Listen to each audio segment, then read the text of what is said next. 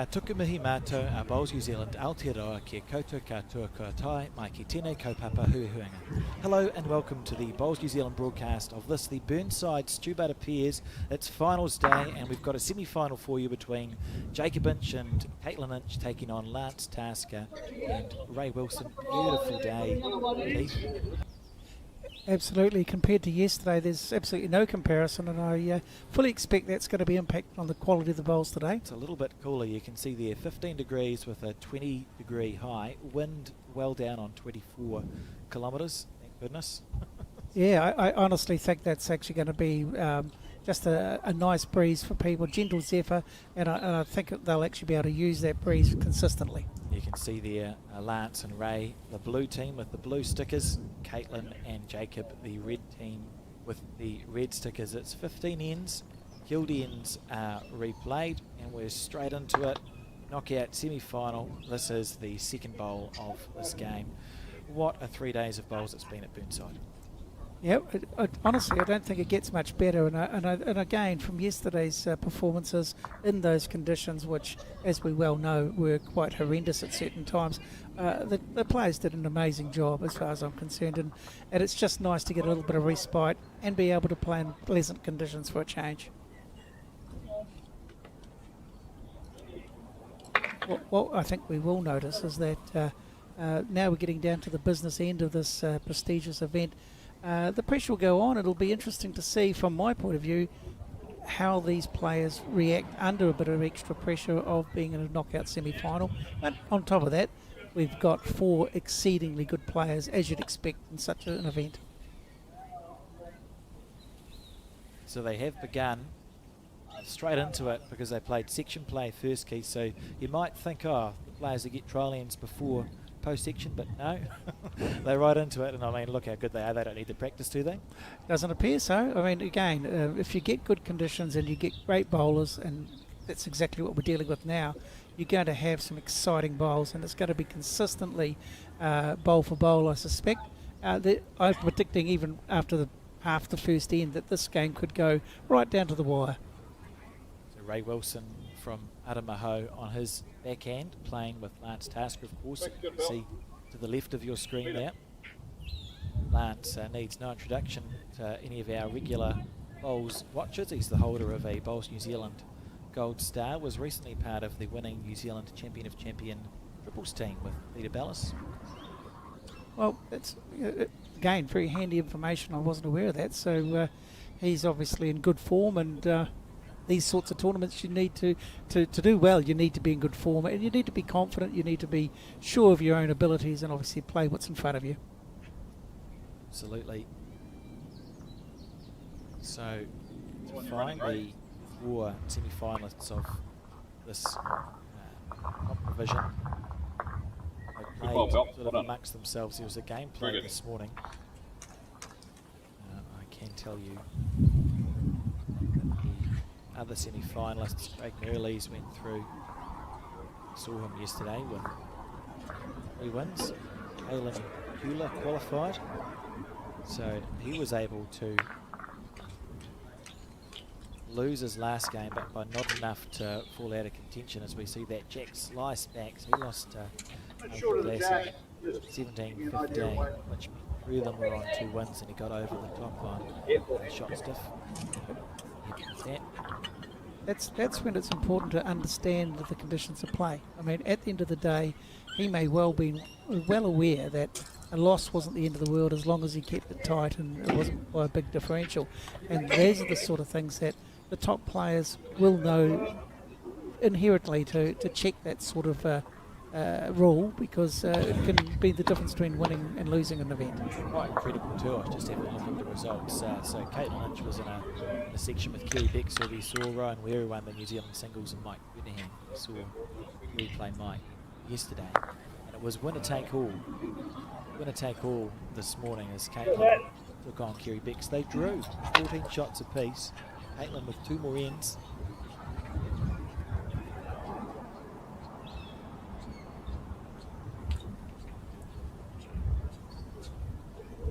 Caitlin on her forehand.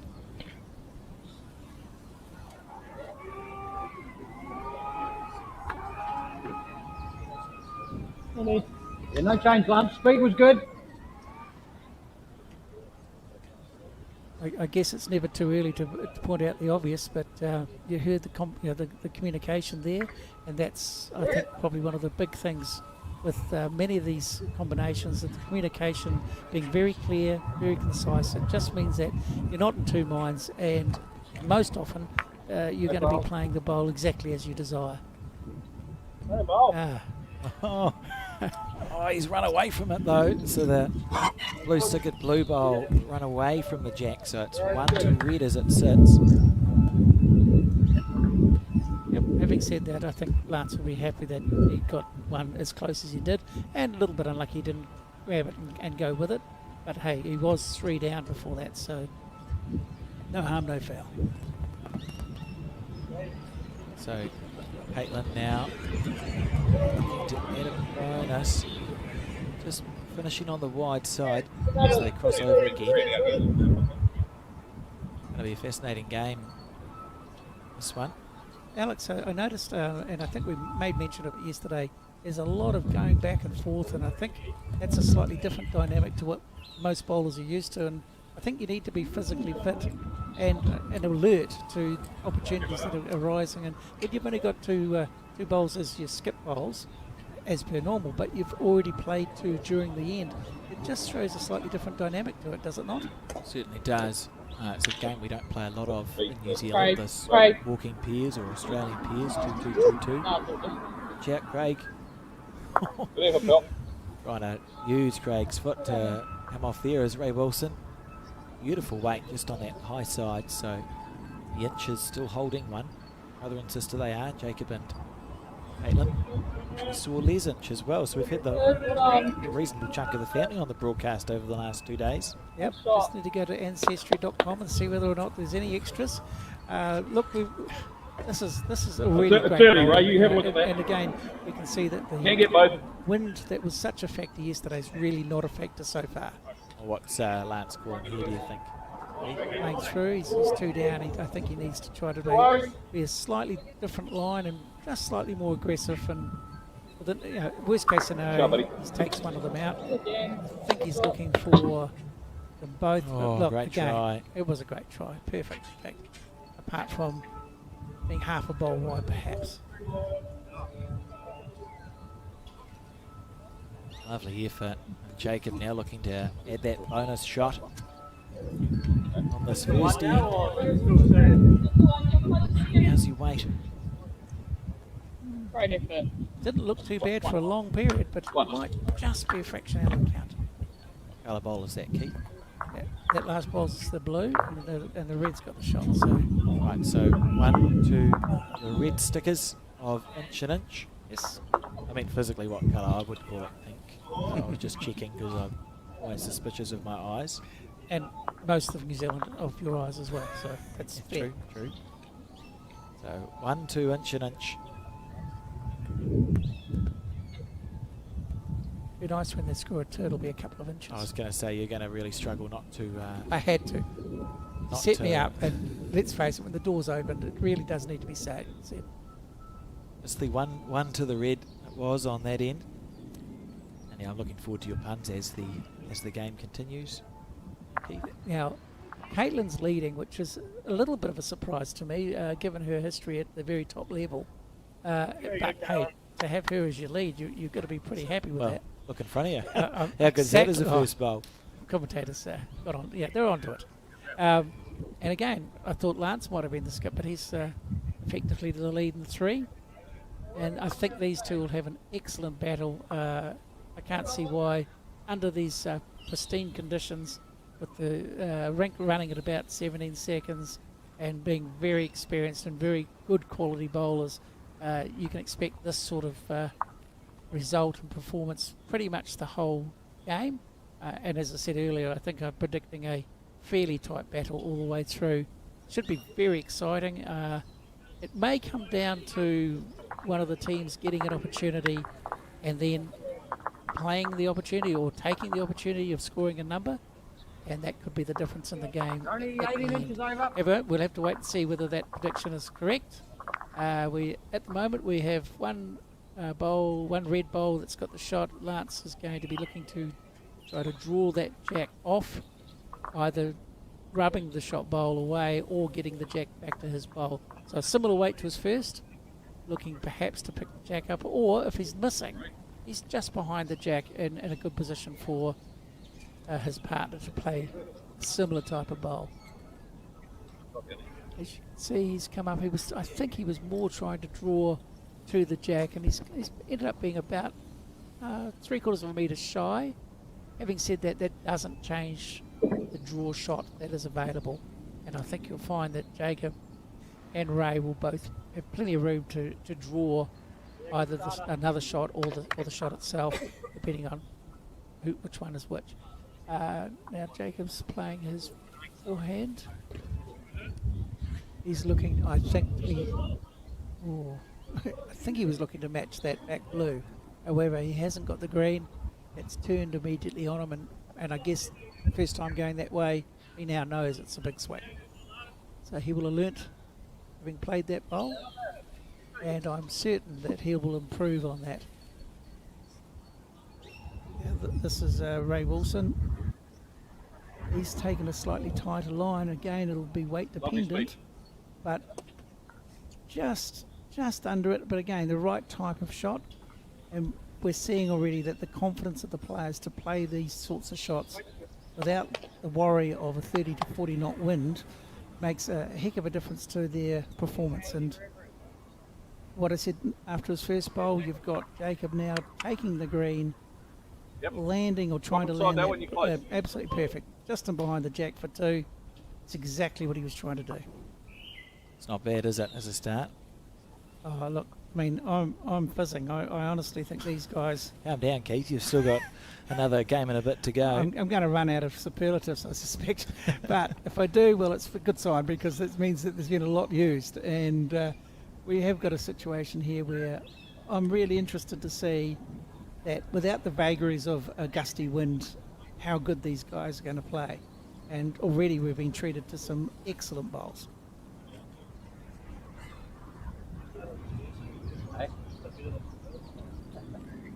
So we've got a crossover now.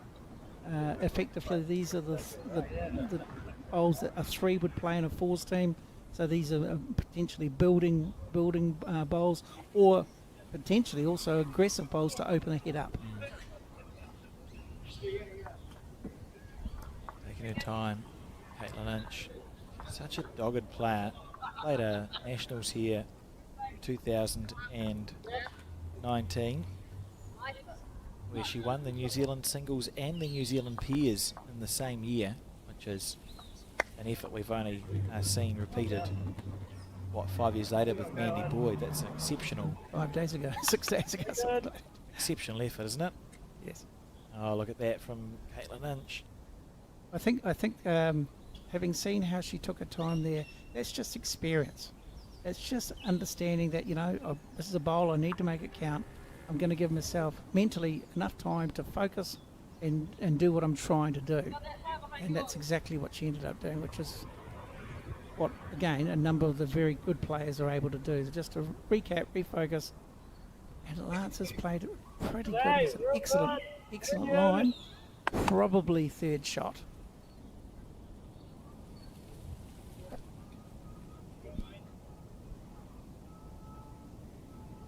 Lance Tasker, for many years, played this event with Taylor Bruce.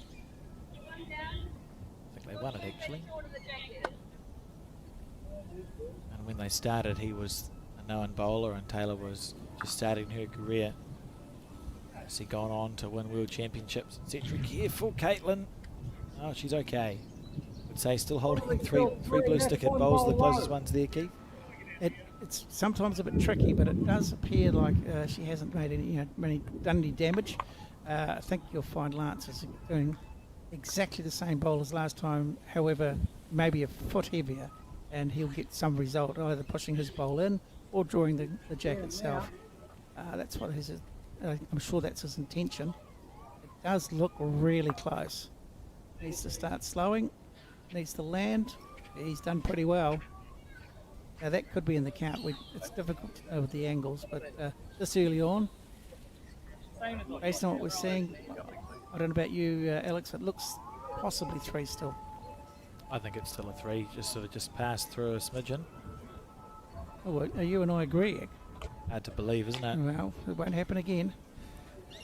So, again, crossover, again, gives us plenty of time to marvel at these guys' skills. And because there's still enough room in there, I'm sure Jacob will be just sticking to the draw, trying to add to the pile and try to put a little bit of number pressure on this end on his opposition. And again, we'll see how this works. He looks, to me, a little bit on the narrow side, but again, dependent on weight. And the weight is what's going to let Jacob down, only by a little bit. Look at that, it's perfect range. So your blue stickers, probably still the backhand here for Ray Wilson. It does look like it seems to be the channel that they're favouring. And if he's got the right weight, this could swing back late. It's not going to. He's just a metre and a half too heavy, which held it out. Such a perfect line, just giving his ball that chance to come back to the centre line.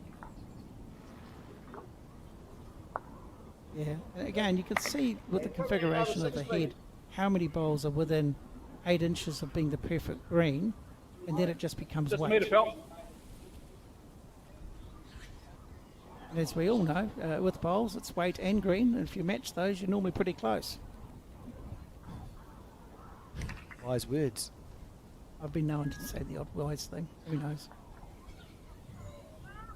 This is important because if he is, and it does appear like he's 3 down, he has got room to draw the shot here. It's an early call. He's had 1 sighter.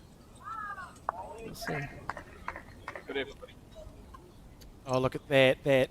I Unlucky. wanted to claim that, and it would have been too early, wouldn't I? So yeah, he did. It was an absolutely brilliant bowl. Still going to be at least 1 red. Yeah. So Caitlin, the reason she did that is to figure out which of the closest blue stick bowlers That's first. in, yeah. Then go around. And that one should be in. And that one won't be. So to the red stickered bowls of inch and inch. 3 Do I shots say to it? nil. Couple of inches? No, Oh, you've got another 12 ends. All right. I've now wasted it, haven't I? But anyway, it's 3-0 after 2. Certainly have. 3-0 after 2. Interesting start. I think it's already living up to the billing. We are very honoured to be able to see bowling of this quality, and I'm sure the same will be said for the other semi that's going on right now. And I can only imagine how good it's going to be in the final later on. Yes, the other semi-finalists, Craig Merrilley's playing, Craig Merrilley's and Claire Hendra playing Kaylin Hewler and Jana Savov. And it's just to the left, so you occasionally see it. Mike Kernahan there in the background, resplendent in his Bowls New Zealand hoodie, watching on. Resting up. Yeah, he's had a long couple of days. He played the Nationals too, didn't he? So it's been a long 8 days, 10 days. And again, Lovely bowl. first bowl bomb from Caitlin Inch. Delightful stuff.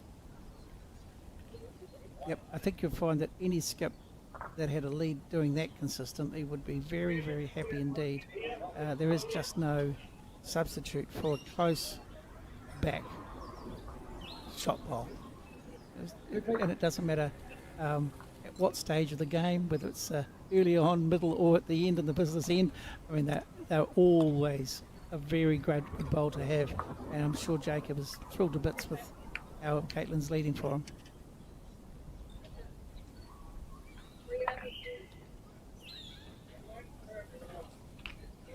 Now, there was something that came up last night, Alex, that I thought I might mention today and see, get your opinion on.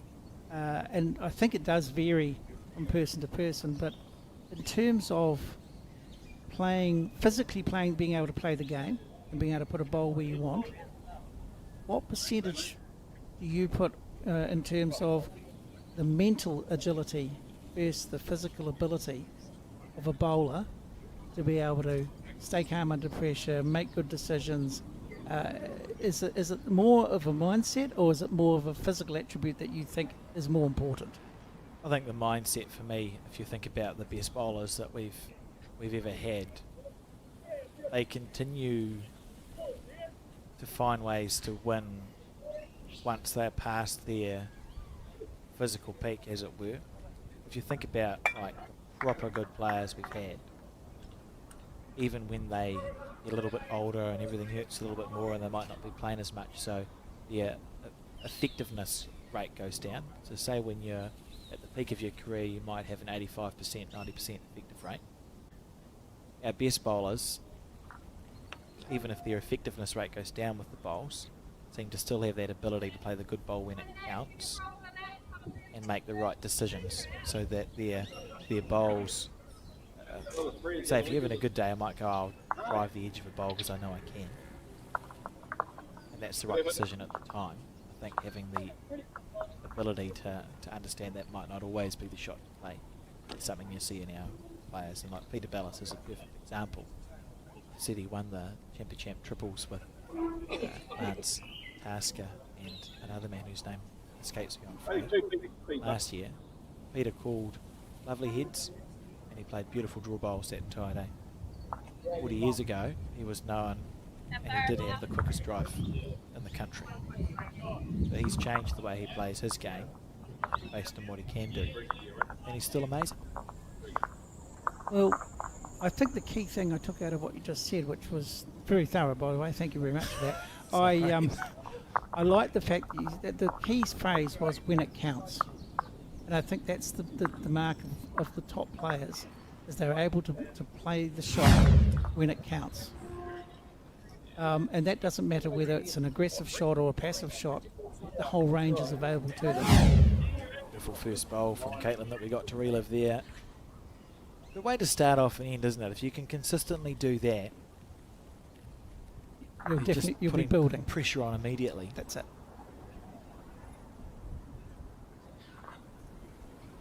I think Ray actually popped one, might be second shot, if I was watching while you were chatting away there. You see they had the red disc bowls had a brilliant end, but then the blue got in there.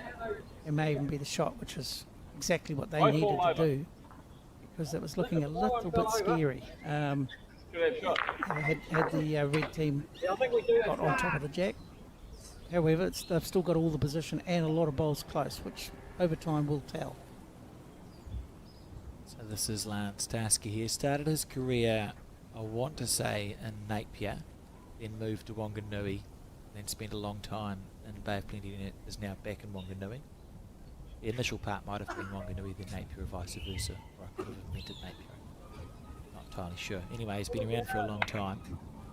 Was a promising junior in the 80s. One of the players who was seen as having a good future in the sport and has gone to fulfill that. Member of a number of New Zealand Championship winning teams, and is all about process. Lance Tasker, if you sit and talk to him about bowls, he's got a great process when it comes to his bowls, and it's the same every time. Is that process and delivery, or process to build up to an event? Both. His delivery is very grooved, as we see Caitlin try and clear the front bowl. She's done it. Now, when's it going to land? Oh, that's as good as it gets, isn't it? Oh, that's the best bowl we've seen so far on end 3. That's outstanding, holding 3 shots. Just a word to the wise, that was actually a very good call from her partner as well, because without the confidence in her to play it, that call wouldn't have been made. And Lance backing himself to draw this. That's not too bad, is it? Stop it. Oh, how's he still 3 down? That's unlucky. Lance Tasker popping the jack back a smidgen there. So it's going to be 3 red-stickered bowls. But you could put a small tea towel over 4 of them. Clearly not a bath towel. No, we had that discussion yesterday, didn't we? Yes, no, definitely tea towel. And once again, this is an example of what we talked about right from the first bowl today. We're not being affected largely by any of the wind conditions or anything else, and we're seeing absolutely high quality, top quality bowls from some very, very good players, which you'd expect at toward the business end of a great tournament like this. So for the blue stickered bowls, we're reasonably certain Ray's just going to try and hit Lance Tasker's short one, Keith. Oh, I think it's screaming out for that, and the reason I say that it now has been, I think, guaranteed is because Jacob said if it goes, we're going out there, and that's where we need to go. What's interesting here is the jack may not even move if you get the blue one square. I wonder what weight Ray's going to opt to play it with. Okay, he's played an interesting weight. This could be a thing of beauty. He's drifting. Oh, wow. Made it worse. He'll be disappointed with that because he's right in the area. He's actually set a red stickered bowl up and over. It's no longer an inviting target. May have cut it down. I mean, the positive is he may have cut it down to 2. So that's something, but his percentage shots quite different now. It's changed dramatically. However, the blue to plant off two reds is absolutely doable. Yeah, to be one down, eh? So you see that blue bowl that sits at 1 o'clock to the jack, that's touching the 2 red bowls. If Ray, he can keep the same weight if he wants, can play through that. They'll split off. Worst case scenario, 1 down. Oh, that turned a lot more than the previous, so that's disappointing. So first end, we've seen a team, and miss is an exaggeration, but just play a couple of ineffective bowls there, Keith, as we see at least 2 shots to inch an inch. We'll just wait for the scoreboard to go up. What would your call be, 2 or 3 there, do you think? It looked to me like it could be 3. It's only 2. So that first bowl did move the bowls or the jacks fractionally, and that's all it takes in this game. So we've gone to 5-0 after 3 to the inches. And Caitlin, who's been on fire with her first bowl, delivered the jack to the 2 metre mark. It was 3 there, so 6-0 on the 4th end. 6 to the red stickered bowls. Never believe the graphic. I think I did say 3, and then it looked like it's gone wrong for me. But anyway, I'll take it. Nice to be right. Once in a while, yes. Doesn't happen very often. Now, that's something else that I noticed yesterday, well, quite regularly, because we had a lot of wind, the narrow hand was being utilised and played much better than the swinging hand. Today, that shouldn't be as much of an issue. In theory, no. Absolutely not. It'll be... settle on a hand you like and play it? Certainly, yeah.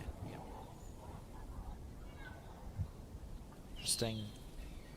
Caitlin missed her first bowl. It's actually something to write home about, isn't it? Because I think it's the first time she has missed.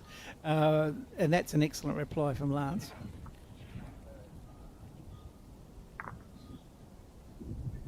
How's this correction? Green looks good, just weight related now. A little bit frisky. Got both sides of the back covered. And Lance will be quite keen to get one even closer than his first, just to put a little bit of pressure on Jacob's next bowl.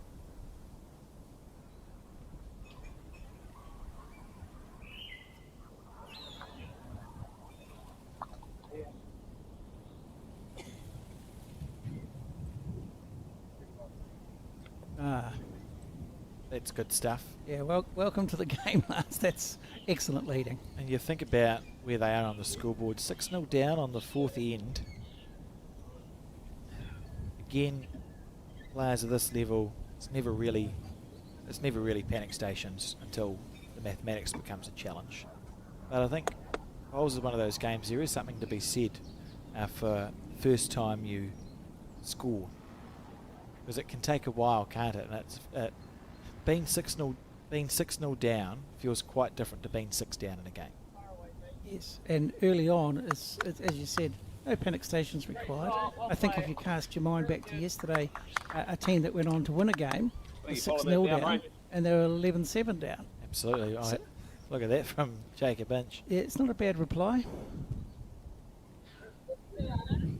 So again, whether you're up or down, it's just the number, and you still got to back both your abilities, but also have the confidence that you stick to what you know is going to work for you, and when it does change, and often bowls is very much the wind can change and suddenly everything changes for you.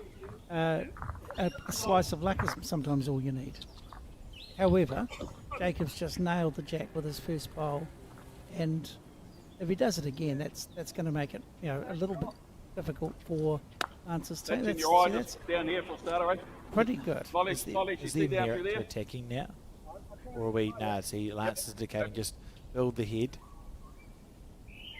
Well, again, if you've got a good combination, you'll know the person's strengths and weaknesses, and that's where sometimes the passive approach will work well. Sometimes the aggressive approach works well. He's changed, so he went forehand to attack. Lance was asking him to get round the back. Well, he's ended up around there anyway. Well, so as he stays on the paddock, it's not the end of the world. So you see, we've got two blue sticker bowls at the back. Caitlin right at the back. Lance may opt to just play patient, which he's going to do as we see a replay of that very important bowl from Jacob Inch. Is he going to give us a reaction? No. Oh, he liked it. He liked it. You can tell from the smile. That's the problem with New Zealanders, is that they're not very reactive with good bowls. Yeah, I remember once I saw something on TV where somebody really celebrated quite enthusiastically. It was a good day. Can't remember who it was. Now, Caitlin, she's been very consistent. He's looking for around, I'd say anywhere around the back would be good. Closer the better, and if she can get second shot, even better. But positionally, she's got the shot. She doesn't need to panic. And for Lance, he's just reaching through on that forehand side. Yep. What sort of weight is your preference here? We always, there's conjecture, because if you've got a good strong drive, you could go the bowl straight at it. I would be playing end of rink weight, or maybe 1.5 meters, 2 meters over, to look to come off that outside bowl or straight through onto the shot bowl. See, Lance is saying, okay, I'm going to draw a closer second, and then I'm going to attack it. Maybe he just decided he's narrow, and you can see it waving his arm around. he's I don't really have to change much to count. If you're under He'll be that very bowl, disappointed with that. He holds himself to a high area. standard. One of the interesting things with Lance, and we'll watch him on the next bowl, is he, and it's a good point, never holds his bowl in his bowling arm before he is ready to play it. okay. Is that something to do with the weight control? Why would you run the risk of tiring your arm out? If you're standing behind someone for 20, 30 seconds, holding on to your bowl, Good shot. his theory is, why would you hold that in your bowling arm? Certainly makes some sense. So he'll always hold it with his left hand, and then he puts it into his right hand when he's ready to play his bowl. So one can assume from that we're all looking for that 1% advantage. Yep. And that's one of those 1%ers, isn't it? Absolutely, and it made sense. I'd never thought about it before. But it made sense when he was explaining it. If you think about a day of bowls and playing someone slow or whatever, if you're holding your bowl in your bowling arm for 30, 40, 50 seconds, there's muscles and tendons and bits and pieces that are being used to do that. You're better just to leave it loose. There's always a counter argument, I guess, that some bowlers might want to go to the gym and build their strength up. But In my experience, we don't have a Venn diagram of... there's no overlap. there's not a huge overlap with some of the bowling community. No, that's very cool too. But I just thought I'd put it out there because, one or two might feel a little aggrieved if we don't mention them. All right, so Jacob now. Goodness, I've been impressed by this brother-sister combination. He was on a broadcast 4 years ago on about this rink when he played singles at the New Zealand Nationals as Caitlin's little brother at that stage. As we're talking about, as usually happens in commentary, that's his worst bowl of the game Is he still your little brother? in age. Good. Building the head, continuing to build the head from Lance. Yes. Would argue that's a sign of someone who's not... you talked about cool heads, Keith. Yeah. He's 6-0 down on the He's scoreboard, worried. but He's, he's not he's too worried. potentially seeing 6-0 and wondering, where's the next point coming from. The reality is that see a shot, play a shot, don't you? Like that, similar, like, yeah, confident drawing under that one. Oh, you You're wouldn't want to block back the yours, forehand. great. He hasn't. All right. I feel like Lance was saving it for Ray's last bowl. He could have got unlucky there. Well, that bowl has actually protected the second shot. So he can go the bowl quite firmly now. Unless this is another bowl in the head. Exactly the Pretty same ball, close. Ray. You would have been close to getting lined up. He's still got second shot. He can go that bowl with safety. I agree. You can actually miss wide because if you... Off it, take them both. Yes. Yeah. And Stay yet, on the back end. we really don't know what we're talking about, Alex. Seemed like a good idea. It did. The area felt. Well, this might be a better idea. How's your weight, Ray? How's your weight? Yeah, very good. Good. His weight was good, so it was more his line there. One more to the inches. 7-0 the score as we start in 5 here of 15. Beautiful day at the Burnside Bowling Club. Well, it's got to be said, I think the Caitlin-Jacob combination has started wholly better in this game. And I think the score reflects that. But also they've been more consistent. And I think so far, without having too much pressure on them, they've made good choices. And this has led them to have a decent lead early on. Again, not insurmountable by any means, but it's if you like playing from in front, this is a great start. Yeah, it's a solid start, isn't it? At this point, remember the prize pool for this event, $14,000. So it's not an insignificant Caitlin straight back into it. tournament, and right on top of the yak. Absolutely. It's interesting when you look back and think about multiple winners of this event. Morris Symes has won it twice, 2006 and 2013. Mike Kernahan has won it twice, 2013 and 2022. Sean O'Neill and Sean Scott have won it 3 each. And last year, of course, it was Taylor Bruce and Keanu Darby who were victorious here. It's pretty much a who's who of outdoor bowls, is it not? Oh, it's ridiculous when you look through the standard of the competition. It's been, well, just on that basis, are you aware of any what you might call upsets that have come through and managed to nab themselves in an important event such as this? Upsets would be an exaggeration. I suppose if you think about bowlers that are known more in their district than nationally or internationally, and Andre Smith and Sanjay Prasad in 2016, very well performed district bowlers, and would be not have been surprising to anyone who knew them that they won the event, but perhaps when you look through and see people who've won world titles and national titles, Perhaps not to that a level. team that bubbled up, Yes.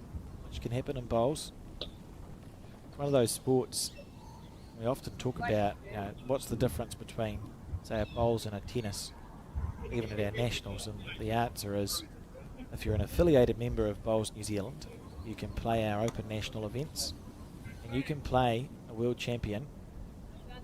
Sometimes you could beat them. You'd have to, that'd be a miracle, but it's possible. It's actually within the realms of possibility, Keith, that you could beat a world champion if you entered the Bowls Nationals. It's possible. Not likely, but possible. Whereas a sport like tennis, if you enter Joe Blogg's tennis player and ask them to compete against a Grand Slam champion, is that even a thing in tennis? Yes. You're Cool. doing well. I'll correct you when you're wrong because you know I will. You're not a chance. No, well, there's no world where an amateur athlete is going to beat one of our major tennis champions, but there is a world in bowls where an amateur athlete can get very close to beating, or sometimes can beat, a world or national champion, and I love that about our sport. It's a little worse than that even, Alex, because if you're using the analogy of the tennis, you have to qualify to be able to play at that said Nationals champs. You have to be at the very top echelon of the game to even get to the point where you're allowed to play in that Nationals, whereas you pay your money, you take your chances in bowls, and that is the best thing about bowls. Well, not the best, I mean, it's one of the best things. Oh, it's it's certainly up there, isn't it? Because I mean, it gives you opportunities. Wouldn't want to limit it. Yeah, I mean, if you're again, using athletics, if you don't run a certain time, you don't get to run at the Nationals. You have to be a certain level. Here, literally any level, you pay your entry and you're allowed to play. As you said, you have the honour of playing New Zealand World Champions and various other things. While we've been talking, a loose-ish end has developed here. Again, the inches are holding. And that seems to have been the vibe of this game. We've seen a lot of good bowls. Lance got very unlucky on the second end, I think it was, when Caitlin was holding 3 and he popped the jack back to stay 3 down. But we've seen the Caitlin and Jacob. Yeah, it would be fair to say they feel like they're in control of this game at this stage. Yeah, I think we've used the terminology consistency, and they've been more consistent. Talk about consistent pre-shot routines. Caitlin Inch is another one who's worked so hard on getting that consistency. It looks the same every time. Such a dogged competitor. And with certainly a more than a reasonable amount of ability as well, which certainly doesn't hurt to match that up. She's incredible. Interesting, she just moved that blue stickered bowl a little bit closer to the red shot bowl, which gives Lance a couple of chances now. If he's narrow with good weight, he could cannon the blue bowl on to the red stickered bowl. Or rub off them for the jack. Yeah, it's just changed the dynamics of his head just a smidgen. Needs it to hold. Oh, if it sits down, it's amazing. You're just wishing that bowl to sit down if you're the blue sticker. The reason being, if your bowl is touching a bowl, it doesn't matter where you hit it. It's going to remove the thing it's touching. It's going to disappear, yes. Whereas if there's a gap, it's amazing how unlucky you can get in this game. Now Caitlin will be wishing that holds, and it's not going to hold for her. She really wanted to move the jack a couple of feet. It's leaving the option open for Lance to just correct slightly. Based on the way they've been calling their heads, I think Lance will be thinking, if I can get another second or third shot, that's good news. And then Ray can look to cannon the red ball out or move the jack.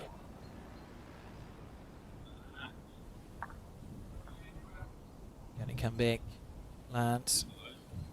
Oh, disappointed. Not the end of the world having a bowl past-ish. I'll be intrigued to see what both of these teams do. What would you play here if you were Jacob Inch, Keith? I think given you've got the shot and control of the scorecard, I'm thinking just drawing close, give yourself a closer second, or even try to nail the jack, obviously in a perfect world. And that just puts that little bit of extra pressure on Lance and Ray, just because it's scoreboard pressure and on head pressure. It's going to tell. I think this line's pretty good. Might be a weight issue, but the line looks really good. This could be incredible. How long are you holding for? Oh. Well, he's made it work, but then he's blocked it up with his bowls. So I think it's just looking more for the jack here. And the challenge is, there's that red sticker bowl at the back as well. Hold your line, Ray. Now, just as a matter of interest, and again, this is something that I think you would have been better to be playing end of rink weight for the jack. And if you'd have swung, you could have chipped that bowl clean out. And now it's blocked. So that option is gone. Yeah, I half expected to see a bit of aggression here. We'll just wait for Jacob's bowl to finish. But it looks like it's open on the back end for... Through the gate by the front? For some proper aggression.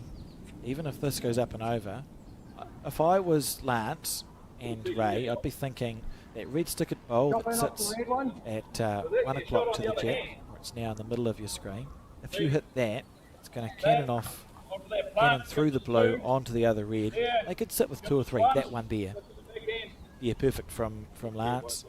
So he's just explaining it there. You want to hit through either of those bowls, end of rink weight as you said, or more, and it's just going to cannon the bowls out. We could see 3 to blue in about 20 seconds. Half the battle is to see the shot, the other half of the battle is to play the shot. Let's see how it goes. Oh, he's got good weight here. This could be a thing of beauty. Needs it to hold on. at all. Oh, what a lovely effort. That was a great try. The shot was set up to play, but it's one more to Inch and Inch, who take an 8-0 lead now as we start the 6th end. That was exciting, Keith. Oh, look, that's the first opportunity that the team of Ray and Lance have had to score potentially a multiple. And they saw the shot and they didn't execute it, but at least they're still prepared to back themselves. Well, they'll still be feeling okay, I think. 8 after 5 ends. Usually we talk about breaking games up, so it's a 15-end game of bowls. Probably going to break it up into lots of 5. So for Lance and Ray, it's about going, we've lost the first game 8-0 after 5. If we could be win the second game 6-0, you're back in the game. You're back on track. If you lose 2 lots of 5 in a row, less ideal, and it can be one of the easy ways to identify the flow of a game. It's quite enjoyable sometimes if you're skipping and keeping the card just to break that game into sections. If we play 18 ends of 4s, you could break it into lots of 6. Yes. 3 games of 6 ends. Yeah. And just sort of get a feel for how you're going, because when you're actually in the heat of the battle, you can lose track of the Things flow change. of the game It sometimes. seems quite rapidly, but in actual fact, it's just another end, isn't it? Just another 4 bowls that you've played. And if the other team is playing well, you've got to doff your hat and say, hey, you guys played well. However, you'd never give up to the last bowls played, and there's always a chance that you have a great end. You know, let's face it, in this game, you could score an 8. It could be 8 all after this next end. Who knows? Well, we'll know. I think many of us will see. Some of us will watch. Oh, no, eventually. You'll tell me. Caitlin on the back end again. It's been a well-contested game, this. If I had to pick, maybe you could argue Jacob's had the slight better of Ray Wilson so far. That might be one of the differences.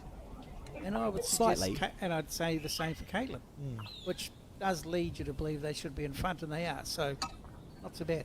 Now, question for you that I've dreamed up just in the last 8 minutes. Great. Are you likely to adopt a more aggressive game or a more passive game being more successful? Is that subjective to conditions, or are you generally, as a player, going to adopt a slightly more aggressive approach in your mind, or more passive approach in terms of drawing close like you have seen with Lance? I'm frightened by the replay noise there, Keith. Forgot I added that into the back, just about fell off my seat. But it was a good replay. I don't know CPR, so please, hang in there. Whew. To go back to your question, I think bowls is one of those games again that there's different ways of playing it, and it is whatever you do best. There are players who play a passive game, they'll suffocate you out of the game of bowls, and if they're having a good day, you just about can't beat them. And conversely, there are players who you draw a side toucher and they'll drive you off, and they'll drive you off more than you draw, and you lose the game of bowls. So to answer your question, I think whatever works, it's a good effort there from Ray Wilson, as long as you're comfortable with your percentages. It has to make sense for you as a bowler. Am I doing the best thing that I can for my game? So what follows from there, in my humble opinion, is that you try to dominate the opposition by the way you play best. Correct. I think there's a reasonable argument to be made as we see Jacob. That's a lovely bowl from Jacob Ince drawing a shot. That's very impressive, and it was really required too, because it was a little bit loose, and now it's entirely in their favour. It's interesting that people talk now about our game.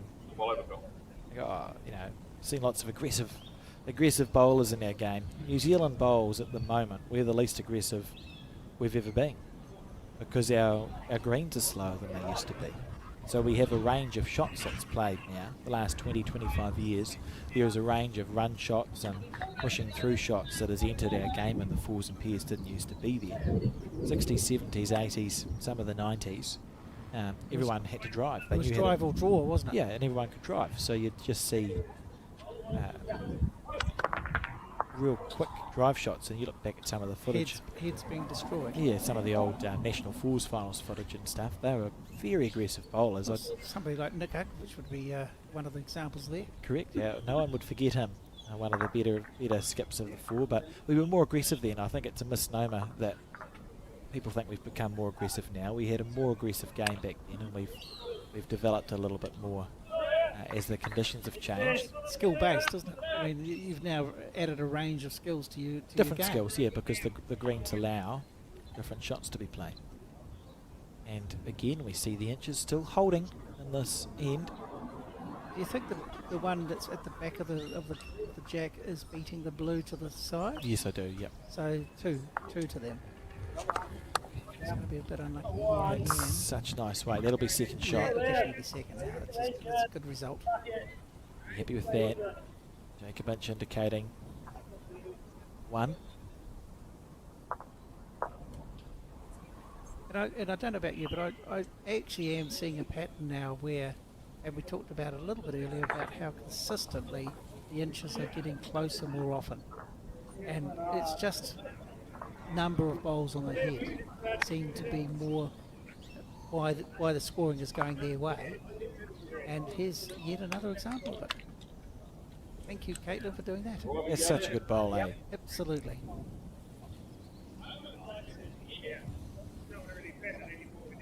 For wanting to prove a point as if we needed to, but yeah, it's that's the sort of example of the bowls that we've been watching from end one. And look at the head, look how close that is. The narrow side. Wait and see what happens on this end. I do wonder if the inches can score again, and remembering that Kildians are replayed, whether Lance and Ray have a chat amongst themselves and think, actually, we've been persisting with a delicate game for 5 or 6 ends, and we're not missing by much, but we're missing by enough that we now find ourselves 8 or 9 down. I wonder if there's merit to becoming a bit more aggressive with Lance's bowls. The man playing the bowls in the 3 position. I wonder if there's merit to Lance going, if I'm down, I'm actually going to play through that. If it kills, and if it doesn't, I've opened the head up for Ray. Very good correction.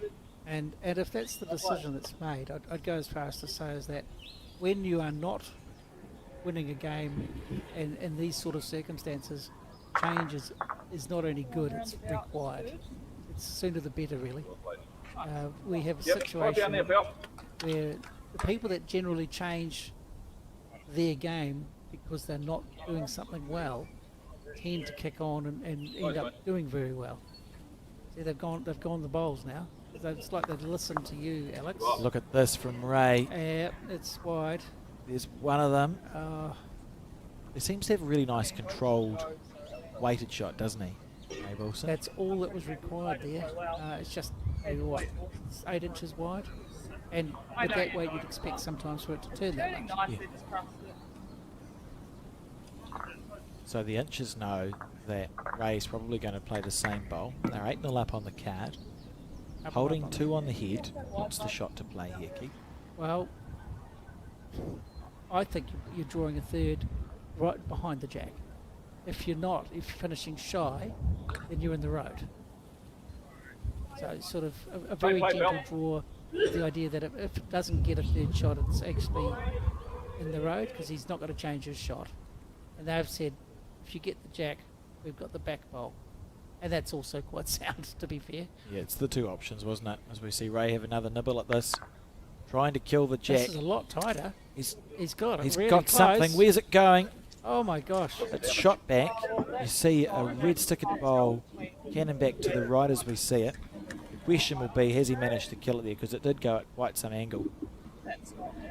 Not quite. Look how close that was to a kill. That's the shot, yeah. Tape on that. Right, we're going to see some quite impressive measuring. Yeah, but look how far away those 2 bowls are. It's like they weren't even trying, Keith. So reminds me of the head that I The difference being this head started off with the jack where all those bowls are. The jack's only got there at the very end. Only worried about the end result now. Not interested early on. That's going to be quite a long measure, isn't it? It is. So this is a string measure. This is the old-fashioned. Oh, it's actually a new one. Usually you see them on like a little wooden peg. It's like a fishing line. Often they have like a fishing line system. This one looks a bit newer with whatever that blue dongle is at the end. It's a string measure for the very long measures, and there's a little point at the jack end and a little point at the bowl end. Is there not a laser that's available to do this sort of thing? Yes, there is. Yeah. Lasers have been used a little bit more. This is a bit. I would suggest this is quicker. You can see there one. I think to Tasker and Wilson indicated. We'll just wait because I don't understand why Caitlin has the mat. Yeah, okay, so it wasn't one to Tasker. What was it, Keith? Was it one to... I think they'd taken one out earlier that was measuring for 2. Oh. So I think it was only 1. To the red sticker Yes. bowls. So we think the score should now be 9-0. We'll need to check the official board. 9-0 on the... Clearly she's 10. gone first, so they've scored something.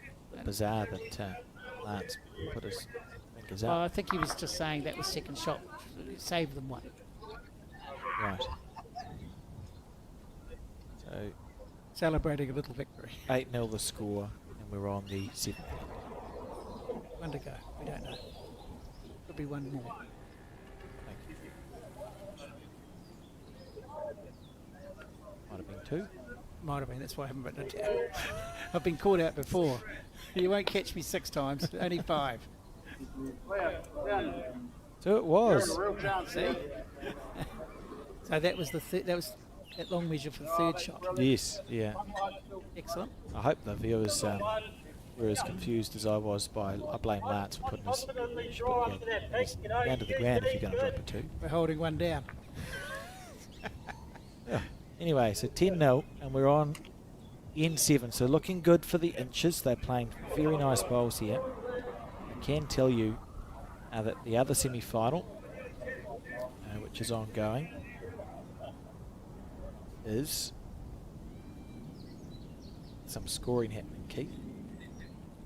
3-1. Last time they updated it to Craig Merrily, so maybe there's Was it an potentially hour been some ago? kills.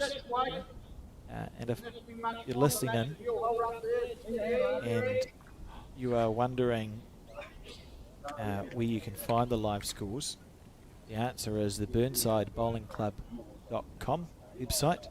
If you scroll right down to the bottom, they've got a button that says Finals Live Scoring,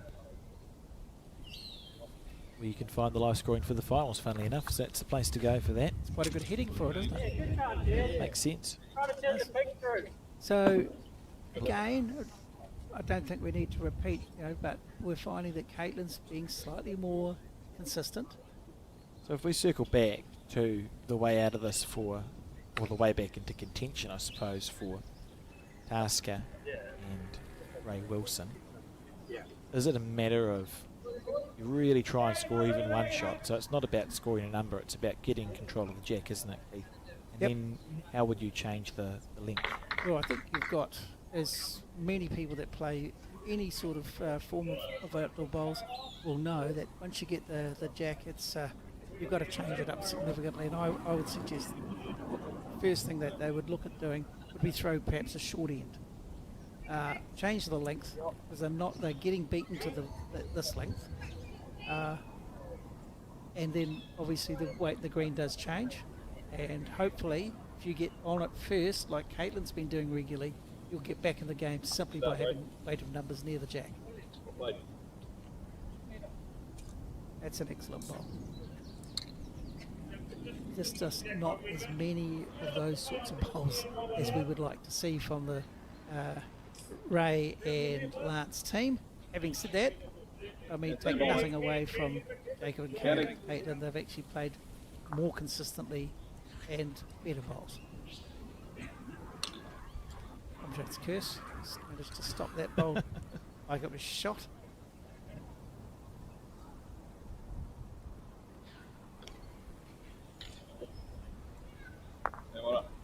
Here we go. 2. Yeah, so there we go. So blue stickered bowls of Tasker and Wilson It's the first time in a while where on this crossover they've actually had the better looking head. I think if you remember the last time that occurred, then Jacob nailed the jack with his first bowl. Immediately. Yeah. So, I mean, this is going to be Caitlin's responsibility now. She needs to play a big bowl here. And it simply then just puts that extra pressure on because they've got an option here. They've got a chance. They've got a couple of good bowls. They need to add to it.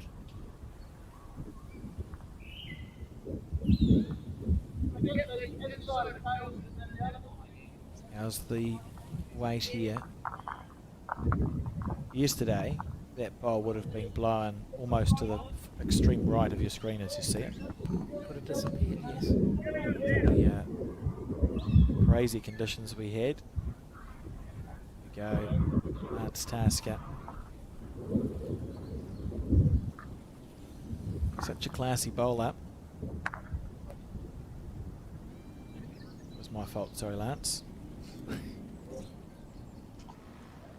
Really wanted to blame you, but it just watch it. That's all you had to do. Now I'll be a little bit surprised if Caitlin misses twice because she's been so consistent. Only thing again here is that she's had to change hands. To the back end. She yesterday, remember, was a holding hand, and today seems to be Reasonable swing. the one that turns a little bit. Well, look at that. So blue sticket bowl still holding 2.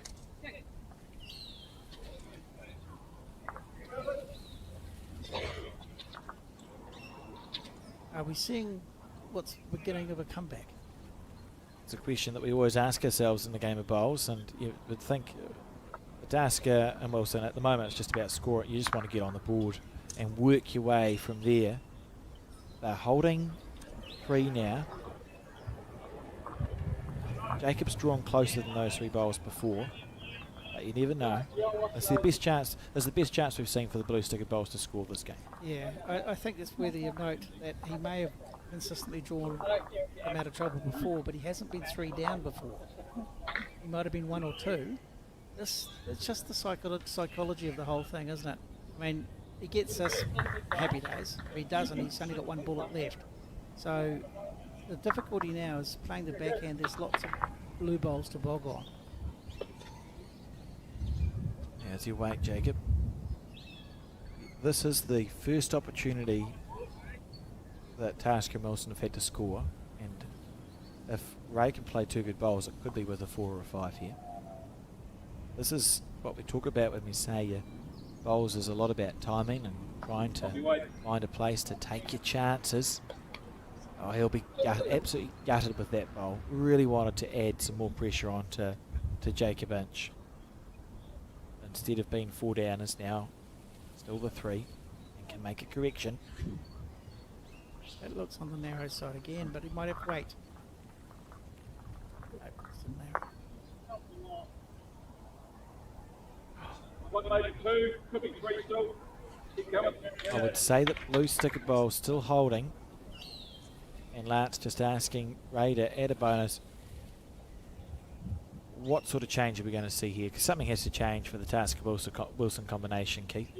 First thing that's going to change is they're going to score on this end, and then they've got control of the jack and the length of the mat, and that could be a really huge signal for them to come back with the sport. But this game could be for the taking now, just simply because they played 1 really good end. And that was 3 there, indicated by Caitlin Inch. 3 to blue, so 3-10 the score as we start end number 8. And the experienced combination of Lance Tasker and Ray Wilson from the Adamaho Bowling Club look for a way back into this match.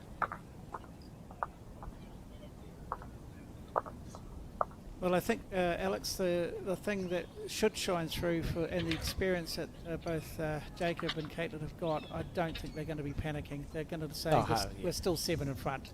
Doesn't really matter what these guys do. We've been playing and matching them more than adequately. Yeah, all the work to be done is by Ray and by Lance in this game. But I think they have shortened the jack up, which is one of the tactics, one of the things that's in your arsenal when you get control. And now really important that that Lance nails himself a close first and backs it up with a close second. There you go. Pretty good pretty good first go. Goodness, isn't that a nice bowl? Fascinating. These games, and we've seen a change in length. The jack delivered a lot shorter. You're trying to put people out of their rhythm. See also on Lance Tasker's hat, Bowls New Zealand hat. It's got selector embroidered, and that's because he is one of the New Zealand selectors. Just wasn't that bad. So a member of SSI, famous bowls, International Bowling Club, yellow cards. Okay. Man sitting on a throw, porcelain throw. Anyway, on the back end, Lance Tasker. Trying to get another close one. Again, this is just to change things. You know, they've done the important thing. They've scored. And now they're giving themselves a chance to actually get right back into the game by consistently playing exactly like this. Yeah, good stuff, isn't it? It is. And this is all he can do. And it's all they can do as a team. And the Inches just need to say, hey, we're going to remain confident. We've been playing well. We don't need to panic. Just continuing to do what they've done. It's a nice line too. I was going to say, that looks like the perfect line if the weight's right, and it does look pretty close to being perfect. Clean run, Caitlin. Oh, come on. Delightful bowl. It's not a surprise. She's been doing that pretty much the whole game. Outstanding. Expect to see Ray on his backhand as well. Yep. Well, they've got second and third. They wouldn't mind third, fourth, and fifth, and then look to attack. It's about being maybe a metre over at max as we watch this bowl, relive it. Look at that. In for one. Caitlin Inch on fire this game. Oh, it's nice, isn't it? Good. Ray, This looks good too. yeah, as you suggested, just playing. Good effort, buddy. Well done. Nice gentle bowl on the backhand side. I don't mind. Just trying to get another one around here now. Lovely stuff.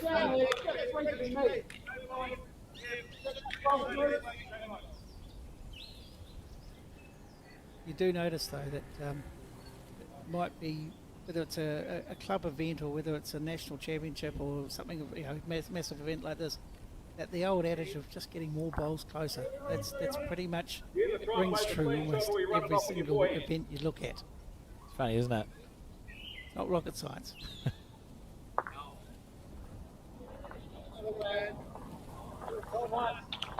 So Ray switching to the forehand. Got one away nicely. Oh, he's trying to chip the bowl off on the forehand. It's not the best effort I've seen him play today. It was a little early, don't you? I don't mind the timing. I thought it might be more inviting to try go the bowler jack on the backhand if you are going to be aggressive. It's an interesting insight. Obviously, felt it was the right shot at the time. The backhand now well and truly blocked up by Jacob's bowl there. So the real question is what shot Slart's going to play if he's just asked his player to try and have a nibble at it. Does Lance go back to just drawing more seconds and thirds and leave it for Ray, or is he thinking actually we want to get a bit more aggressive here? If it was me, I would be trying to draw another close one. I mean, I wouldn't mind having 3 or 4 second shots, because every time you do that, you're just narrowing the gap for the opposition. Now he's going to attack, of course he is. But the reality is inside out off the short bowl. yeah, it work. Oh, he could have just drawn to there. Oh, he's actually achieved what you would have played. Yes, he did it with a different weight that I was thinking, but hey, that's fine, because again, the minute that bowl goes, it's instead of it being 2 or 3, it's now 3 or 4. Yeah, it makes it more worthwhile for sure. Interesting. So Caitlin, aware of that, will just be trying to play the same bowl she did really. It's a rinse and repeat. I think it's short. Yeah, a bit shy. Is it going to be in the way? No, is a short answer. fascinated to see what weight Lance plays. The this weight's crucial here. I mean, you can do one of 3 different ways. He's just playing it slightly over, and he's gone wide. He's overplayed it.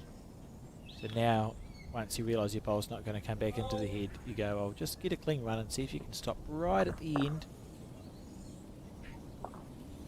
That was a lot heavier than I thought it was initially. And he stopped. So Perfect.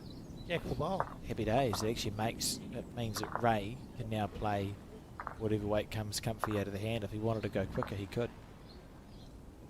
This looks pretty inviting. Gonna block it up, Caitlin. No. Right, forehand, bowl or jack. Yep, let's hope what we see is what they do, because Almost certain. without doubt, I mean, look at that. That's it's gone well, hasn't it? That bowl of Lance Taskers on the 3 bowls ago. yeah, I wouldn't have played that way to there, but that's fine. I mean, that's not how, it's how many, isn't it? So we wait for Ray's bowl. I think without doubt he's better to get the bowl, because the jack where it is, if it stays there, he's 3 or 4 up. That's close, isn't it? No. Oh, it's going to hold, is it? Yeah. Oh no. Disappointing. Poor, unfortunately. You're a bit harsh, aren't you? He was probably, what, 2 bowls wide, and that might have been just he was 8 inches too heavy, just to hold it out there, but everything else had swung. But you know how easy bowls is, Keith. Yeah, it's true. When you're Can he not match the green to the weight? when you're watching in a comfortable seat, Yes. easy as. Not missed one yet from here. I have missed plenty in reality, to be fair. So, oh, that's a nice bowl from Jacob, and he set him with the bias. They may be 2 down here. Are you aggressive on the backhand now? The gap, yep, absolutely. And if you miss it slightly wide, you're okay because your collision Yes. bowl's still coming across there. If you get narrow and get it's gone the one at the front onto the jack, it's going Yeah. back to your back as well. He's staying on his forehand. He must be going quicker on the forehand then. Ah, see, On the backhand. this is how he heard you. This is in the area. No, Yes, it is, because he's okay if he gets that. no, he's not. He's okay if he gets that. No, he's not. No, he's not. No. Great effort. I That thought was bogged on it. Yeah. inside half of that might have been okay. Lovely effort from Ray, but he's still 2 down. Oh, that's clever from Caitlin. He's pretty much saying, yeah, draw it on the wide side, and because those 2 bowls are touching, if you get it, it's going to flop it in a for couple of 3. rolls, yeah. Essentially a little plant, and you find to miss wide here.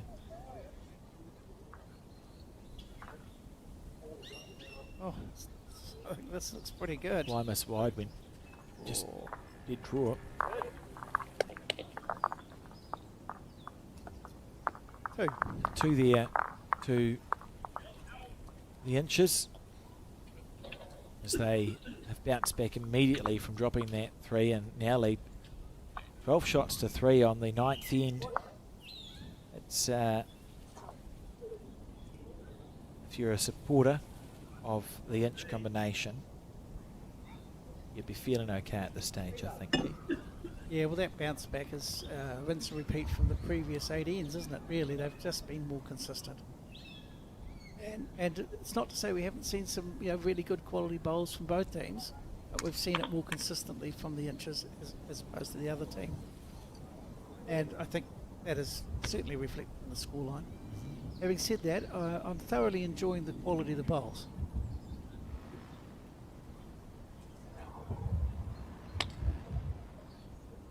It's perfect.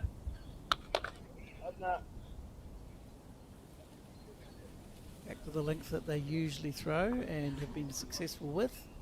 And again, it's pretty sort of short-term ability, because you had the jack for only one end. But if you'd been able to pile some pressure on and stay short, that would have changed the inches' attitudes. Now they're back to something they're comfortable with. Oh, lovely start.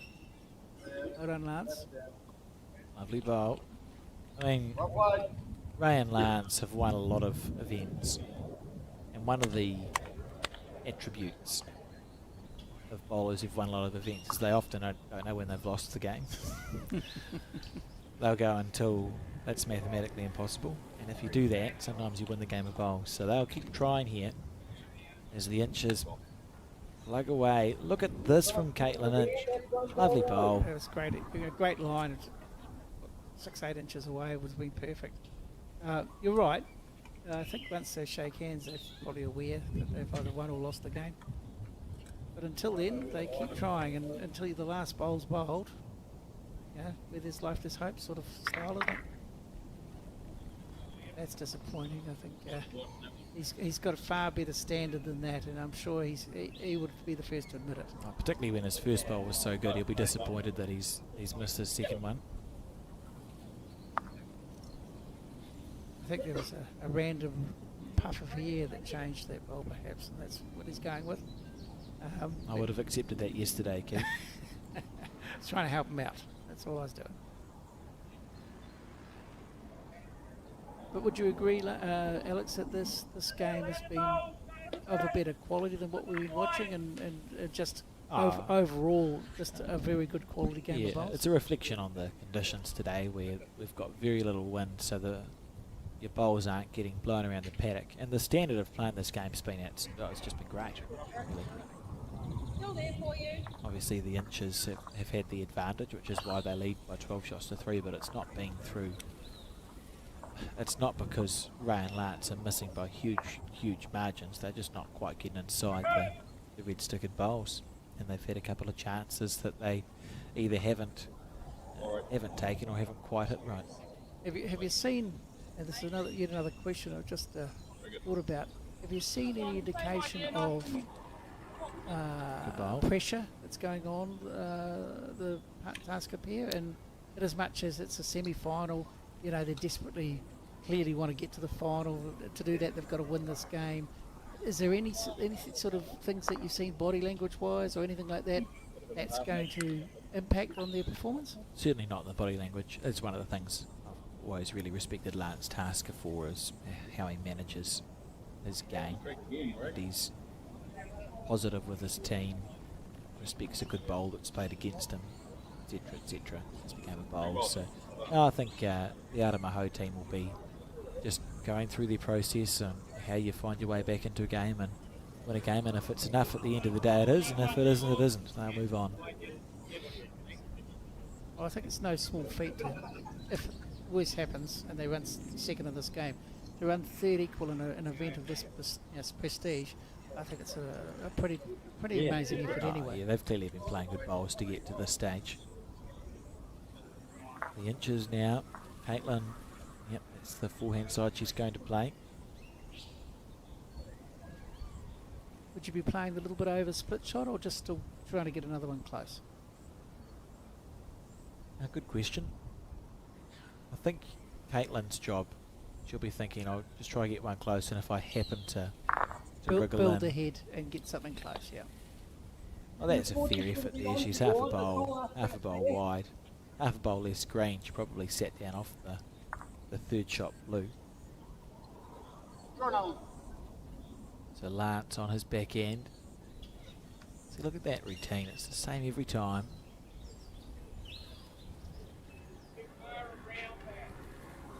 I think I may have misread that. I thought Ray was actually asking to play through, but obviously he's drawing through that gate is what he actually motioned. I think just gesticulating. Yeah, just to give him a bit of confidence. Just make sure it's crystal clear what he's after. Interesting there, Jacob asking for a slightly tighter line for the second one.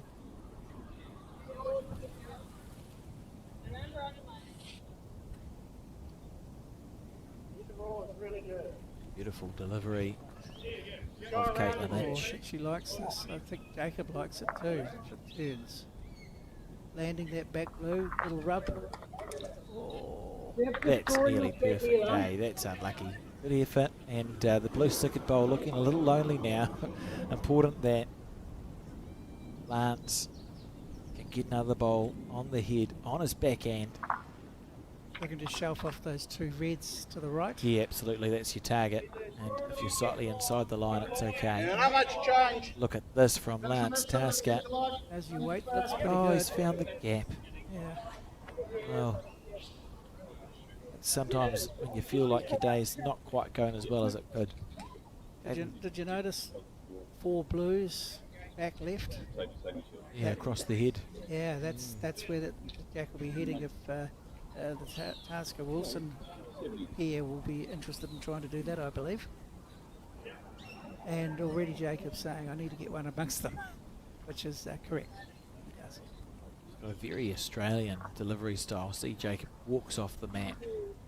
A lot of body weight and motion. It's almost that Mr. Sheriff sort of style. Yeah, all those. Is it Aaron Sheriff? Aaron Sheriff, yeah, those Australians who have that delivery style, which in its turn is a little bit like the Northern Hemisphere stuff. It's the antithesis of what we used to do in New Zealand on our quick greens, where body movement was sort of discouraged, really. We had static deliveries and then deliveries that sort of stick the landing.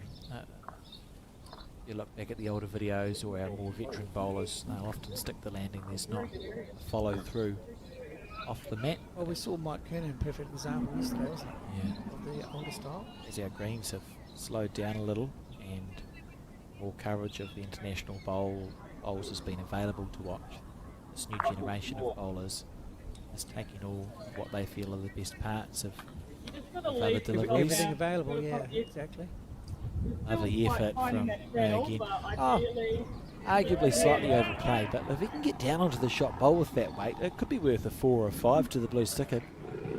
Without any doubt at all, that's exactly what there's all out there of blue, and that weight turning his shot bowl up and over 3 rolls.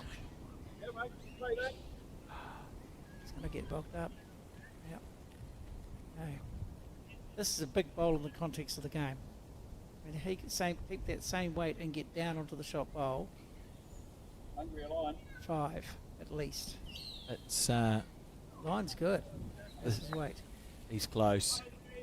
Oh, he needs it to, oh, it's not going to get down in time. What a great effort that was from Ray Wilson. The bowl narrower, and you've got a chance of picking up an absolute handful there, but it's just the one for Tasker and Wilson. The score now 4-12 as we start end 10 of 15 here at the Burnside Bowling Club. Beautiful day as the finals day of the Stu Buttar Piers. The Bayleys sponsored Stu Buttar Piers is underway. Stu Buttar himself, a man who had a huge impact on bowls in New Zealand, was the head coach of Bowls New Zealand in the late 90s, early noughties. Was one of the first coaches to think about biomechanics and how that applies to bowls. It's a little bit different from the autocratic coaching that we had in bowls earlier than that. It's the whole idea that we go, right, there's not a perfect way to deliver a bowl, but there are things that we should be ticking off when we do so. To help the process. And understanding that people are all different shapes and sizes. So instead of going, this is what a perfect bowl looks like, it is, these are the things that allow you to play a bowl well. You should have good balance. It's nice if you can get the bowl away on the running surface. You shouldn't feel strained after your day. Your shoulders should be level if they can be, etc., etc. And did a lot of work in that sort of stuff and was a really well known member here at Burnside Bowling Club and was taken far too soon. Correct me if I'm wrong, there is some family playing. Yes, your son. Yeah. I mean, again, one of the things, the beautiful things of outdoor bowls as a sport is that you've got all these things going on, all the different levels. You've got nationals, you've got big events, you've got clubs, and you've got families. And one of the things I think we sort of stressed a wee bit yesterday was, even at this level, you can see they're having fun.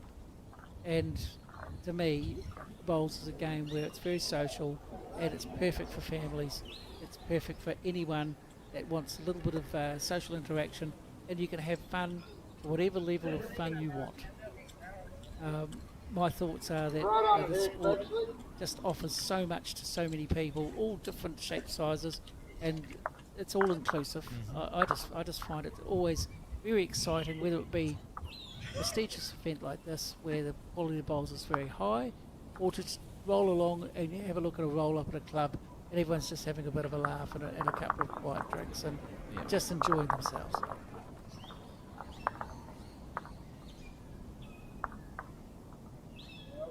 Ray's on the forehand, looking to turn one of his blues in, I suspect. He's a chance, get it square. Oh, half a bowl again. Been right in the area a few times. Well, when things aren't quite going your way, that's the sort of thing that does happen. The bowling gods can be a bit mean.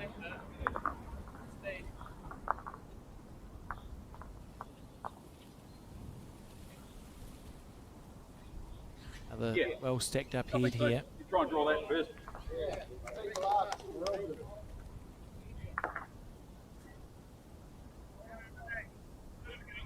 But it seems to me like, regardless of the score line, nothing's phasing either pair.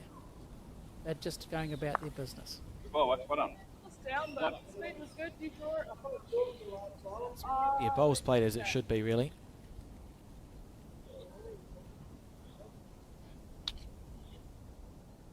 Do we have any idea of the update of the other semi?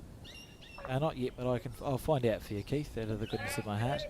Oh, I knew there was goodness in your heart somewhere. Thanks.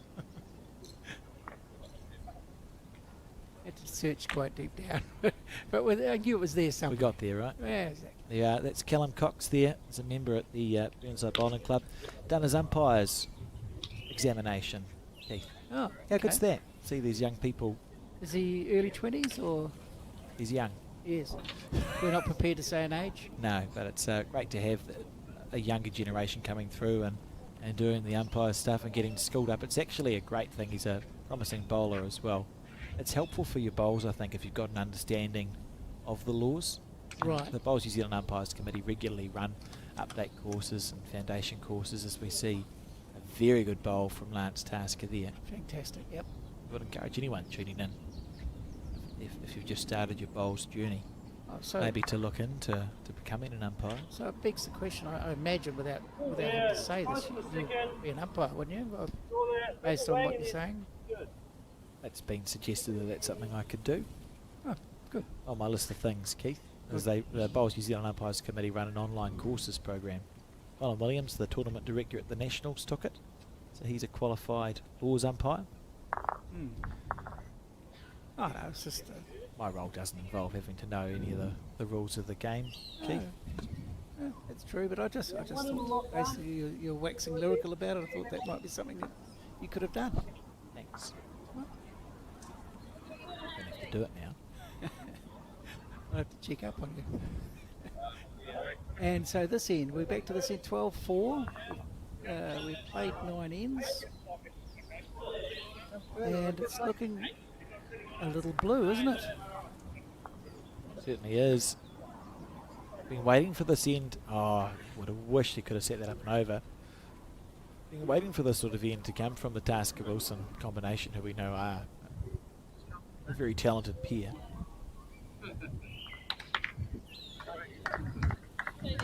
It's always been stymied by the inches, hasn't it? When they've had that chance. It looks to me like it's just such pleasant conditions that you're not having to battle, and therefore they can back themselves, just like Caitlin did there, to get a close second when they're in trouble. Just changes the whole head, and now instead of thinking they can get a number, they're looking to say, well, we've got an isolated bowl, we'll try to get one close. It's just the mindset, isn't it? I mean, at the end of the day, you have to play what's in front of you, and when the other team is playing as well as the inches are, you're only picking up the scraps. Yeah. Yeah, it's a fair summary. 8 shots the difference. On the 10th end, 4 to go after this. So you'd be thinking for Ray and Lance, they need to win at least 3 of the next 5 ends. Or more, I would suggest. Yeah, at least, and it's with numbers on those 3 out of the 5. Yeah. It's actually a very rare loose bowl from Ray, but weight-wise it was actually pretty close to being perfect. It's just on the wide side. Good to see he picked up the ball and gave it to Jacob. Yeah, you often see the best sportsmanship at these top level events, I find. That's just a little show of respect, isn't it? It is, absolutely. Look how tight that bunching of bowls is. You've got, can't even count that high, 8 or 9 bowls just about touching Both each other. hands. 3, 6, 7, 8, 9, 10. I'd say there's 11 bowls that you'd class as pretty good. Maybe 12 now. bowls. Maybe 12. Oh, look at this. Little wriggle in. No. It's just outstanding grouping. It's now 2 blue. And as you just pointed out, the grouping of 12 bowls are as good as you'll see anywhere. That's great. Excellent stuff. Jacob now. Himself to draw off, which is brave. Oh, he's well, what's the collision ball going to do if he's got the right weight? Nothing. Oh, yeah, but weight was okay. Was just a little bit on the tight side. Didn't want to miss wide. So that was a 2, I believe. 2 there. 2 to Taskers and Wilson. Tasker and Wilson. So what does that make the score, Keith? It makes it, when I finish writing it down, 12-6. after We're 10 ends. on the 11th end. We are. Oh, as we get to the nitty gritty here. Mighty end for sure. And so far, what's your summary that as far as the 2 teams have gone? What are your thoughts? Good game.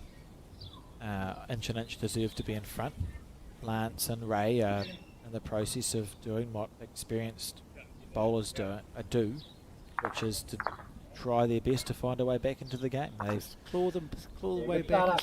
They've got 5 ends and they're only 6 down. They've done all the things we talk about doing when you find yourself being outplayed by a team. They've taken a couple of chances, changed the length of the head when they got the jack, and Inch are continuing to play amazing bowls. So hopefully, for the sake of the broadcast, we see a close finish here. It's been really enjoyable semi-final to watch in this Burnside Piers. What I've actually liked, apart from the quality of the bowls, is I've seen a little bit of the mutual respect from all the players, and to me that's actually just as important as playing a bomb at the appropriate time. But we've been treated by the fact that we've had both of those elements. Totally, absolutely agree with you, and it's one of the things I think is real special about events such as this, and when you play representative bowls as well, or when I've had the opportunity to watch some international play. What stands out for me is always the mutual respect between the players and the sportsmanship that's on show. Sometimes we don't have particularly good sportsmanship in our game. There are times, And there's certainly other games, other sports that don't have it. So Yeah. we're standalone a wee bit, in as much as, by and large, I think we can say hold our hands and heads up high to say that we generally are pretty respectful of other people. Yep. And there's cool stuff too in bowls, like you'll often see a waiting bowl sort of either handed to or kicked up towards the mat for the opposition, and we're happy to acknowledge a good bowl that's played against us. At this level you won't see people clap lucky wicks. It's something and you won't hear people ride bowls either. Sometimes in a meat pack tournament you might be there and say, I'm playing a bowl and it's heading towards something that's bad for me. It's not great etiquette if the opposition shouts at the bowl to do something that it shouldn't. Kill it. That sort Yeah, of thing, look, yes. it won't happen. It doesn't seem to happen at this level of event, so it's quite refreshing. As we see this head continue to Has build this nicely. happened to you more often than once? Because if it is, the common denominator might be you. Thanks, Keith. Just saying. Right, anyway, back to the bowls. 6 the difference. This is a good start. It's a very, very good start. Yeah, just steady. They've just been so steady, Caitlin and Jacob. It's hard not to be impressed because, I mean, we watched some top players yesterday struggle in the conditions, and then you've turned up today and it's an absolute pleasure to watch these people, basically at work, doing what they do and what they enjoy, and I guess in a large majority what they're very passionate about.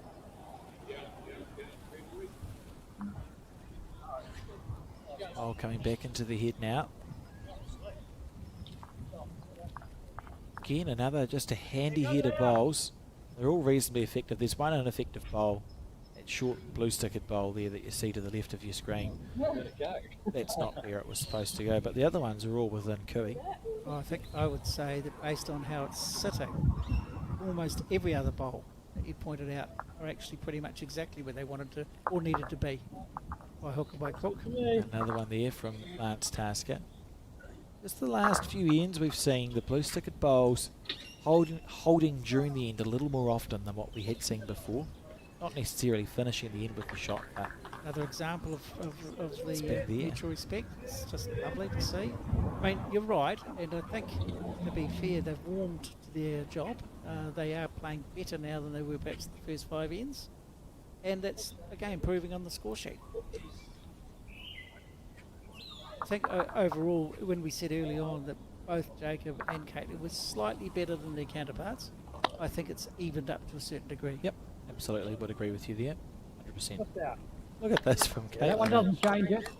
Perhaps I could have waited a bowl before I said that. Beautiful bowl, and it's hard to tell who's holding the shot there. It's a measure for shot, I would say. If I was pushed, that it might be a red-stickered bowl that sat to the left of the jack as we just saw it holding. That's narrow. Now, it might be my memory, but I'm pretty sure I've seen Lance do that more often in this game than I ever remember him doing that. He seems to be cutting his backhand with that type of shot more regularly than he usually would. Yes, yeah, he'll be disappointed. Yeah, you've got a Because great it has line. happened more Leader often on than it that. usually does, and it looks like it's just a little delivery twitch. To me, it's not where he's a good enough bowler. It's certainly not where he'd be aiming for his bowl to go. So therefore, it's just every now and then on the delivery, just pulling across his arm, maybe. So it's not an alignment. It's more of a, as you say, just a movement of the arm. Just a twitch by the looks. Yeah. And once it starts to go early, it goes. Caitlin, This is amazing. Yeah. and sit. Yeah. Oh, how good. Are we going to see, or what would you play here, Keith? I think, given the scorecard and given the situation on the head, backhand through to the shot bowl, trying to split them both off. Yeah. If you come off the outside blue, you could get a slice of the jack, but you're going with it anyway. Ideally, you're actually not touching the jack here, eh? Ideally, you Ideally, you just clean onto the reds. remove the 2 reds. Yeah. Because jack movement, anything could happen. It could actually bounce back up the rink. Yes. Just the way that there's that cup of bowls past the jack, you could actually see the jack bounce back up the rink here. So The other reason I would be favouring that is you've got more than one chance to get a result. So it's the correct option, because if you're slightly wide, you get off the bowls. If you're slightly narrow, you get the jack, go with it. There's a few chances, isn't there? area. He's only drawing. I don't think he was listening to me. oh, but he's close to something amazing. Good job, Look at Bill. this from Ray Wilson. Where's the jack going? There. Oh, and it sat back down. That's a great effort. To trail it back a couple of feet, he would have held 2 if he had been an inch narrower. Well, for Ray, if he plays a similar bowl again on his backhand and gets the inside half of the jack with that weight, that's worth 2 shots. And it's the same, it would be the same out of his hand. Let's watch the replay of Caitlin Inch's bowl to put them in this position. They sat there. He thought he'd remove them. Just trailed it back. I'm actually in awe of the quality of the bowls, just in this last end even. You know, overall, it's been incredible, but this is the sort of touch bowling you hope to see. Yeah, that was a proper effort.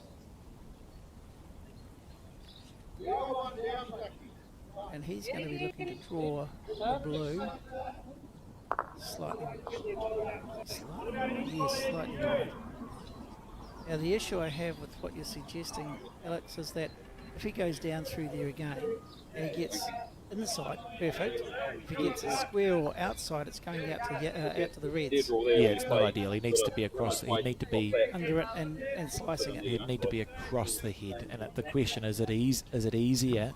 Oh, that's clever from Lance. So Lance there is saying, well, we've actually got some red-stickered bowls that are low. and the shot bowl Off that is either of those past them. two So that are close together, yeah. why and- not and look to take it come out. off the 2 red sticker bowls and see Much if your easier. collision bowl gets onto the shot bowl? A lot safer too. 100%. That's the correct shot. Thank you, Lance, for pointing that out. And then we'll see It's what like he's played before, isn't it? once or twice. Well, for the sake of bowls and the standard that we've been watching, I actually really hope he plays it, just to see, that's correct. With a bit of weight. On forehand.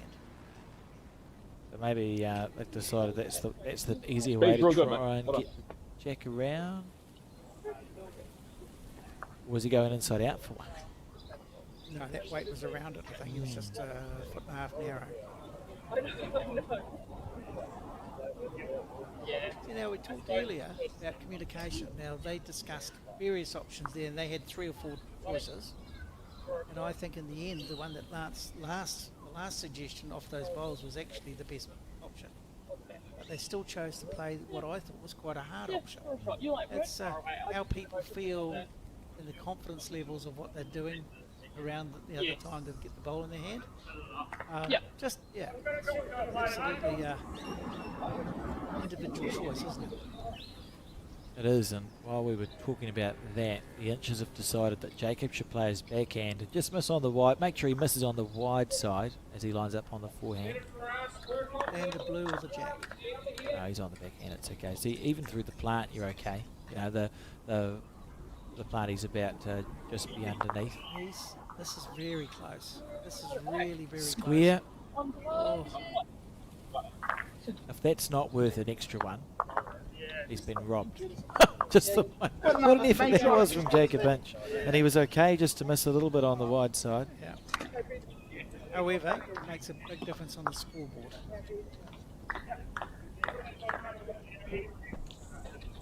13-6 the score. After 11, we're playing the 12th.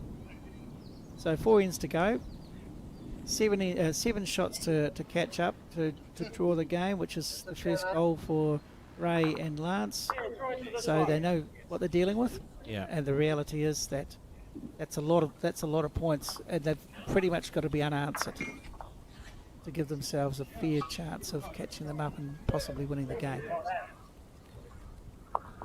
It's been just such an entertaining game of bowls to be a part of. As Caitlin Lynch again with perfect line and quite good weight, acceptable weight. And the cool thing about that, even though it's short, is it's close enough to the jack that from the player's end, unless you're about 300 feet tall, you actually cannot see the jack from where you're standing. That will have covered it. It's only when the jack's about it in general, if the jack is maybe a metre past a short bowl that's in the middle, you'll be able to see the jack over the top of it. Also, the point being that her first bowl, albeit a little bit short, is the absolute perfect green. And that's, you're matching weight to green. She's literally the perfect green, a foot and a half shy. But the perfect green means all of what you just said becomes relevant. It's very difficult to get a gauge, a perspective, visualist perspective. And then she's gone a foot past this time. She's got position, she's got shot, she's got the jack covered. Pretty much 4 shots in 2. It's fantastic. Multitasking. Yes. Not last tasking, no. No Lance tasking. No, it's none of that. Not even a relative. Stop it. That's a lovely bowl. That's a great. good response. Great leading from both of these players. One close-ish, one past. Did you find the score of the other semi? No, Oh, but I can tell you well, you that thought you were going to before. I just wondered. the last time it was updated, it was 4-3 to Kaylin Hewler after 5 ends. It was the last time it was updated. This CN8 After 7 ends. I reckon it's 8-4 after 7. I'm not sure who to. Does that help? No. Didn't think it would. Jacob Inch. Lovely. There is a pun there I'm not going to use. Perfect. I'll just leave it. Jacob Inch, perfect. So I'll use the pun. You can sit there being... He certainly was. Rightio, on the back end. So, yes, what are we saying? 7 the difference. Ready to go after this. A must-score end for the Tasker-Wilson combination. And it's looking good for the inches, to be honest, at the way it's sitting. Well, in reality, that's 4 ends of 2s. And that seems a pretty hard task, considering how the game has been scored so far. Yeah, and we've got... that's lovely. You got short bowls on the way. It's almost... You almost have to attack it here, I think. I think you have to be almost... Now is the time to attack, because the Tasker-Wilson combination, they know they have to score. If you narrow onto the plant, the jack's popping back in the 6 o'clock direction. So the question is, can they score by drawing closer than the shot bowl at the moment? How likely is that? Well, Lance is pleased with that because it's the backest bowl, and anything on that front plant is pushing the jack back to where that last bowl is. Yeah. I think that's your plan. Therefore, the inches need to be going back there. And this is the bowl that did the damage. Beautiful shot there. Meanwhile, that bowl's been set up and over, so it is sitting as a plant. It's something we actually can't see on the cameras, but the players will be able to see, is whether the jack, should that short bowl get hit, whether the jack is going clean back or whether it's going to bounce into something on the way. It can be really challenging to see on the camera, but the players will be able to tell over the head where it's headed. Yeah, I think it's missing the back bowls, but only just. It's on a slight angle, but not enough of an angle to career into those back bowls. So anything covering the back blues is pretty much where their target should be now, seeing they have 2 shots on the head, and you know that the other team is likely to start attacking. Yeah, it looks like it goes in the 7 o'clock direction, doesn't it? Yeah. The jack, and there's no reason to not attack here. Through that bowl at 12 o'clock. Yeah, there we go. Any weight you like.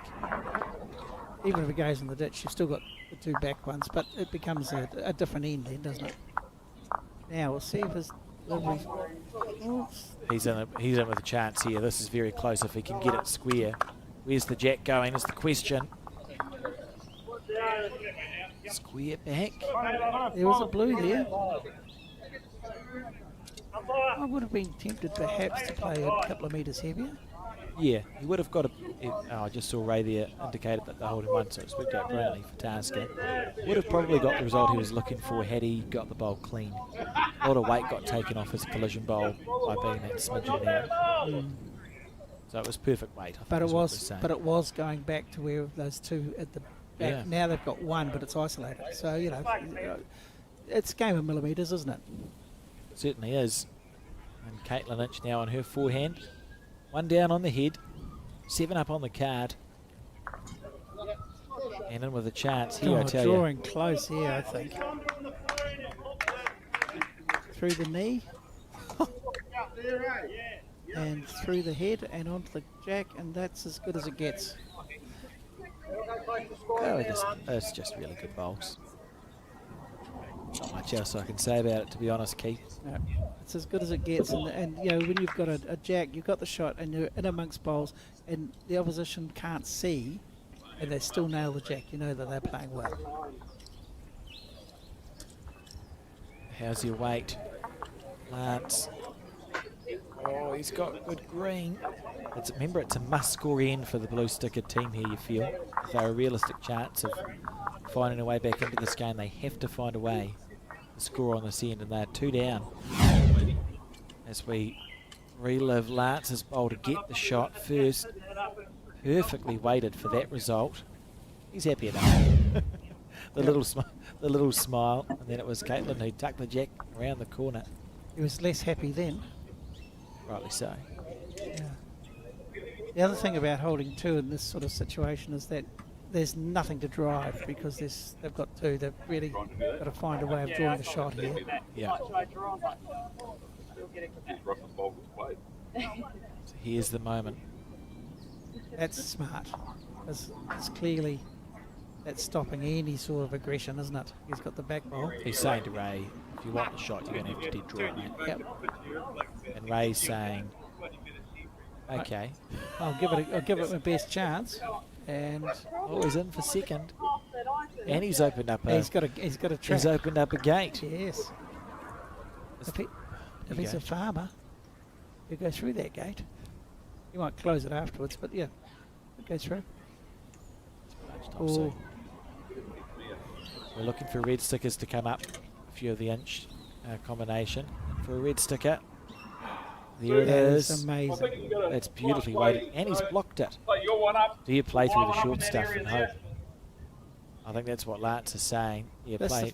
That's the first time I've heard desperation in his voice, because it did. You know, the octaves went up, and it's an aggressive thing. You know, let's really go it. Give yourself a chance. Anything Yes. square. He's close here, Keith.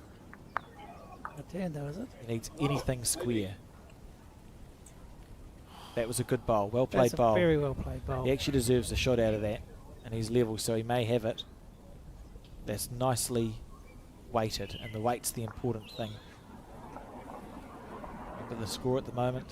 13 shots to 6, so 7 the difference. You can score 8 in one end. And I think it's 1. Yes, it is 1 to Tasker and Wilson. 7 shots to 13.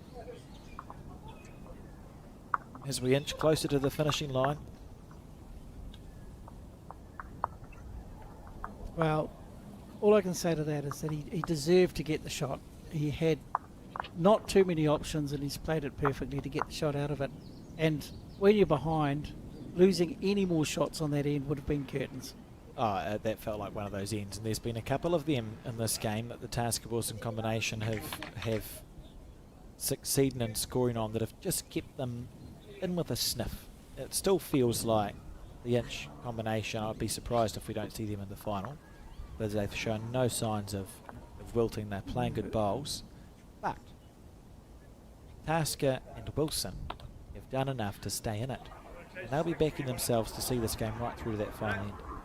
Yep. And once you get to there, then you've got a chance, haven't you? If you're within 8, where there's life, there's hope, and you can never underestimate the experience and the guile of these players that have been around quite some time. Well, we talked about dividing the game into 6 ends of 6, or ends of 5, but let's go 6 because it makes more sense. First 6 ends, 10-0 to the inch combination. The second 6 ends is 7-3 to Tasker and Wilson. So they've had the ascendancy in the last half of this game. They're at a stage where the inches have scored on 2 ends and Tasker and Wilson have scored on 4. If they can keep that up running through to the end of the game, they should be half a chance by the time you get to the final end. Oh, I love the way you analyse that. I guess if they had 6 more ends, it would make more sense, but they don't. Into the breaks, Keith. I understand what you're saying. The theory is that they are playing at the moment better bowls. They're scoring more often. They're scoring more often, is what I was going to say, yes. So we see Caitlin, who's having a great battle off the front. How many times have we seen this red stickered bowl do that? Well, I'm a little bit sick of it, actually. It's just been so regular. Consistent. It's just a pleasure to watch. It actually is. It's great stuff here. Jacob would be like, "Oh, Caitlin, you're amazing." Yes. They're a family team, which is one of the things with bowls. But family teams can be quite interesting, can't they? Mm. Tell you something I've noticed, and just now, is that these guys are changing over like everything happened yesterday. But I haven't really noticed them changing over as much. I'm more involved in this game because of the quality of it than perhaps the wind-ravaged game from yesterday. Look at this little feather off that onto the jack. Oh, that was nearly really good. 3 bowls past the head though, so it's still good stuff for the blue stickers. Jacob will be keen to match those blues without any doubt. Quite excitable here. It's just I think we've realised that, and it's a big if, but if Ray and Lance can continue to score, things will tighten up dramatically. Oh, it's just entertaining to watch. Who's going it? I think. Oh, he's got a bit narrow. No, it's more. He's added the weight. That's He's what's added the happened weight, here. yes. He could get a very good result. Whoa. That's lovely bowling, and it's set down, which is good for the blue sticker team. Could function as a catcher for the jack. I'll be interested to see what hand Lance plays on, because in theory, if you want the jack to go in the 7 o'clock direction, Lance actually has to play his forehand, which is the left as we see it, because he needs to get the left half of the shot bowl to get the jack to go at the right angle to get caught, as we relive the metronomic bowling from Caitlin Lynch there. The sickening regularity of it. But it's a good nickname to have, isn't it? Sickening regularity. Yes. I mean, honestly, that's just phenomenal. Regardless of the conditions, she has been the star of this semi-final, as far as I'm concerned. That was a beautiful delivery from Lance Tasker on his backhand. Yeah, absolutely Looking to turn the perfect. edge of that bowl. He's done it. Outstanding. Beautiful bowls. The moment he let that go, he would have known it was him with a real chance, and the Lance and Ray have manufactured themselves an opportunity here to score a number and get closer back into this match. No wind, no rain. And we did talk literally a few minutes ago about how the experienced duo were going to never give up. And they're just starting to show once again. Oh, she's unlucky there, isn't she? Oh, well, she's moved the jack. So But it's still going in. It's a brilliant bowl, but it doesn't change what Lance is doing, does it? No. If anything, you can land that last bowl and get the shot, edge the jack, and happy days. They're back in the hunt, aren't they? Look to trail it. Oh, yeah. As I say, having an embolism. Not today. Injection, that'll be right. So he's looking pretty close. Well, at one point he was. I don't know now. The suspense. It's It's killing the me. suspense. He's short. Oh. Oh, he had a. What did he do? Was he short? That's the shortest one. Well, that's very disappointing for Lance, because he's actually now in the way on the backhand as well. And so Ray, instead of having a simple trail, might have to get a little bit imaginative here. Well, nothing's changed for Caitlin. She's still got that same shot to match the blues to make sure she doesn't drop a big number. And if she happens to be on the narrow side, which is where it looks like it is, she can grab the jack, and that will just about deal to the whole thing, won't it? That's just beautiful. Oh, how did she not pick the jack up? Beautiful anyway. Do you play across the head on the forehand to try and slice the jack? I'm just concerned with Lance's bowl finishing where it is. I don't think Ray can go around it and then get back in time to snick the jack over. He could get around it and sit through the shot bowl for one. But if he's looking to make a number, I wonder whether you're better to play across the head on the forehand and see if you can snick the jack to the right. What would you play, Keith? I have another theory. I think I'd be playing the backhand for that front bowl, looking to punch it through. And if it clear it out of the way, you've then got a real show with your last. That's a reasonable idea. He's going under it. Has he got the weight to hold up, though? That's the question. He has, you know. Oh, it's perfect. It's No, no, it's it's not. It teased us. Really, That to be was fair. such a great effort. I didn't think about going underneath. Like turns, maybe it's not on, maybe it's not on, but it's a lovely intention, isn't it? And you can see what they've thought is they've got a whole group of blue stickered bowls that are at the A bottom shave left of of the the jack, screen. shave of the jack crossways, and we're happy days again. How can we get the jack there? Yes. And even in this situation with all the pressure that's going on, Oh, drive. they're going to. Oh, he's He's going to drive gonna the clear the blues. bowls. Yeah, that makes sense. You can't get the jack there if you get rid of all the blue bowls, says Jacob Inch, and he's got rid of two of them. Ah, look, that's as good as he needed to do. That was quite impressive. Yes. That's all we got, Ray. Wish I could do that. Got the All we best, got, mate. best back. So, Jack's okay as well. Going to add a bit of weight now. Looking underneath Lance's bowl. Jack in the bin. Jack clean, yes. Out smoothly. And as long as he gets Oh, down, he's wide, I think. as long as he gets down at all. Oh, it feels like the game might be slipping out of their fingers now.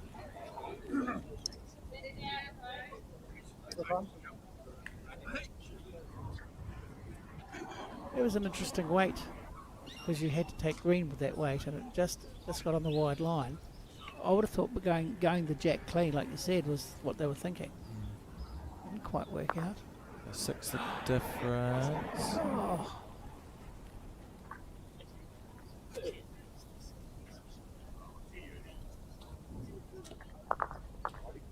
I think that was a 2. It looked suspiciously like it too, didn't it? Just wait for that to be confirmed by Lance.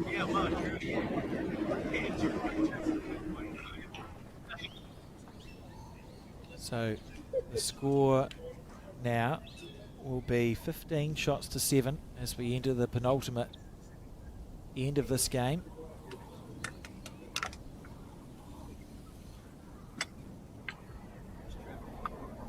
A bit late to make a call, but are you thinking that that's a bridge too far?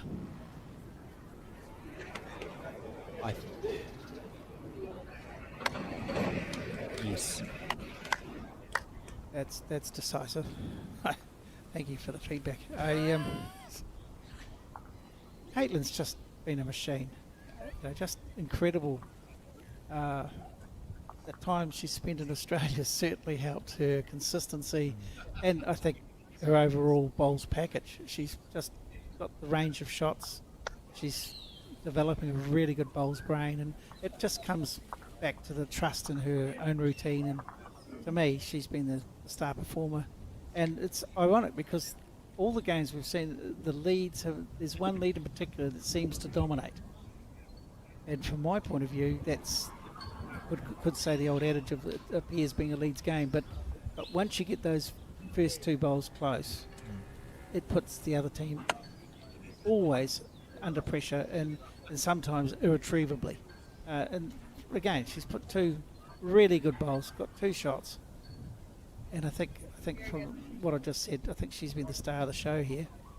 Yeah, just so steady. All 4 players have played well. I've been impressed with the fight back from Lance and Ray, and it's feeling like it might not quite be enough. Even on this end, they'll be thinking, we probably have to kill it. You've got Caitlin who's got 2 bowls close.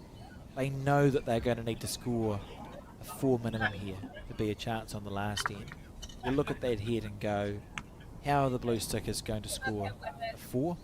The jack can't be there if they're going to score 4 shots. It has to be somewhere else. You have to play 3 or 4 effective bowls to do that. Are you better to kill it and start again? My opinion is that we haven't really seen kill aggression, have we? So it would be a big change up to see that. I've seen Ray play strong weight and weight that would clear out those 2 red bowls, but not kill weight and not directly going for a kill when we might have thought it could have been an option. So from that point of view, I mean, we are perhaps seeing what's going to end up being the second last end of the game, possibly even the last end of the game.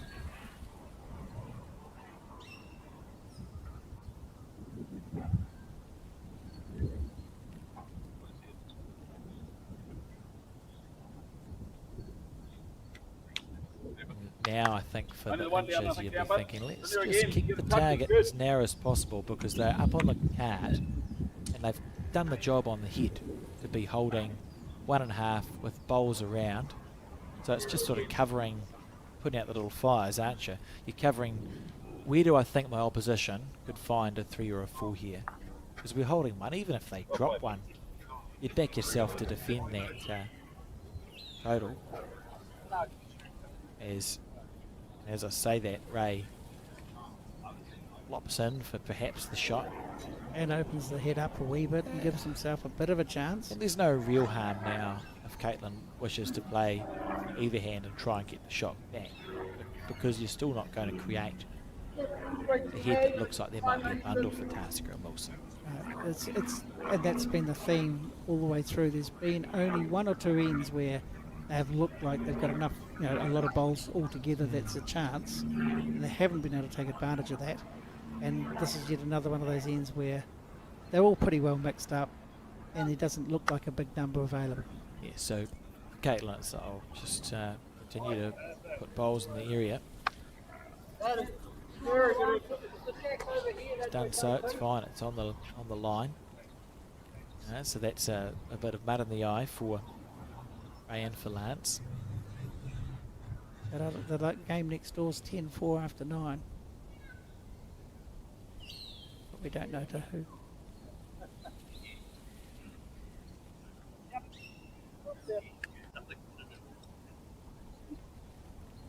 The other thing, which is after 3 bowls of this end, you mentioned about the kill and start again.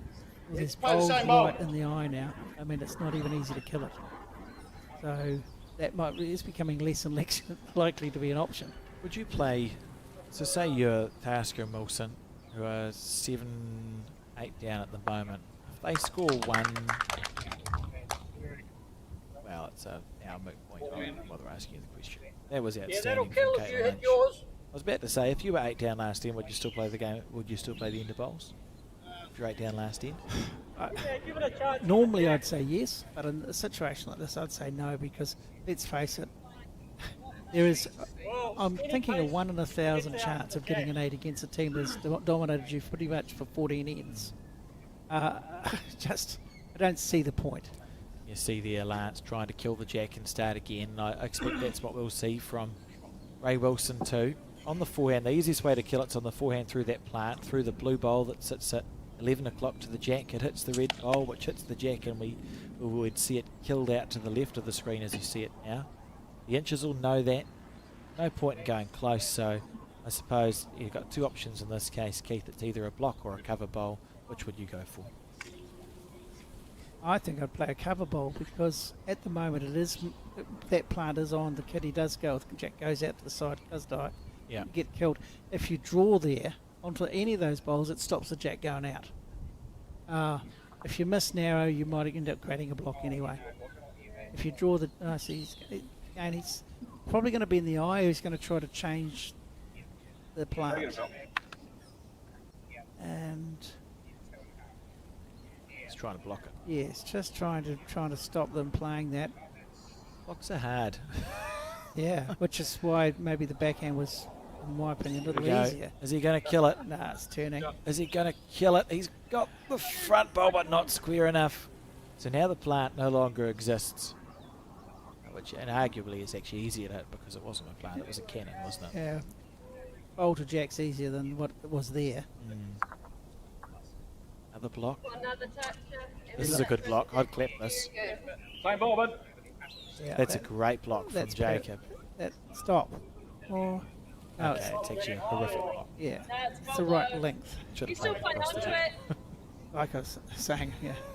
But anyway, this is the last hurrah, isn't it? This is potentially the last bowl of the end. If Ray can't kill this, they're going to shake hands. Yeah. The Hinch combination holding 2 at the moment. Has he been able to get it? So it looks narrow. It is narrow. Right, now you pray for a miracle, and it's not to be. So 2 to inch and inch as they proceed to the final. 17 shots to 7 in the end. What a game that was, Keith. Look, from start to finish, it was as predicted. It did what it said on the tin.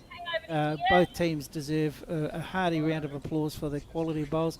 But to be fair, the inch combination were absolutely brilliant on that drink, and they just did not take the foot off the throat at any time. Yeah, really impressed. And we're going to be back with more bowls with the final at around 2:30 p.m. You can see the semi-final to your left still underway, so we don't know who that will be between, Keith, but the inch combination either going to take on Caelan Hewler and his partner, or Claire Hendra and Craig Merrilees in the final, back at 2:30 p.m. Until then, sit back, relax and enjoy some highlights from that match.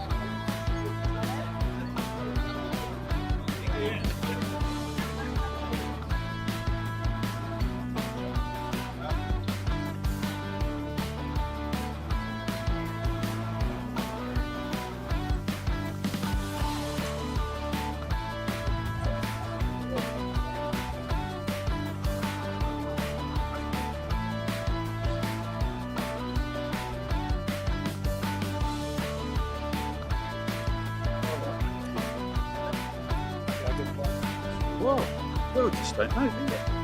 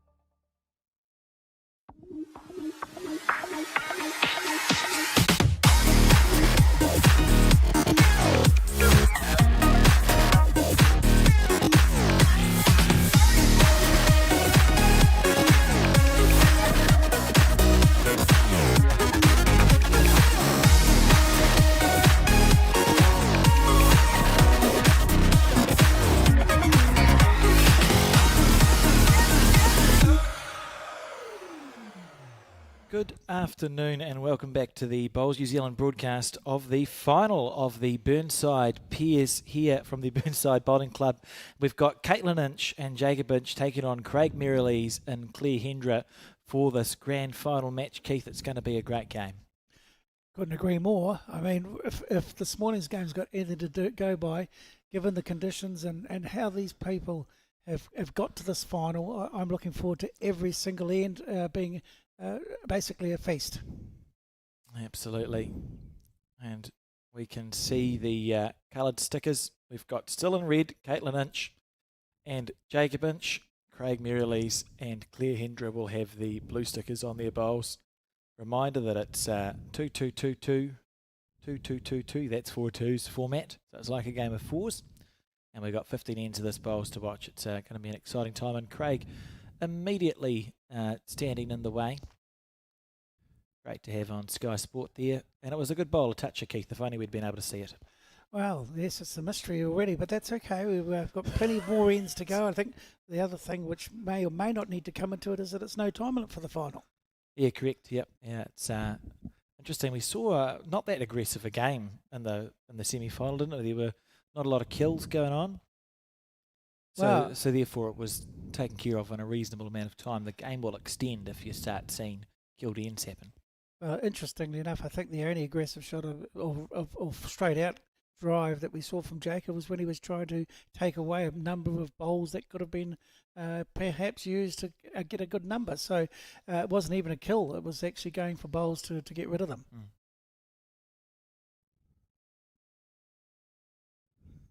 That's a nice bowl. Good start here from Claire Hendra, isn't it? Yes. She is always going to be quite close. I think it's going to be a massive battle between her and Caitlin. I have no doubt at all that they're both well capable of turning on a great display this afternoon.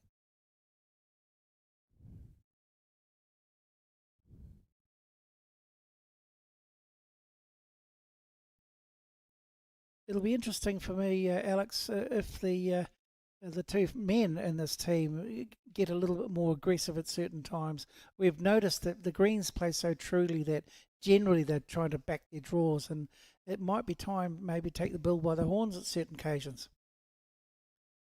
Yeah, well, we saw Jacob Inch's bowl. He wound up once, didn't he? Was it on the penultimate end or on the final end to get rid of all those blue-stickered bowls of his opposition? So he certainly got a drive, and we know Craig from yesterday has a drive shot on him as well. I think that's what stood out yesterday was that, and to a lesser extent today, the drives have been incredibly accurate from all the people that are actually executing them. So in itself, that's a great skill and something in your arsenal to have to be able to execute when at will. I think that's, again, something that is a skill that these people, part of the reason they're in the final is because they've probably been able to execute that. And Jacob here finding the gap. Nice weight. Finished in a good spot.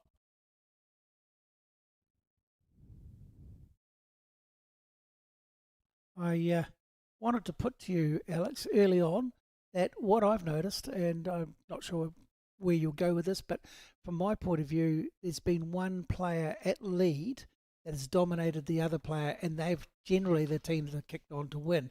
Is that something that you would expect to continue here?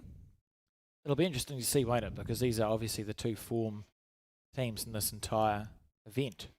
So it'll be interesting to see if a lead can even dominate in this game. If so, certainly it gives your team all the opportunity in the world to win the game of bowls. If you start off well and you're holding a couple or 1.5 every end, you're more likely to win than the other team. But if they're the two form teams, it'll be something to take note of, I think. 15 ends of bowls. Are we going to get a dominant lead? Well, I think again, just referring back to the semi-final, it's a game of inches. The reality is Literally. that true. Two of them. Yes, I think overall, Caitlin had a slight edge over Lance, and so it proved on the scorecard. Yeah, I agree. And I think this is where the game is won and lost. See Claire here on her backhand. Started off with a toucher, and then the the second bowl past the jack and 6 o'clock to it. You go as far as to say almost perfect lead bowls, shot and position. Yeah, it's lovely stuff, really.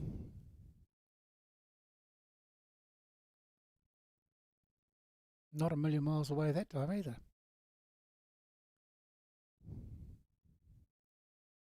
Caitlin now on her forehand.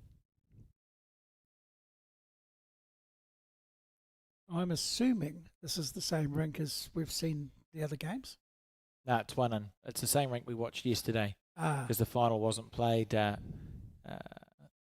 It's unfair to have Caitlin and Jacob come back on the same rink they've just played okay. on. So it's moved in, shuffled in one. Oh, that's So good. our team in Christchurch scurried around, moving the cameras at pace. Did a great job in doing so. So moved them one to the right as we saw it. Although you can still see this a big green, so it's not, even though it's near the ditch, it's not a ditch rink per se. The ditch isn't going to impact the bowl. You know, you get some greens where it's really tight. Becomes quite difficult to go that way and trust it. Right, now, Caitlin's form this morning, somehow I believe that she's going to get either the shot or second shot out of this because she's just so dynamic. And she's broken out of a draw immediately, and that's a change. Oh, that's a sign of intent.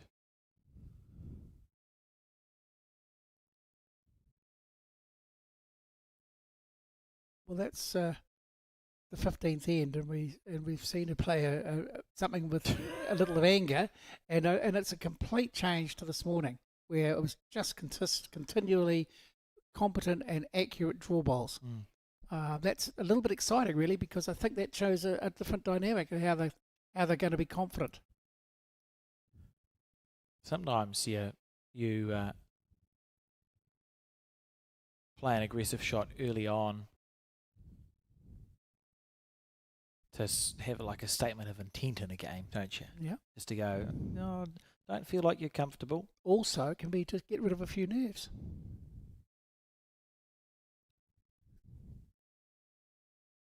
Because again, we didn't see any of that this morning. But again, she was so accurate this morning. There was no need to be attacking.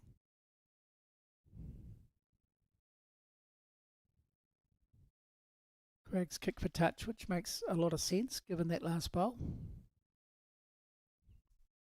Oh, more driving. It's a different game plan, isn't it? Oh, look at that. He rolled it over. That's interesting.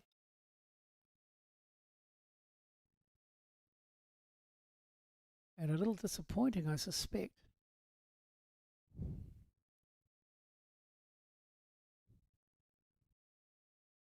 He's got that red onto the shot bowl is getting the jack, isn't it? So that's not going to help.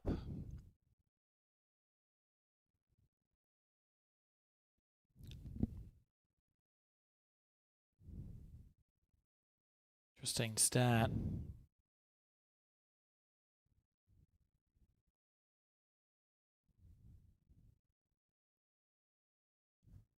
So what's the situation on the head? They're holding quite a few. No, they're not. They're holding one. They're holding one, yes. If you want to kill it, you hit the red bowl. If you want to get one, you can try and chip the shot bowl out. And if you get unlucky and just touch it, it could roll the jack over to your one that's at 4 o'clock. So you've got two or three. He's going big weight, so he's looking to chip it or grab the jack. He's looking to chip it off, and he's close, Keith. I think he's got it. He's got the jack instead. He's got it clean. What a bowl! That's 2 shots. That's unbelievable. I mean, this is a quantum leap from this morning where we never hardly saw an attacking shot at all. The aggressive game is this afternoon's game, obviously. 2 to the inches.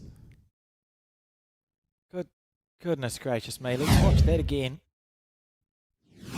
At the speed of light. You can just see the end of it. But to get there, it's like a 16th of the bowl.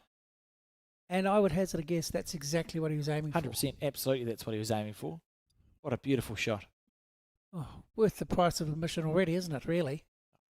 Don't have many more words left. We are. If that's the standard that's going to be set, we're going to be treated to an absolutely phenomenal game of bowls.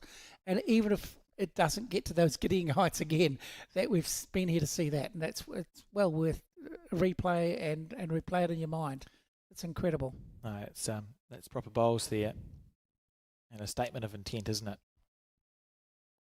I thought it was surprising that Caitlin played a run shot, but then out of nowhere, Jacob's just showing off his full array of shots, which is well worth it.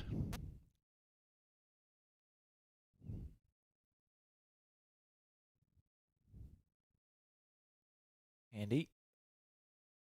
Yeah, see, now Claire started really well, a bit like what Caitlin did this morning. And remember in the wind yesterday, Claire struggled a little bit with the gust of it, as did everybody. But she started so much better today.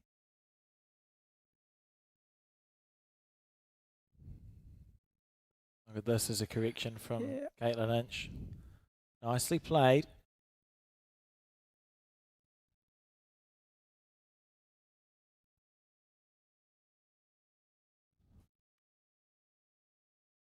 And Claire's on the forehand again. I think she's possibly one down, but has got the best positional bowl. This looks awfully close. If it can finish, and it has. Oh, very unlucky, but again, a very handy bowl. 3 out of the 4 bowls, absolutely ideal. The skips will be thrilled to bits with that. And at the end of the day, even that short one might have come in to be of use. If that hand gets blocked off, obviously it's going to mean the other players have to play the forehand rather than run into that short one. That could play into the hands. If you've got the shot, it'll play into your hands quite well. Now, the screen looks pretty good. I think it might be a fraction firm, but still a pretty good starter going this way for the first time. And he may still have the shot. It's difficult to tell from that angle. We've got Craig now, who's pretty much an expert at drawing these sorts of things. I would expect him to be quite close.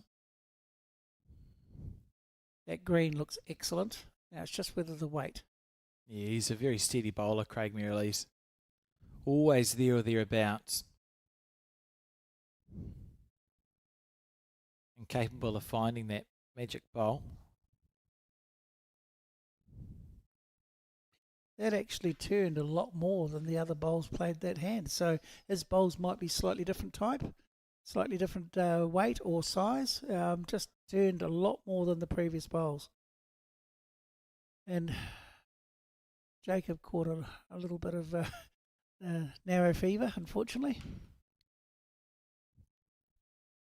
Let's have a look. He's gone marginally wider. No, it's a similar green, so let's see if it does the same thing twice. In theory, it should. Yeah, it's pretty much gone to his other bowl. We've got 8 bowls that are to the right of the centre line, as you see it, on this end, which is interesting. It's not one to get too wide, and they end up getting a little bit narrow. And, of course, the other thing that accentuates that result is that all of them are pretty close to perfect weight. If they'd have been heavier, they would have held for longer. Or if they're lighter, they would have probably turned more. So at the end of the day, that the rink is playing well. They can learn to trust it. And Caitlin, given this morning's performance, I'm going to call it early. I think she's draw the shot here.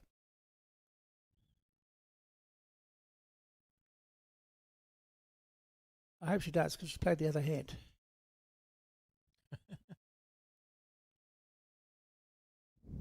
Got a clap. That's good call. What a lovely bowl. Beautiful bowl from Caitlin Inch. Not a bad call from Keith Setter in the commentary booth. You know, lightning occasionally strikes twice in the same spot. I mean, you call enough times, you're going to get one right. Easier to call for it than to play it. That's for sure. Yes. And, of course, I can always apologise afterwards. It doesn't really matter. Claire looking to rake at the jack or the bowl, and she's just underdone it again. Yeah. Still not a bad result. Just, hey, if you're constantly less than a metre away, I think you're going to be pretty happy with the way the game's going to go for you. Can she do it twice in a row, Alex? Maybe. Will she do it twice in a row, Alex? Yes. Oh, okay. It's a big call. I think not. Oh. So red disc golds looks like they've got two, one close and the next one is at the back in a good position. Claire will be wanting to correct her last bowl by being either heavier and or wider. So we'll see when she lets it go whether she's happy with it. Quite often the giveaway, the tell, is when they turn their back on it. Is that correct? Yeah, you turn back in a bowl, you don't usually... You don't like it much? It's not usually a good sign.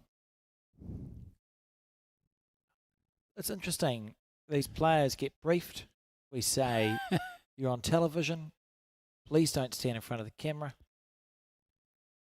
I've long been an advocate for a Bowls New Zealand cattle prod, and I feel like that we need to action it, to be honest.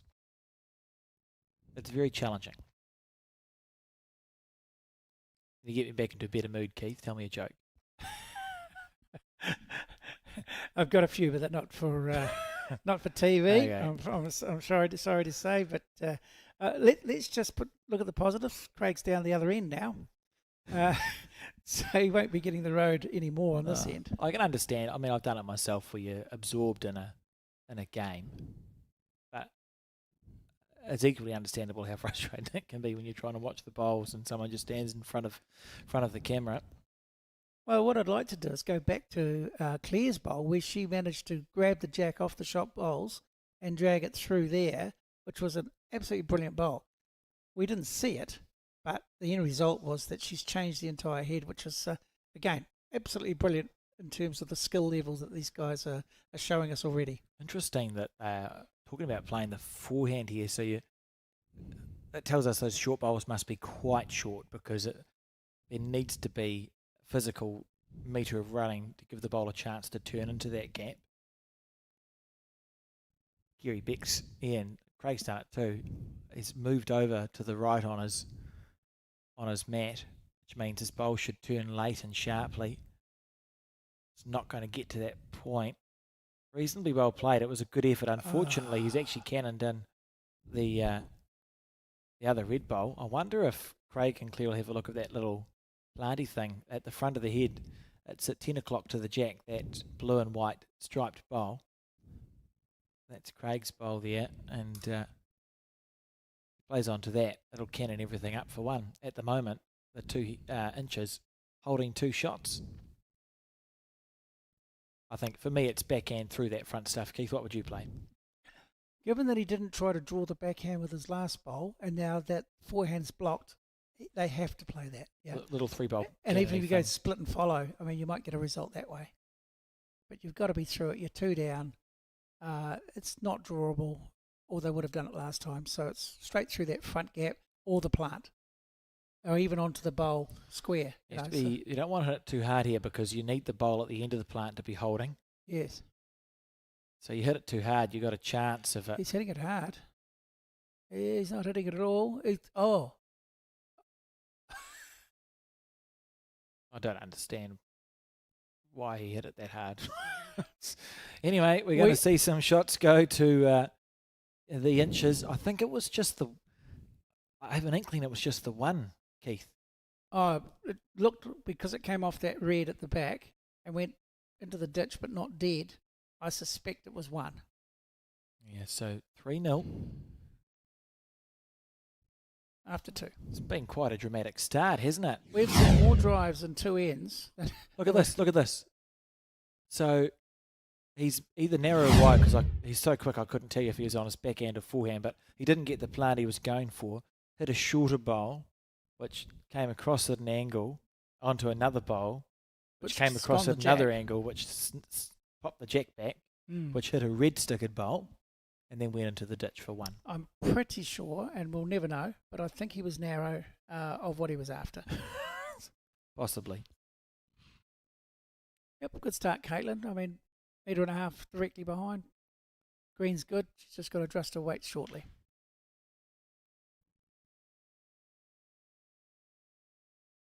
Claire just looking to get close, as all good leads do.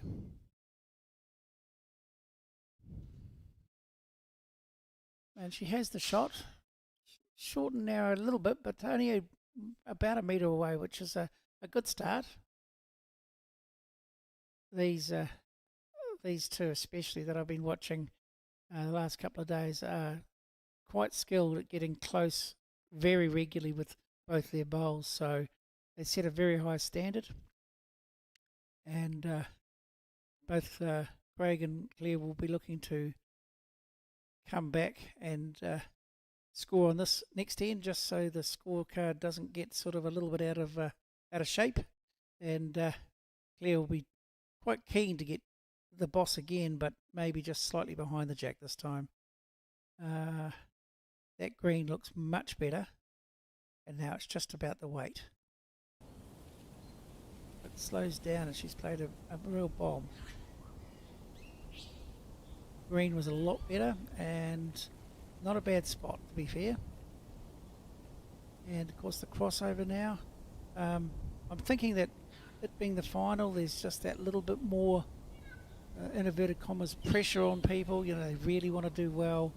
I guess they have, without doubt, both of them are thinking, you know, how they're going to win the game.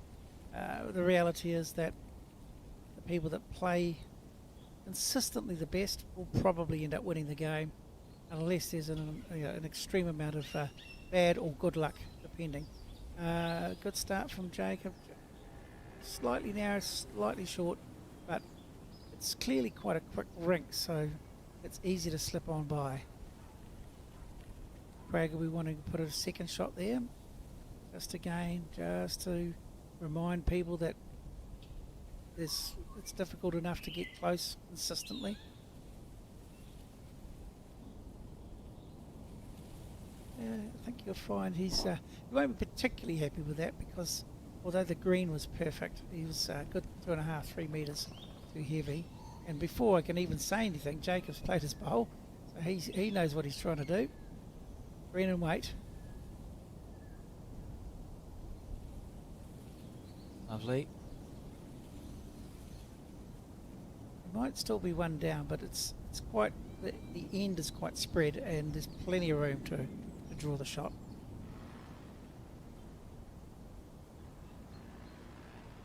This looks slightly narrow, but if he's got the right weight, might be fine.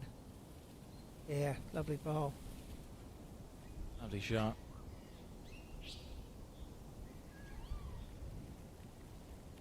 It was only a minute of time before somebody did that. It was just a matter of who. And they swapped over again, so it'll be interesting to see whether this gameplay of playing aggressively continues.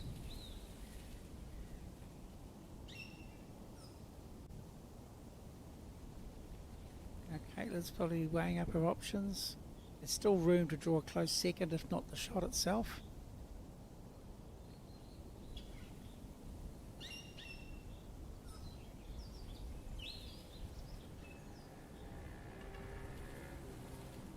That green looks perfect now, just the weight. Right, sorry, Jacob's quite interested. Rightly so, as it's perfect green.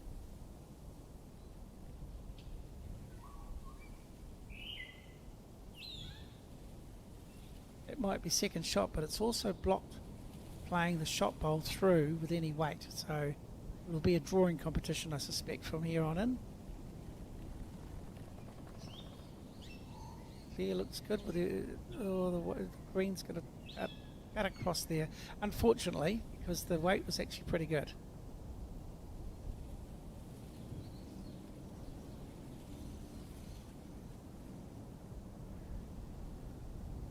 Caitlin's staying the forehand with the looks.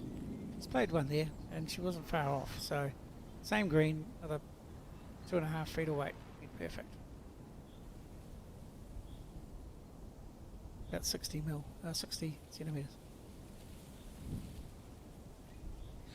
Is that what it is? Roughly. Oh, look at that. Another perfectly lined bowl. There's a good 3 catches sitting just there, but it's going to be difficult to get the jack back to them. That's the question. Claire will be quite desperate to get another one right on the head. And it's hard to tell, but they might already hold 2.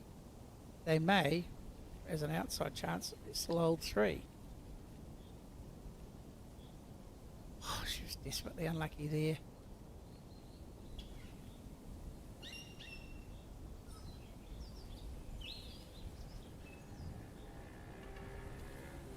What's he trying to figure out here? Well, he knows he's at least 2 down, maybe at least 3 down, and whether it's the 4th shot.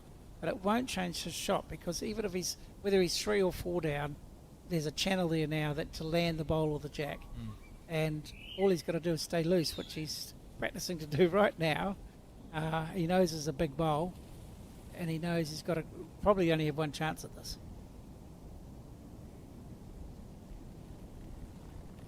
That green looks good. That green looks really good for his bowls.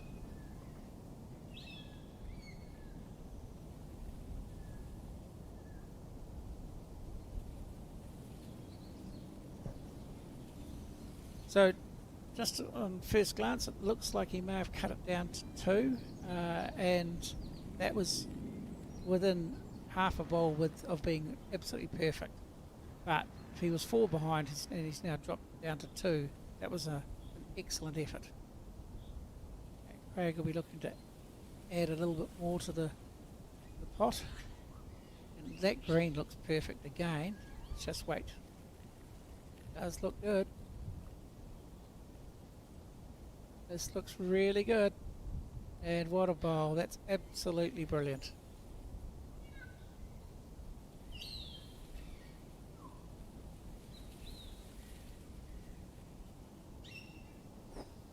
So the inches are, well, after this morning's game and considering the start of this game, even though they were 3 up on the board, they're under pressure, big pressure for the first time.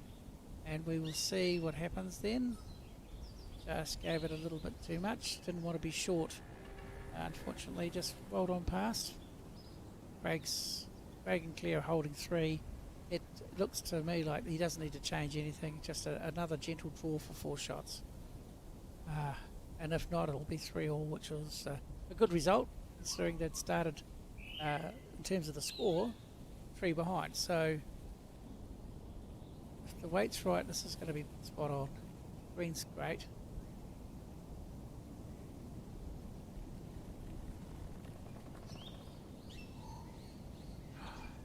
One in, one out, I suspect.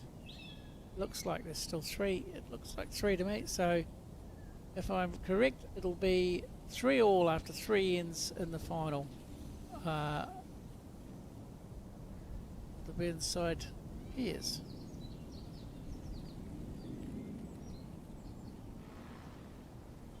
Just like that, we're all square. Good stuff. Yeah, Craig played an absolute bomb with his first bowl, which changed the entire head. Having said that, it was in response to Jacob's first bowl, which was also really good, that it cut the potential 4 down to a 2. So some great bowls being played.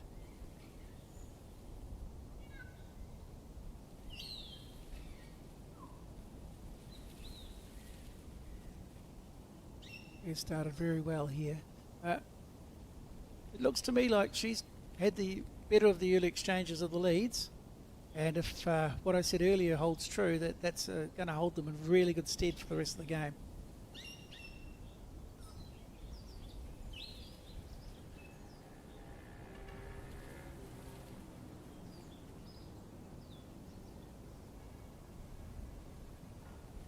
Caitlin's, I think she, on that hand, might be a fraction narrow.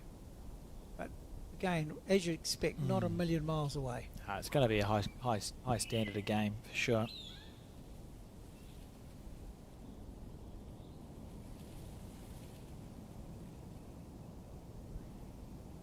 Of course, Alex, when you think of the standard of the teams that have fallen by the wayside, it's quite staggering that it doesn't matter who makes the final; it's always going to be quite a spectacle. And And these guys are already, in my opinion, sort of set the standard. They've changed some of their game plans from this morning, and it's just an absolute pleasure to watch them at work.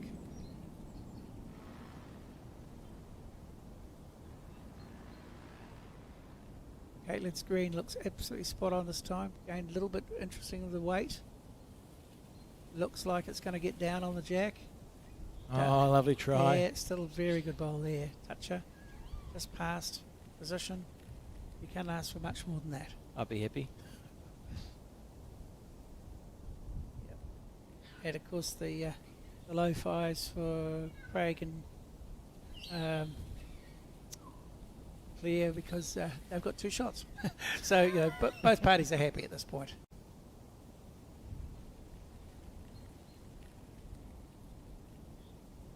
Fair enough.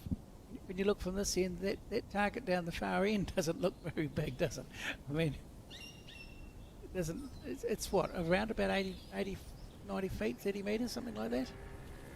36. Okay, what, 2 metre to 2 metre? Ish, yeah. Yeah.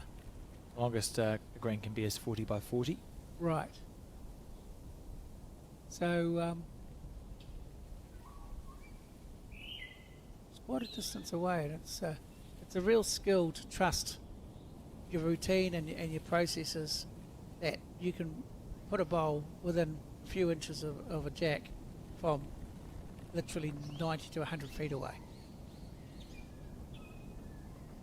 Jacob straight onto it. He's angling in. Green was perfect. Maybe a metre more weight would have been perfect. No reason for Craig to change. He's very close with his first. He just needs to get inside that and he'll be sitting for 3.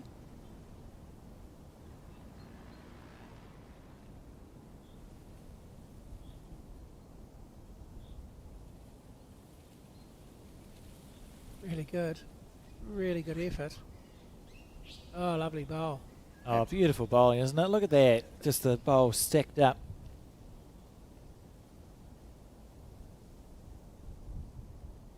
If he's up, this looks perfect line.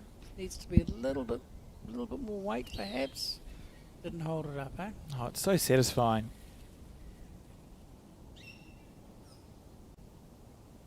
So, probably holding 3, I would say, Bayleys and Hendra combination. And we're halfway through this end.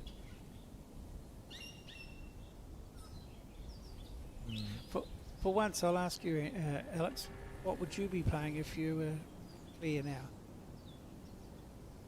I think you want to just sneak past on the backhand or the forehand. You're holding a few as it sits. It's not a horrific head. You know that the inches are going to have to play a shot to recover it. So always reticent to accidentally make it easier. And there's a red stickered bowl that you could clunk into on the forehand. I'd be playing past. What would you do, Keith? Well, given that they didn't go the backhand to start with, they were worried about grabbing the jack and taking it back to that red there. She's played the absolute bomb to make it 4. Now Caitlin can play the forehand through the front. Split and follow, bowl square, anything like that, which is exactly what she's doing. Even if she gets narrow and gets the front split, it doesn't matter. She's got half of it. Lovely bowl. She's cut at least 1 out, possibly 2.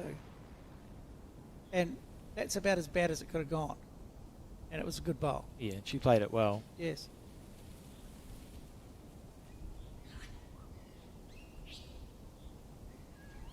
Yes, it should have been half a bowl wider or half a bowl narrower. She would have got a far better result. But that's bowls. I mean, she gave herself a chance, and that's pretty much sometimes all you can do. Now, I think she'll be looking to bobble the jack right up so there's no room for error. This looks really good too. Clear. Absolutely on fire. Outstanding. And she's set nothing up. There's really nothing to hit. Front plant was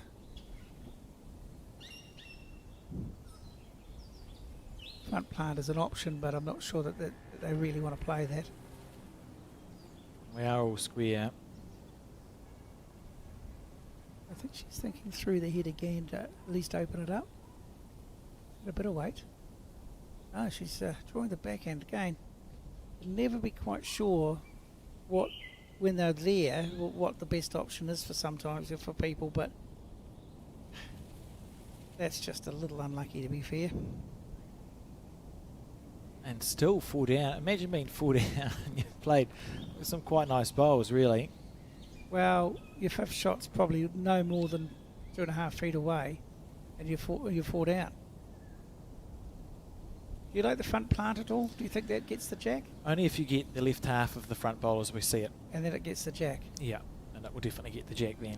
So left half of the front bowl, as we saw it from there, absolutely does the trick. And we've seen Jacob happy to play that weight and play with confidence. So I wouldn't be surprised, as if he clears it, of course, you're just getting rid of some other bowls. If it doesn't go where it's meant to, he gets a kill, well, it kills a replay, isn't it? Yes. So, no harm, no foul again. I think they've seen that he will attack, so they've gone to the back. Makes sense. The other thing is just to play the bowl a bit closer. So either try play the front plant, or even the other red-stickered bowl is probably a kill if you go through the red-stickered bowl of Caitlin's. You get her bowl and your bowl that are both the charts of coming across the face of the jack with big weight. I don't think we're going to be shy. I think he'll probably reach. Chances. Firmly. You know what? He's backed himself to draw somewhere close. Oh, fair enough. When you're that good, why not? And it looks pretty promising to me. When you're that good, why not? And sit down for one. Jacob Inch. Take a bow. That is outstanding stuff. Oh. You couldn't tell, but I don't think Craig was very impressed. That's just... That's actually amazing. There's no other word for it, really. Craig and Claire have gone from thinking we're sitting in a pretty good position, holding 3.5 to 4. The Inches are going to have to play something impressive against us. Craig and Claire were probably thinking, oh well, if they play a good bowl, it's a kill, so there's no skin off our nose. Now they're 1 down. Craig has to play a bowl. It probably is just tickling it around the corner, isn't it, on the backhand? You'd be unlucky if you're not going to go more than 1 down. If you overplay it, it's popping to Caitlin's bowl that sits at You're basically 8 drawing o'clock it to off, the jack, drawing it off the shot bowl. Yeah. If you get half the shot bowl and flop in, you get the shot just like he did. But there's no risk with that. You're dropping a 1. taking his time. It's a big bowl in the context, though. At least he's looking to chip it out. That would be interesting. He just always looks like he's going to drive, but it's just a bowl that Craig wasn't expecting to play, I think. They can be hard ones to get up for if you're not prepared. What do I know? Look at this. He's not a million miles away, you know. It could be perfect. It's not a million miles. A little rub It off is that. perfect. Oh, take it bow, No, Craig that's- Merrilies. And now we're going to see a kill from Jacob and the whole end's worth nothing. That's perfect. That's just amazing stuff. I'll tell you now, Alex, if you're in Christchurch, you need to get down to the Burnside Greens and just watch this spectacular set of bowls. It's incredible to watch. I mean, you've just got to be impressed bowl after bowl. It's just, you know, it's just happening every single time. It's no flukes. It's good quality, good thinking through, good execution. Proper bowls. And Jacob now, he's going to be on his forehand. I wonder if your plant's going to come into play, Keith, if he's a little bit narrow through the gap. Yeah, definitely will, but it'll only chip 1 out, I think. So Right. He's going to be quick as here, looking for a kill. He's looking for it. It's close. Here's your plant. Doesn't need your plant. Oh, What's he done? he's cut it down to 1. Right, so 1 to Craig and Claire. The score 4-3 now as we start the 5th end. And let's take this opportunity just to have a look at the game as it's been.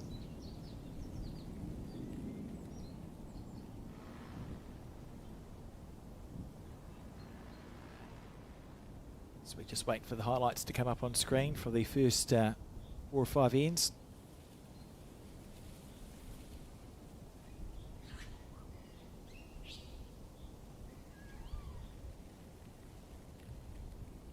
Quick side note while we're waiting. Clearly, How good's that timing? So this is what we've seen already in this game. It's aggression on that first end.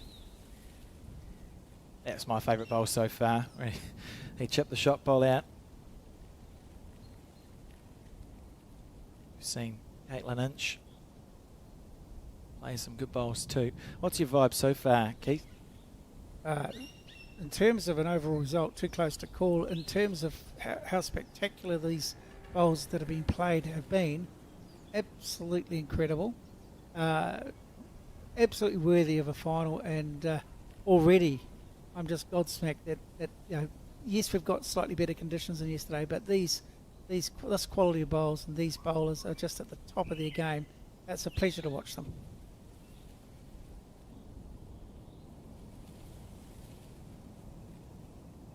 It's been outstanding bowl after outstanding bowl, really. Still looking at the highlights package, I suspect. Here we are as we make our way through. That was an outstanding end of bowls as well. I was just going to say, it's like, it just gets better and better, doesn't it? It's unbelievable. We've seen, I couldn't even tell you a player who's not playing well so far. It's just been brilliant stuff. Well, I was trying to be brave a little bit earlier, and I thought that in the early stakes, Claire was the pick of the bowlers for me. But Caitlin's certainly come back, and Jacob's certainly come back. And then, of course, Craig's now jumped in there as well. So there's really nothing between the four of them. They've all been quite spectacular. That was an absolutely incredible bowl. And this one here, oh, how good was that?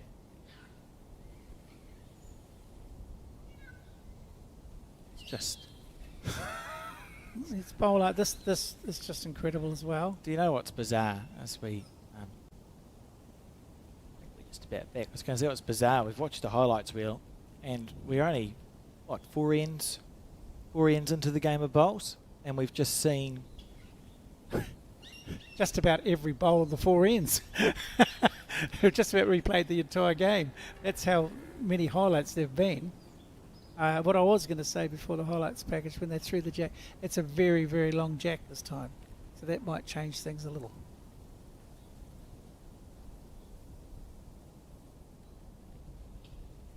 Yep, so here we are. Oh. And again. Are we still on the highlights reel? Well, with the next lot of highlights reels now, it'll just be the next lot going in. Makes our lives a little easier though, because there's plenty to talk about, isn't there? Oh, just got nothing.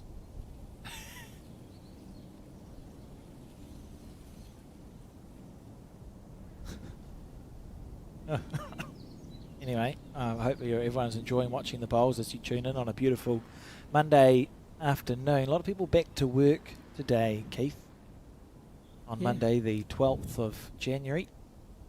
Well, it's bad luck for them, isn't it, really? I suspect a few might be watching the bowls.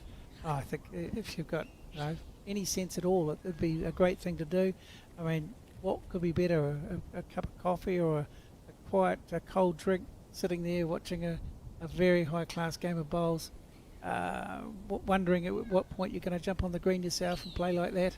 It couldn't be any better, could it?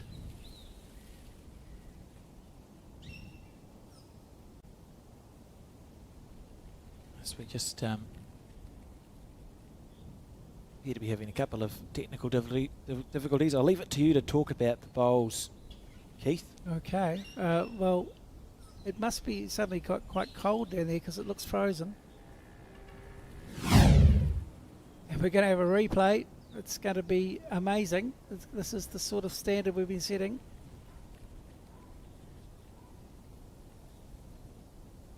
Ah, yes, this is... to be fair, and yes, because of the technical difficulties, we're replaying some of the highlights, but they are well worth watching over and over again. The reality is that these players have just turned it on for us to... It's been a pleasure to watch them. When we get back away from the technical difficulties we're having with the stream, I think we'll be again amazed by the quality of bowls that have been played. and it shouldn't change right through to N15. So it's way too early to predict the winner. It's way too early to say anything other than you can expect some more high-class bowls. We're looking now at literally a highlights package, which is just about every bowl for the first 4 ends. That's how high class this has been. However, I mean, all good things come to an end. That's an incredible shot. She could not see how to get there, and she got there perfectly. Again, changed her hand, drew the shot itself. Caitlin, I think from memory, if it's a highlights package, bound to be quite close. It's a little unlucky, I mean. So, yeah, while we're waiting for things to kick back in, these highlights have just made our lives complete, really, because it's essentially we are really, really lucky to be witnessing such a high-class package. Now, back live, and Caitlin's looks like they are 1 down to the pink bowl at the back. Quite close, quite difficult to tell for sure. But she'll be looking to sit the back pink bowl and try to make 2 of it, or move the jack, because she does have some red sticker bowls quite handy. And if plan C would be to sit that up and get the shot that way. So she had a couple of chances. She was not far away at all. And maybe she's now made that shot by just shoveling it forward. Craig's thinking now, what do I do? I think he thinks in through there. Claire's suggesting, and he's saying maybe I'll play the other hand. There's always 2 ways of looking at any shot available. That's one of the problems with bowls. And it's never been said before, but you never hear "I told you so" when you miss the one that that you've gone for. Are you sure? Yeah, pretty sure. Just block it out. Selective hearing, Alex. Hey. Sorry. And the score 4-all as we start the 5th end. Well, not start the 5th end, we're halfway through it. Craig on the back end. Okay, so he listened to Claire, and she said go through that gate. Played it pretty well, you know. Oh, such good bowls. And I don't want to make this sound like I'm meant to be. I'm not trying to be rude, but with the way that the conditions were yesterday, Craig's already played amazing compared to yesterday. And I think it was obviously the wind conditions, and that really made it difficult for everyone. But his temperament and his control today has been immaculate. Yeah, he's played. Yeah, we saw that the end where they had an excellent end, and the Inches played Jacob played an amazing bowl to draw the shot, and then Craig just drew it around the corner to hold a 3. That's a man who's feeling like he's in charge. Total confidence.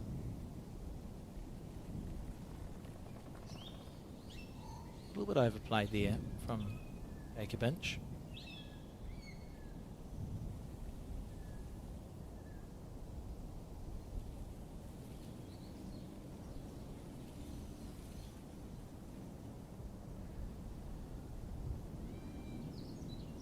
We're all on the 5th end, as you can see on the scoreboard in the background.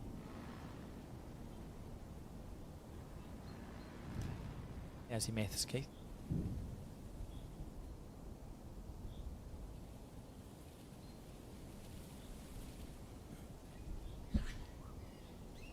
Not sure how my maths are, but I'm not sure how I get to 4 all after 4. Let's not question it. That was the one thing I thought I had under control. It's not looking good. It's your only job. Yeah. Craig back on the back end. Somebody will help at some point, I'm sure. And he's done really not a million miles away again. It's a bow and arrow. That's all he was. Having said that, absolutely no harm done. I'm thinking turning the red bowl up and over would be good. Plenty of chances. I think they're looking to draw it.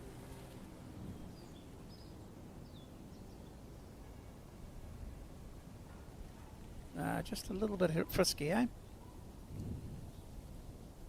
Right, let's see what the situation is. It's 1 to one of them. And I don't know what the score is on the scoreboard. Can't argue with that.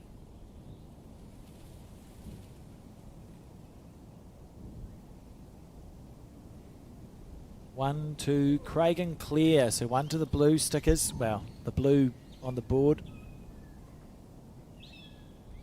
5-4 as we start in 6 here. Still looking confused in the commentary booth, Keith. Not that that's an unusual look for you. Was that a 4? Must have been.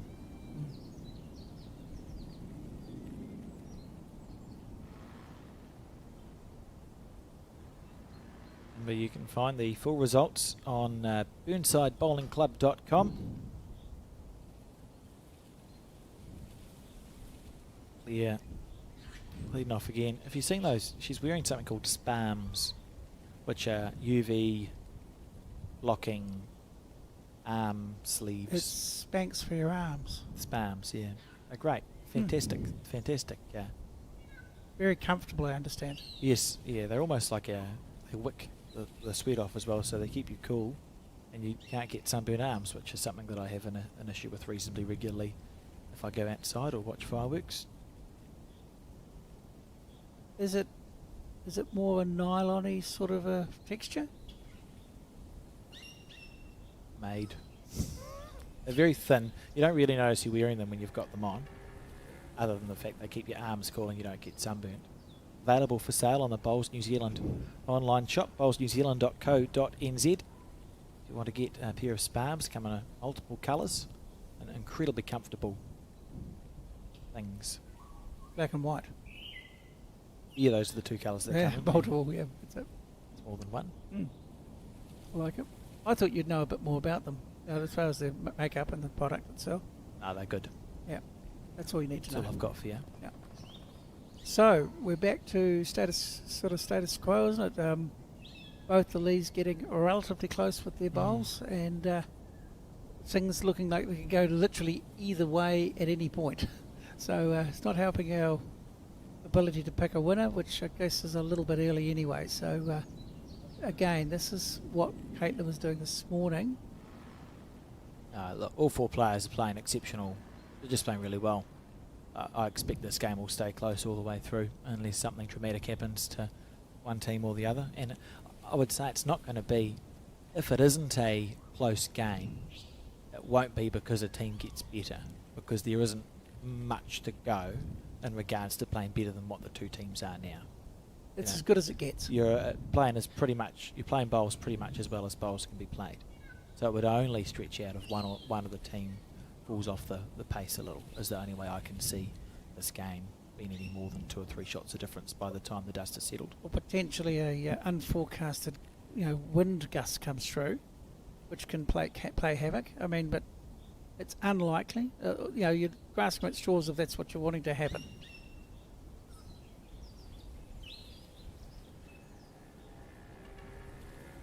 Andy, Looks to me like Claire's got the shot. I'd say Jacob will be playing the backhand, which he is. He needed to be sitting those reds over, but he's fraction shy. almost one of the more ineffective bowls we've seen out of Jacob Inch.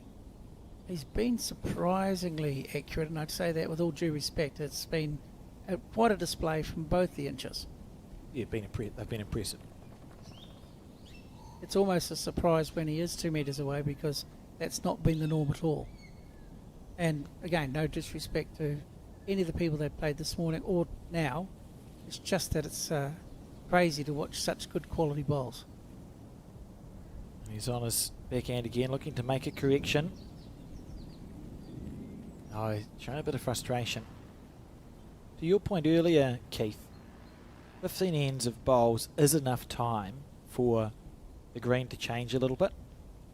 These players, one of the things about understanding how to change your bowl when you're at the level that they are, is they will know if they've missed. There's 2 ways that you miss a bowl. One is it doesn't go where you pointed it, so it's a delivery fault.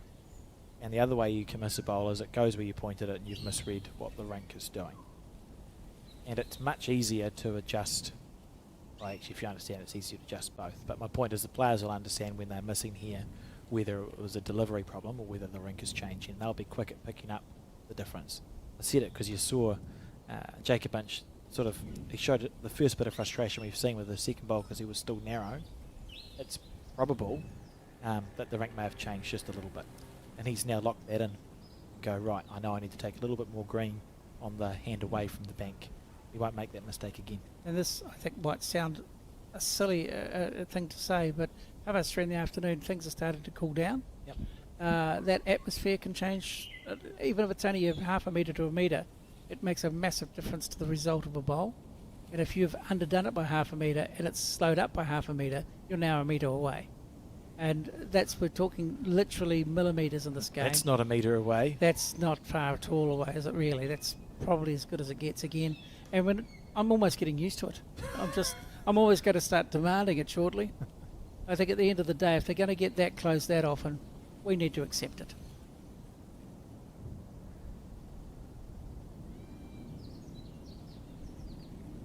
Packing them in there, lots of seconds. Makes sense. Wants to get around that.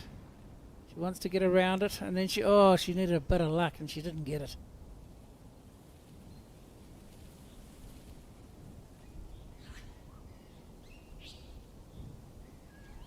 So, Caitlin, having just played an absolute bomb, Jacob's now going to say, play it again, please, because that wasn't quite good enough.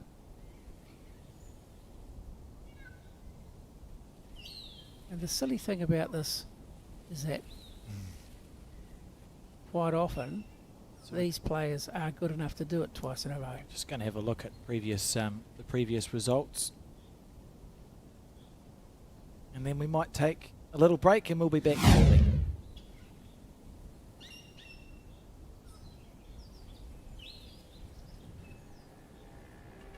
So Caitlin and Jacob have got the shot, which is helpful. There's still plenty of bowls to play on this end, which happens to be the 6th of 15. It's been a very, very tight affair so far, and there is time yet to get a bit brave. Just think that Claire and Craig have got opportunities. They've got more bowls around the head. They don't have the shots, so they can attack and either open it up or play the shot they're trying to play and rip it out and hopefully look at setting themselves up for a reasonable number. And he has played a little bit over, just enough to get up through that gap. He's on line. He's played it pretty well. It was more than a little unlucky, but in some ways he's made it worse because it's more than one down. But he has opened it up to a certain degree. So there's still chances. Is this the break that the Inch combination have been waiting for?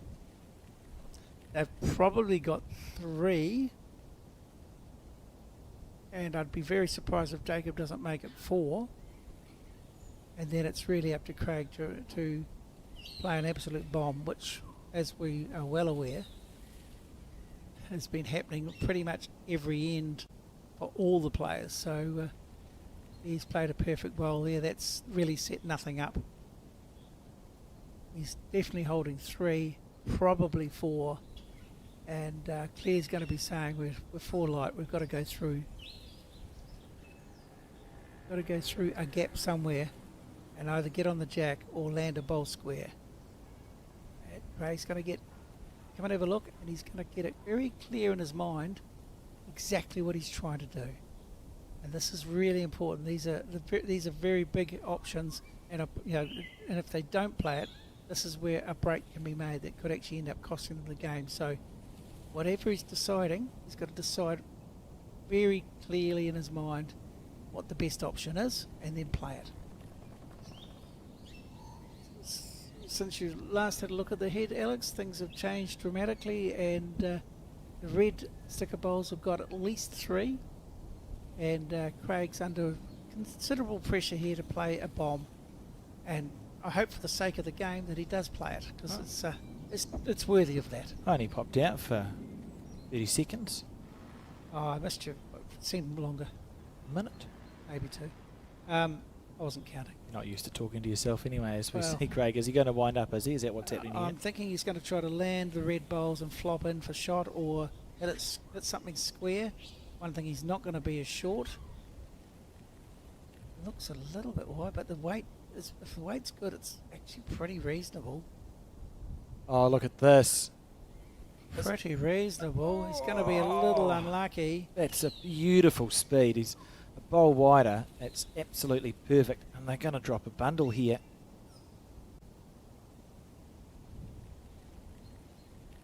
I think they may still have 4, judging on that vision. Looks like 4 to me.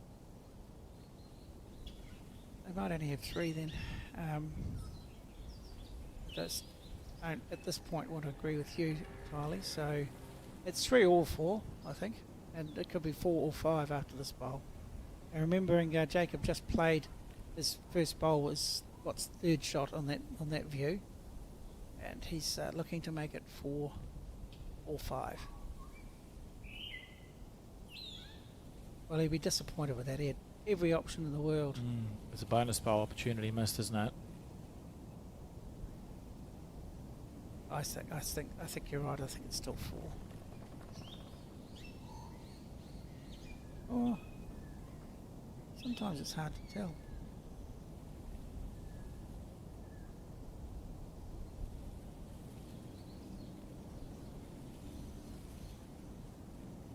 Yep. Yep, 4.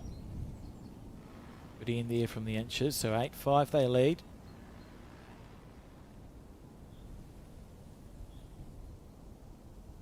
After 6 ends, 8-5. Yes. And wonder if that'll be a decisive break. We're getting close to halfway, Alex. You see any sort of telltale signs of things going one way or the other? Good question. I think... oh goodness, I don't know. They're all playing well. It may be that one bowl of Craig's that missed by... It was a bowl narrow. Maybe you look back on that and rue it. On that last end. But also on that last end we've just seen. Another bowl. Jacob missed a bonus bowl that we would have expected him to get. And maybe at the end of the game he'll look back on that one and go, that's that one shot. So to answer your question, Keith, not really. It's been quite an exciting game of bowls. Well, look, it's just, literally put and take, isn't it? I mean, at the end of the day, they're all playing magnificently at times. And some of them are showing human frailties because of the circumstances, but the conditions are great and they're generally playing really consistently well. I mean, Claire's playing, so far, an absolutely brilliant game of bowls. And considering I think it's fair to say she struggled in the wind yesterday a little bit, it's just a different person today.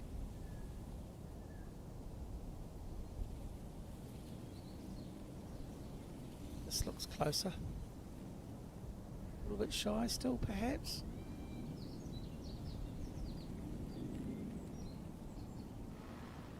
It's a lovely bowl, so...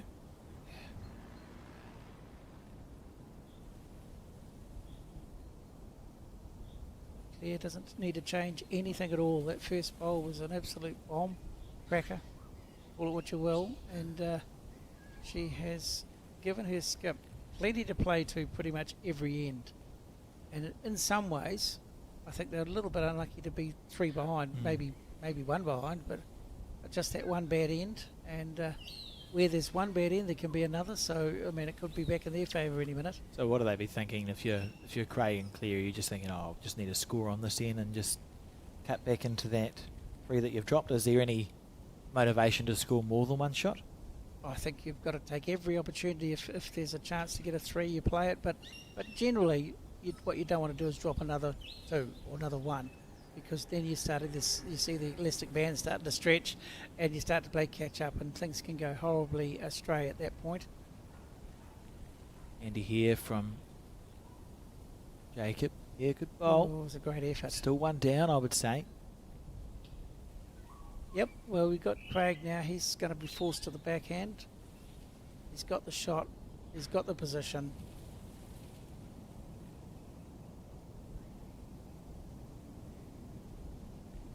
I think literally, apart from that last end, I thought they've all played great bowls, but Craig has impressed me with his weight control. So, once again, we'll just see how he gets on here. Looks like he's a fraction wide, but he didn't want to be, I guess he didn't want to be tight. He wanted to be around and in position, and he's achieved that, which is a good thing.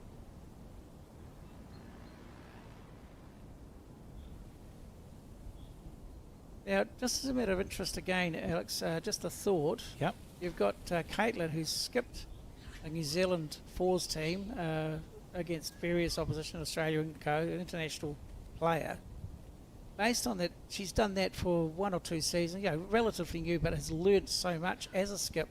Would it be helpful for Jacob to have her calling the shots at certain times during this game? Yeah, potentially. I can see an argument there. What, with me? Oh, I would never argue with you, Keith. All right then. It's the end of that conversation, isn't it? Sure. No, they're all. I mean, it's four bowlers who know how to play bowls here. The Inches are a bowls family as well. Oh, remember we saw the dad yesterday, did we not? Liz, Yes. What a bowl from Craig. there's a cool shot on though. So Claire's bowl is the one sitting flat. Craig is the blue and white sticker, or blue and white sliced bowl. Caitlin can play her forehand through that bowl that Jacob just pointed at, and they're going to split away, one to the left and one to the right. The collision bowl follows through for a toucher, and you'll hold 2.5. Seems wrong when you played such a good bowl that it can just be so devastating the very next bowl. And I mean, it has to be a good bowl too, but it's there, and if anyone can play it, Caitlin can. Yep. And if you're 3 down and you've just drawn a second shot, you think this is happy days. I've got 2 real close ones. Oh, I'd have been playing more weight than this. Oh, she can get away with that because dense bowls are dense. It just needs to hold on, and they'll split. Just needs to hold on. Look, that was enough to do the trick. It was a very gentle way to do the trick, but the trick would have been done regardless. I think your weight, you get rid of the 2 bowls and the collision bowl, whereas Caitlin was possibly playing so that everything would fold out, and her collision bowl might hang around for one sort of thing. Conversely, if you're half a bowl wide, with the weight I was suggesting, you're playing the split and follow, you get a result regardless. Yes, true. Yep. So, I mean, you've got 2 chances with more weight, 1 chance with less weight. So, The shot's still there. yeah. A bit more aggressive, do you think, this time? Is he going to be... Yeah, maybe a metre more. Like Jacob's looking at it, they both go, to be honest, if you hit it harder, that last bowl of Claire's that sits at 4 o'clock to the jack, that could disappear as well. Yeah. Remembering that Jacob still has 2 bowls to go. Right. So, do you leave it? Do you build the head and leave it for Jacob to play? I think you take the opportunity now. You back your New Zealand 4 skip Yeah. to play a weighted shot correctly and take their position away now. And she looks steely. She looks like she's about to rip those bowls, and we won't see them again. Nope, incorrect. Welcome to commentary. Up and over on the... No, it was more weight. It was more weight. Interesting. Well, the proof will be when Jacob steps up as to what he was thinking. I'm not sure these guys can change or improve it very much. Claire and Craig just have to wait and see what happens, really. Yes. You play a defensive head here because we know it's a very difficult shot that's on for the Inches.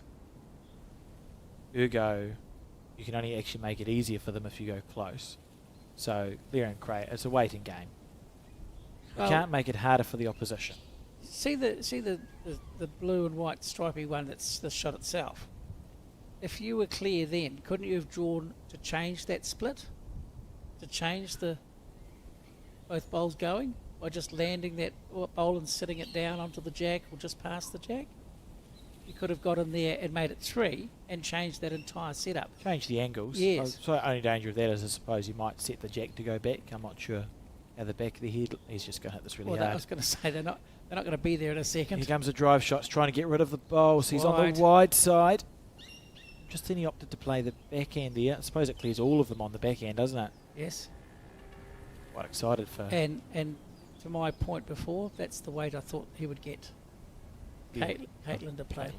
Be interested to see what Jacob wants to play with his last bowl. He's too light and he's got 3rd and 4th. There's no way he won't be changing. He'll be changing nothing except the line because the weight was right. Unless Craig draws to change that angle in the road. It's fascinating because for every bowl for every action there's a reaction, isn't there? He looks on the tight side, so he might be looking to try to change something here.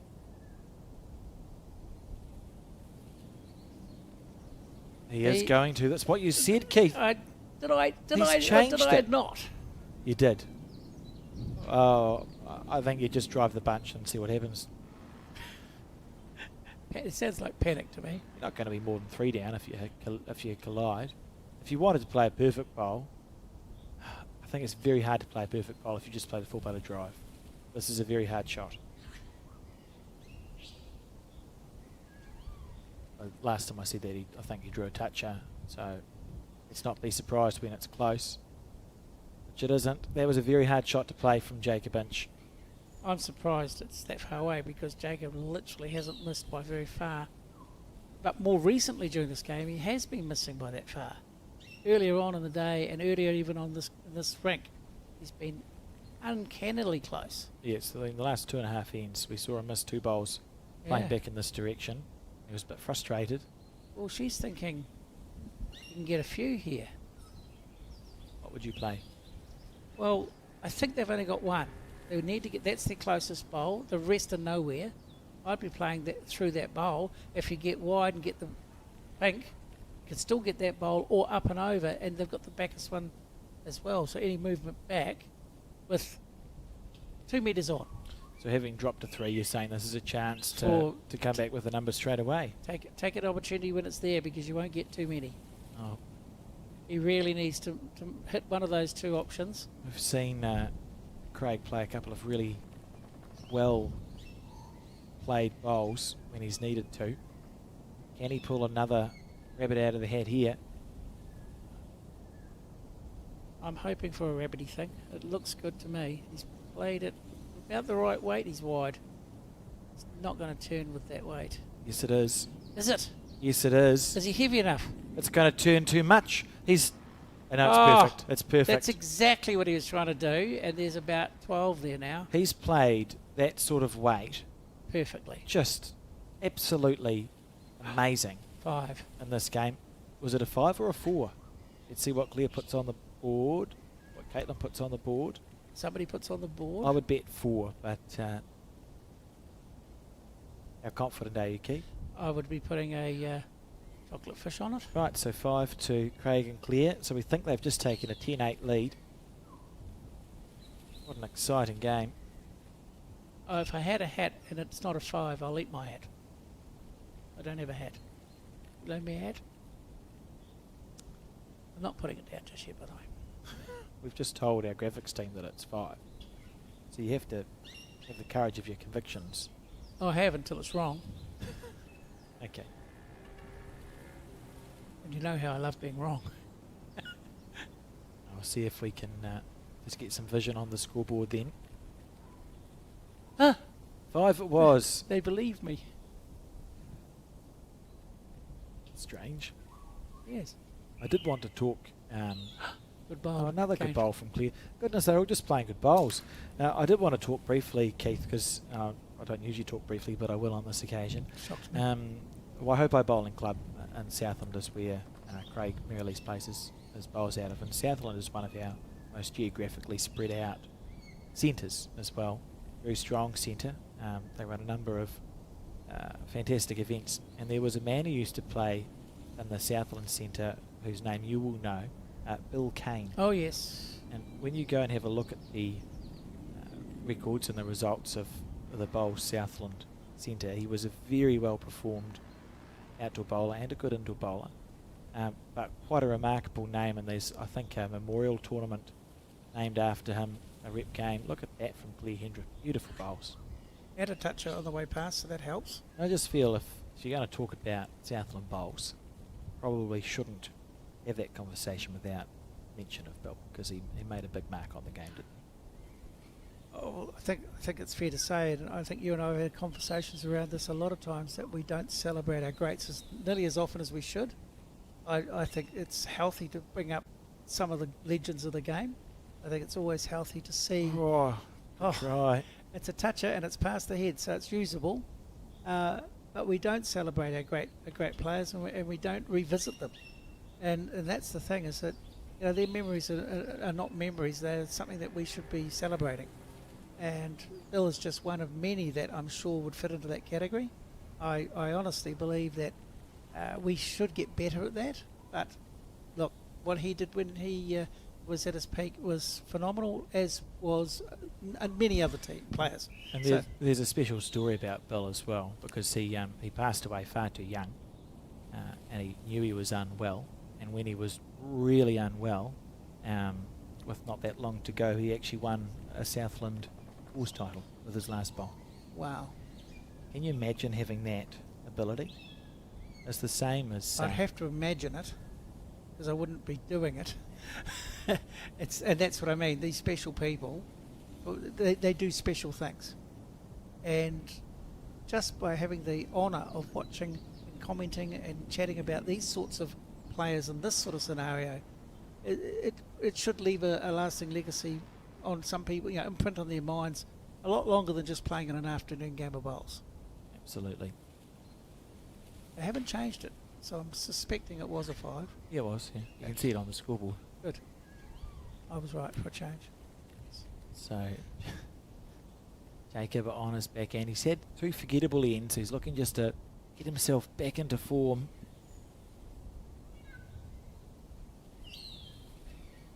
On the backhand. And this is how you do it. That's outstanding. So is it pink? That bowl? No, Okay. it's a blue bowl with a red. I guess if red and blue combine, it could be pinkish. Right. No, that's red and white, isn't Yeah, it? the stickers I'm finding very helpful, because those bowl colours, to me, Jacob's bowl looks exactly the same colour as Claire's bowl, which is pink, isn't it? Claire's bowl. Mhm. Yeah, well, that would make it more awkward for you. Yeah, but we've got stickers, so it's okay. Oh, we've got red stickers. What we have got is 3 bowls within 8 inches of the jack, which is That pretty too, impressive. yeah. On the 2 metre mark as well, though. The mat's been pulled up a little bit. You can see that in the distance. I'm not unhappy with Oh, this one Craig. Little slice to the pinks. Oh. Good try. either. Look, at the end of the day, he's missed that by, 3 inches going past, and he's only a 1.5 feet away, and he's 4th shot. It's pretty impressive. And again, Jacob has overplayed it a wee bit.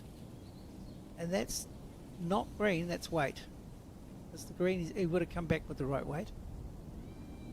However, he's drawn the shot, and his bowl is the shot itself, which is always helpful. The way Claire's been going, I'm expecting her to move the jack a fraction or get the shot itself by drawing it, and it actually won't surprise me. Whereas yesterday that would have surprised me a lot. Yeah, because we're also combating cyclone winds, Rain and Rain. being buffeted around, that sort of Lightning. thing. That's it. So there on the backhand. Slightly tight unless she's heavy. In the area. She's in Slightly the area. tight unless she's heavy. Slightly tight, eh? She played that bowl just as well as Craig played his, but missed the other side. So you've had 2 bowls there with perfect weight. You can see to the bottom left of your screen. One went around the bowl, one went underneath it. Neither of them snicked the jack. But they're there waiting. Now, Caitlin. It'll be very close. Again, I don't expect it to be anything different. Oh, Just a perfect bowl. it's a pleasure to commentate good quality bowls. You can, with some certainty, not look as foolish as we sometimes do, because you can predict that they're going to get close. There now with a correction. I think she's going to add a bit of pace to this. Keep the same line. Still narrow. Unfortunately, she did. That was the right idea, because any movement's in her favour. Now they've got 3 out the back left there. That's still there to gobble up the jack if it's moved. However, they're 2 down. Where his foot is probably the right spot.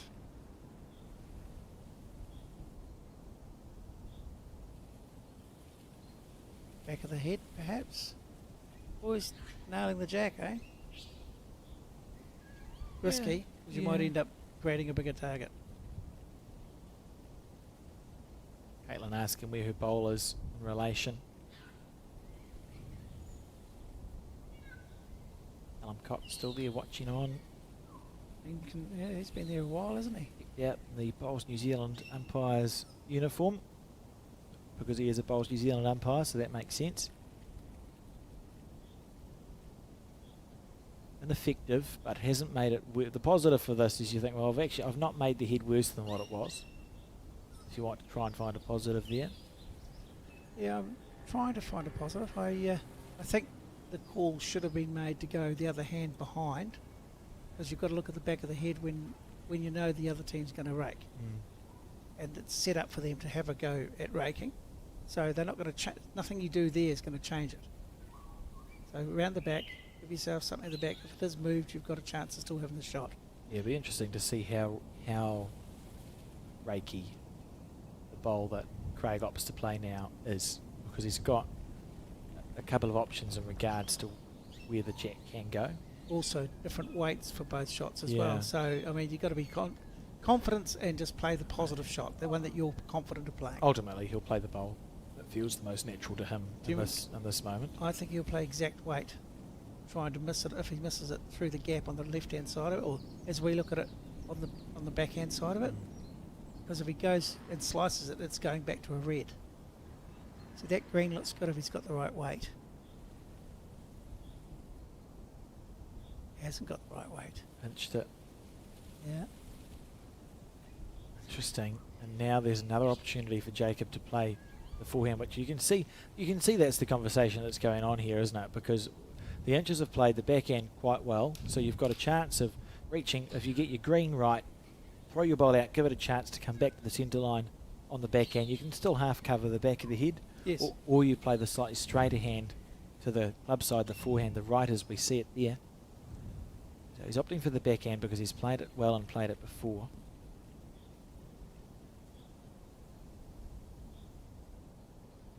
Feels tight Looks narrow to me. We agree on something. That's unbelievable. He was trying to be airy. It's a little bit airy-fairy because he didn't want to attack it. And he's cost him. You see, he could have played more positively on the other hand. But easy in hindsight from a few metres away. Yeah, it's when the psychology of the game is Craig will really want to play an effective bowl here, because Jacob, you can see, is a little bit disappointed with himself. So you think, right, here's a chance to I think he's saying try either and punish. gosh or golly. And he'll be far more positive this time than he was last time. Issue being, don't get too wide with extra weight. That looks a better green. He's a for real the chance. Weight. Yes. He's got the stalk on. Not going to hold up for him, Yes, is it? it is. And it's not. It's going to turn. Cut it down to 1. Great try. Lovely effort. He couldn't have played that a lot better. Yep. And a bonus bowl, a very challenging bonus bowl opportunity here for Jacob Inch. He'll take his green. He'll give the bowl a chance to come all the way back. It's a nice line. You got the weight. He's pretty close. He's pretty close. Oh, what a great bowl that is. Oh, that's one of the better bowls you'll see today. That should be 2. 2 there. Beautiful bowl from Jacob Inch. The score locked at 10 apiece now as we start the 9th end of 15 here. Broadcasting live from the Burnside Bowling Club in Christchurch. Well, to be perfectly honest, I think this is what this game deserves, to be 10-all at this stage. Oh, it's great stuff, isn't it, as we relive this bonus bowl here. I mean, amongst a lot of options in outdoor bowls, that's one of the hardest things to do. To get a bonus bowl when there's no room for error, anything wider, anything heavier, anything shorter, and you're lucky to get one.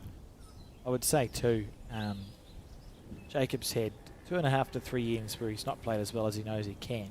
When you can nail a shot like that, it gives you your confidence back. You You're go, back. right, Yep. I found my way back into this game.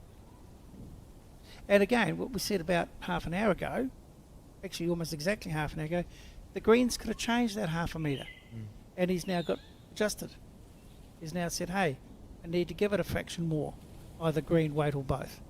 And that's the culmination of thinking that through and not letting it disrupt him from the focus that he's actually trying to achieve. Clear follows Caitlin down on the forehand. Beautiful green, but just a smidgen short. So a chance for Caitlin to play a really telling bowl here. Well, again, just harking back in the semi-final. Pre-chalked the bowl. Oh. I think in that in the semi-final, we saw, I don't know how many times we said about Caitlin just nailing the jack all of the time. And over the whole game, it just told. Just the culmination of bowl after bowl. She hasn't been as good in this game. And Claire has clearly been her equal. Yep. Which has meant, at 10 all, ironically, that may be the reflection of how that's gone. But earlier on, I did mention that I thought that each game, the winners have generally come from the player that's led the best. So it'll be interesting to see in the last half of this game who takes over. It's hard to, I couldn't tell you a team that's playing better at the moment, and that's been the way it's felt for the entire match. We thought there was a break when we saw 4 shots go in one direction, and we blinked and it was 5 shots in the other. There's a long walk down to the other end. Craig Merrilies and Jacob Inch. The Australian delivery strikes again. Yeah, it is. He just allows the body motion to get the weight behind the bowl. Doesn't do too bad with it though, to be fair. Oh, he plays beautiful bowls. Good stuff there. I wonder if Craig will play his backhand. Oh, I imagine he will, because he sits that Claire's bowl down. It's the shot, isn't it? So he's got a couple of chances. Just drawing, keep your green.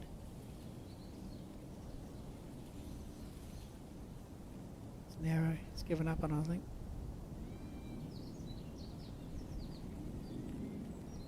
Yeah. Diving across the head. Not his favourite bowl today. No, his weight was good, so it's always frustrating when you get one of the 2 ingredients quite well. Because you go, oh, what a waste of good weight that was, or what a waste of good green that was. Only I'd got the other half of the equation right. Yeah, and if you want to break it down into thirds, that's 2/3 of the equation. The other third is when they turn around as the opposition and nail where you've just gone, where you just didn't go, should I say. And that just makes it so much worse.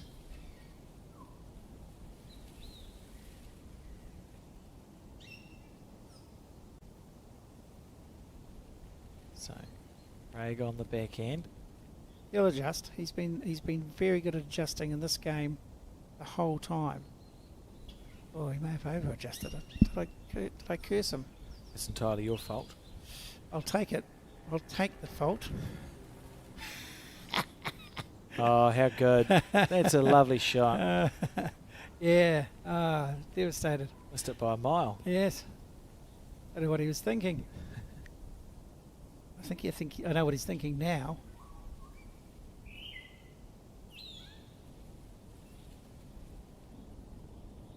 Now, we talked about the inches in the semis against the older statesmen and the ones that were not likely to get flappy or anything like that. I just noticed with Craig and Hendra, who are the seniors here, they are thoroughly enjoying themselves. And again, the longer you can have that attitude, the better, isn't it? It certainly is. Whereas you can't tell whether Caitlin's happy or sad or anything, and that's fine. but I think I saw Jacob be a little bit anxious with his expression. And again, it might be nothing so far, but as the tension builds, we may have some telling things to look at. Yeah, it's interesting just to keep an eye on, I think, some of the body language. And some players get better and some players get, there's all types of bowlers They go out through there. patches. What a bowl. That's a lovely shot. What a great bowl.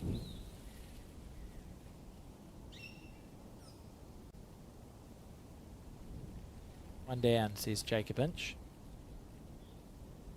He reaching through on He's the got a few forehand. chances. Yeah, you got a few chances. Off the bowl, onto the jack, land the back bowl. It's correct.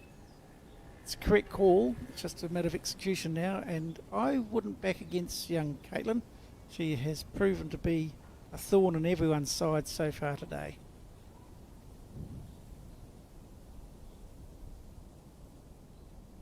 Nice pair of legs, apparently. That's what we want to see.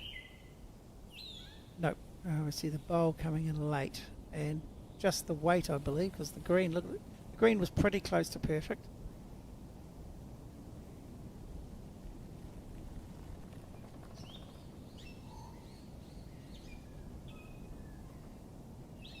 Might be my imagination, Alex, but that hand, we saw Craig draw the shot, and then it got moved, and then Claire drew the shot in that same gap. That hand seems to swing a lot more than it was an hour ago. Is that my eyes deceiving me, or is that possible? It's definitely possible, absolutely possible, and that's what we was talking about. As a player, these guys are good enough to understand. Things have changed.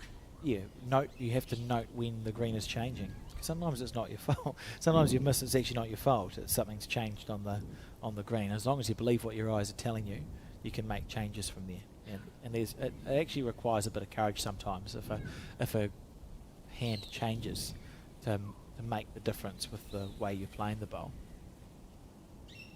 And we talked about Jacob probably going through that experience of, I was nailing it, now I'm just a couple of metres away.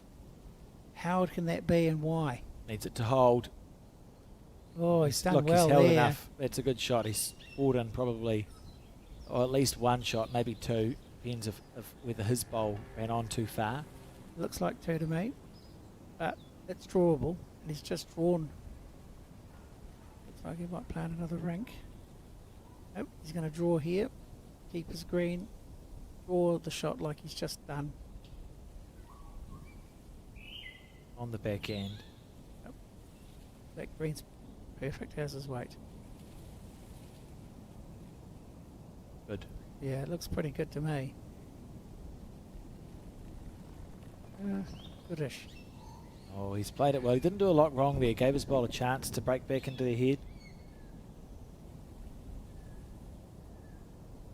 Tell you what, they're all now nailing the green really consistently. You can see that because of where the jack is. You've got 3/4 or more of maybe 80% of the bowls are within a foot either side of the line, which means the green has been taken correctly. They might be short and long, but the green has been taken exactly how it's expected to be done. So the lines are taking are perfect, just picking the weight.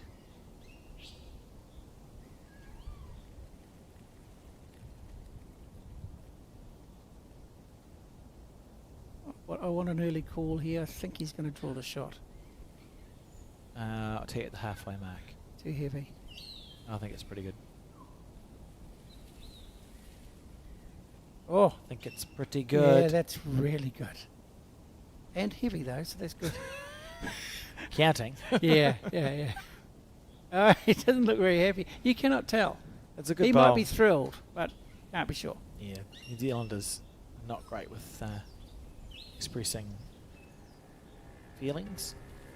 Craig's looking at. Oh, It's fine as a cultural thing, but it's not ideal for sports broadcasting, Keith. that's all right. We can make light of it.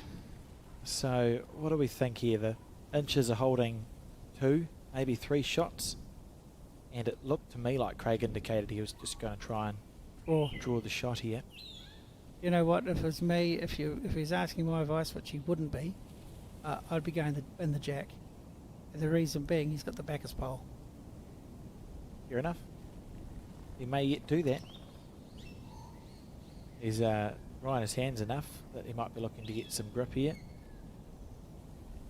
Always tricks me because he does have quite an aggressive stance, and then it's just a draw bowl. See what I'm saying though now?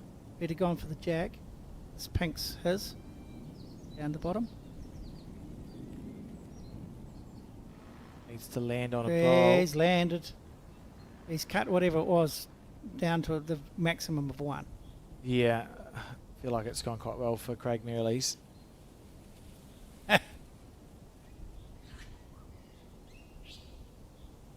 One to the inches, I think. No, yes. Hard to say. Oh, that's nice and certain. It may be that neither of them are going off first. 1 to the inches it is. Yes, Maybe 2. see now, you never believe anything I say. That is a rule. No, just the one. It's just the one there. 11-10 the score. That's all right then. I think I'd gone mad. Oh, you've gone mad, but you were right with the score. And Caitlin's delivered that almost exactly where Jacob was pointing with his foot. And we've got 5 ends to go. 6 ends to go because this is the 10th one. Taking their time, these two teams, and getting these ends ticked off. This event was scheduled to finish at about 20 past 4. And I don't think it's going to finish at 20 past 4 somehow, Keith. I don't think that these things changed dramatically. I did want to bring up, which is something I think we chatted about briefly yesterday, the skill of throwing the jack to the length that you want. Yep. And you just pointed out that she threw the jack directly to the where he was standing, her skip was standing. That's a skill that you said, and I think I'm going to quote you as something that is undervalued and under-practiced. That sounds exactly like something I said. Yes, and it's great to see a job well done, and that's part of the game. Their game plan is put the jack where we want it, not where somebody else wants it. And it's thrown clear miles on it. It's a shot. I do think it's under practiced. If you think about like the New Zealand team, which Caitlin's a part of, she'll practice that regularly. And the problem is, would you rather, as a new bowler, go down to the club and play 4 or 8 bowls up and down and get some shot playing, or would you rather go down with a bucket of jacks and practice with that? The answer is not really the bucket. It's a boring but incredibly important skill to practice. Sometimes you need to do boring things if you want to get better at them. Yeah, well, I couldn't agree more. I think any skill is worth practicing, and one of the hallmarks of the better and great players is that they're prepared to put the hard yards in. And throwing a jack up is not boring if you're going to throw the jack where you want it and win games because of it. What a tremendous... This is not the first time I've said that Claire's played pretty well. And I suspect it won't be the last time I say it either. She has actually bowled tremendously well in this game. Yeah, it's just lovely, isn't it? And we get a little bit of chalk spray. And I'm desperately trying to not sound surprised because I know that she's a class player. But, you know, today is just light years difference, isn't it? It's almost boring, is what it is. Good, In the nicest possible way. something to aim for everyone watching this mere mortal bowlers. You know, actually bowlers can be pretty good. And now, as I say that, the inches, I know they're only 3 bowls into the 8 allocated bowls that they have for this end. The inches are going to need to be extremely careful here because they don't have a bowl past the head yet. They've played 3 shots and they're 2 down.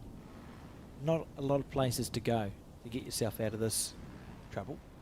Correct. And if you're asking my opinion, and I didn't hear you say what's your opinion, but I suspect you want to know, and I think it's time now to actually run through to the jack or the bowl and take the opportunity of taking it away any big score. I think Jack or bowl. I agree. And it's about backing yourself to be in that target area. Yep. Because you can draw this bowl, and if you're short again, you block yourself off, and now you're in big trouble. Behind's good. He's done well. Oh, that's just as good. That's That's incredible, really. outstanding. Yeah, take a bow, Jacob. That's amazing. Hasn't got rid of the entire danger. No, but it feels less like they're going to drop a 5 out of nowhere now. That's it. Yes, unless the bowl's played Because of the aggressively. short bowls in front, right? It's going to actually be hard to find a way to remove Jacob's bowl without there being jack movement, which is good for the inches. Therefore, it becomes likely that the jack will be more in the open. So, Caitlin or Jacob, if he's on the last 2 bowls, would in theory have 4 or 5 feet to draw second or third shot. Should the Hendra and Mirrlees If you combination had- hold something? If you had a really good, high quality drive, forget that. That's exactly where you'd need to. On the forehand, you go straight through there. Could have taken it clean off, but now that's not even an option. But on the backhand, you could get it clean. Yep. Because that bowl now stops you getting the jack. Yeah, it actually makes it safer, so it can be chipped off. Yes. But I still feel like it's a good bowl from Jacob. Yeah, absolutely. Clear, I expect Clear will look to build the head. So the Hendra and Mirrlees, you cross over one down with a lonely red stickered bowl. I expect they'll be thinking, right, we'll try and build the head a little bit with Clear's 2 bowls, and Craig can play some shot play with either his penultimate or his final bowl. Whatever he feels, yeah. We should have a chance here to score a number. I'd be amazed if the next 2 or 3 bowls aren't past the head. I didn't say that because I saw a throw it at 400 miles an hour. I just... it's not past anyway. So that second shot, which is of note, That's a massive advantage now. it changes the risk and reward. There's almost merit if Clear was on her backhand trying to promote Craig's 2 bowls up into the head. A couple of metres over. To get a second, and if she follows 3 seconds. That's the only way you can add more than 1 second shot. Yes. It looks like a reasonable weight. Just draw around it to add another. If she's got the weight right, Going to get second. She's a little... Oh, that's even better though, isn't it? If you seeing how much that swung, you can get the blue clean as a whistle now, without excessive weight. it's really interesting they're building up a lot of bowls, touching bowls, 6 bowls all touching. A metre short on this end. Now, in the interests of forward thinking, could you see any merit now getting rid of the left-hand red?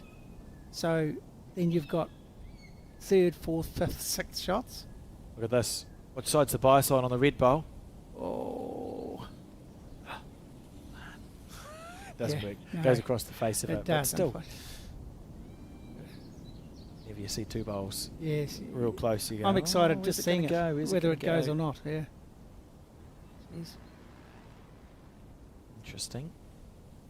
I think a back bowl is probably what they both require, and this is where this is going supposedly. So we decided. Nope. What did we decide? Who's holding the shot there? It's 1 to Clear, isn't it? It is So is Caitlin on the backhand then, just looking to clearly. replace the pink bowl? For the inch puns. Yeah, well, when you stole them off me earlier, I gave up with them. Segued across. Uh, Meet just a metre over on the backhand. ooh, didn't see She that. pointed at the plant. That's Craig's bowl. I like it. So this is the benefit of being able to see the angles from the player's end. Mm. That must do something cool. We know there's a lot of bowls touching, so he's going to wind up here and just watch the bowls in collision because We also know that he's got a big drive. it's going to so be quick here. Watch, yeah. watch the bowls. If he reaches, it's What? big. He's going for the pink. Going for the pink, and he's close. Pink or jack? Oh! Well, that surprised me. Try. I did see, Do you think Caitlin may have just tried to lead us astray? Because she was keen on going to plant. in my defence and in your defence, she literally pointed at the 2 bowls and waved her arms around. I thought that meant that Jake would be And you're flapping like that, you're thinking it's a heavy shot. hitting Yeah. them pretty hard. Yep. But not to be.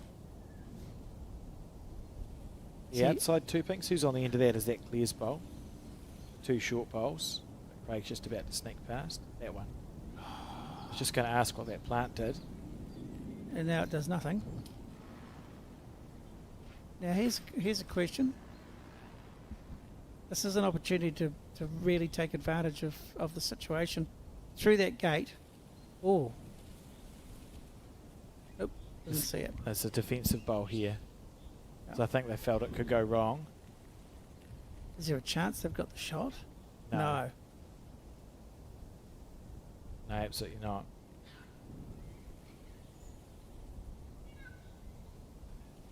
There's a, Oh. yeah, I think Jacob's they'll be pleased. That bowl that's to the left of the jack as we see it, it must beat the bowl at 12 o'clock. Otherwise, there'd be a chance to cannon clear on to the second shot bowl for 4. And there's an opportunity that you back your skip to do. Oh, Craig would play it if it's on, so that must mean therefore that Jacob's bowl is in before the short one. So it's only cutting it out. it's only a bowl that's worth a 2 or a 3, and then the risk and reward, it's not worth the risk, is it? Which is why he's just going to try and draw a bonus here, I reckon. But isn't that got some risk as well? Yeah, well, not from that direction. It wouldn't be worth the risk if it was only a 2 or a 3, whereas if it was worth 4, which is what it looks like on the cameras, but it can't be, you'd play through. That's one pink. Clear's bowl, and 1 pink it is, so locked again, 11 shots apiece as we start end 11 here on this final day of the Stu Buttar Burnside years. Sponsored by Bayleys. 11. Yes, we must always be thankful for our sponsors. Burnside do a great job in looking after their sponsors as well for this event and other events. Go to New World. All your shopping needs, Keith. That's Elam, isn't it? That It's district. a very unusually named suburb in Christchurch, yeah. Well, 11 all after 10. Considering before the first end, we were talking about it being a close final. I think we've semi-achieved that because these two teams have been very evenly matched and Absolutely. treated us to an amazing game of bowls. Yeah. I think the highlights package will be fairly difficult to stop after 15 minutes. Well, we watched the highlights package after 4 ends, and it felt like they went for about 20 minutes. Exactly. And we've now played 11 or 10. Run of scoring's been interesting-ish. No one's had more than 2 ends in a row, which has been achieved twice by the Inches. They've gone 2 in a row twice, the first and second end, and then end 8 and end 9. Other than that, it's been pretty much back and forward, and that's an indication of how evenly matched this game has been. Andy again.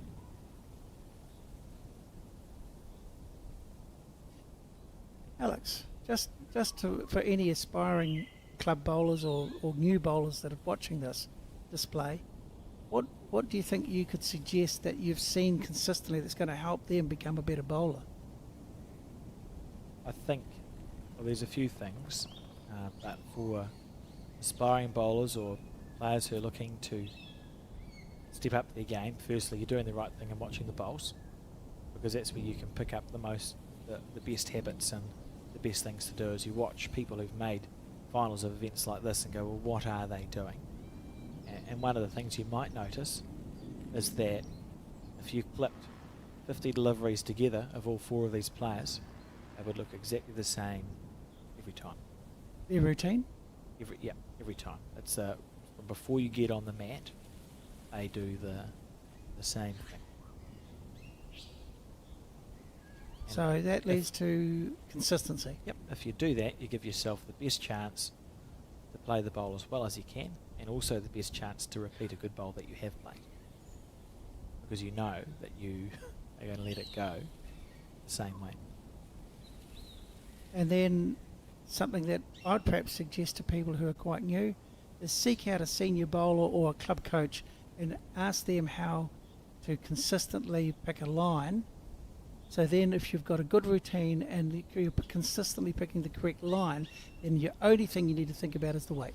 Yeah, absolutely. And there's we've got well over in excess of 400 certified Bowls New Zealand coaches in New Zealand, Foundation, Development and Performance Coach are the 3 levels of coaches in New Zealand, so there's sure to be one near you. There's one sitting there watching.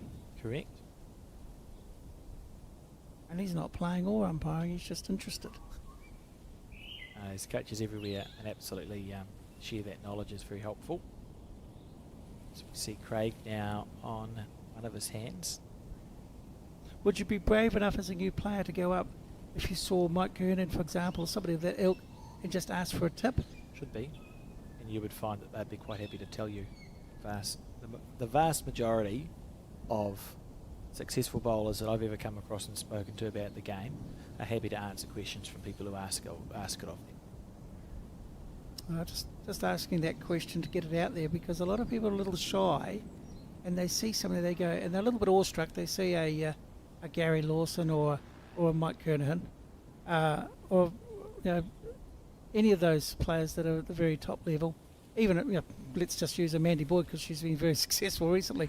I'm pretty sure, as long as they weren't about to play a bowl themselves, they'd be more than happy to help out. Yeah, and you'll find they actually take it as a compliment. Yes. We see again Craig on the back end. A good opportunity too is after the game that you play someone, and bowlers generally will sit at the same table, have a drink or something to eat afterwards. If you've been well beaten by someone who you think's gone, oh, that's interesting. That's interesting from Craig. That's a mistake there. Narrow and heavy. Pop the jack back out into the open. He'll be gutted with that bowl. Yes, it didn't go well.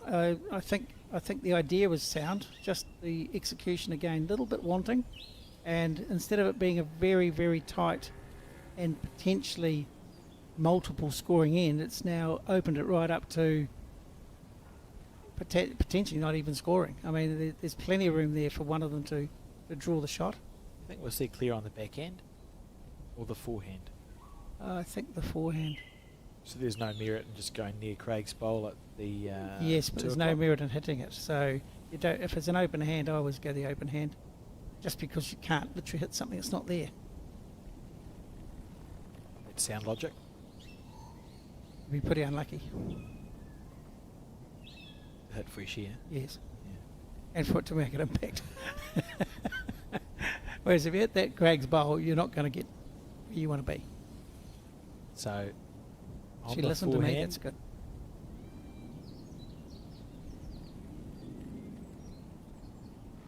Slightly narrow, I think. lucky the jack's been moved off centre. We are very pleased with that. Well done, team. Still might be 2. It was pretty close to being a good... Yeah, it's 2.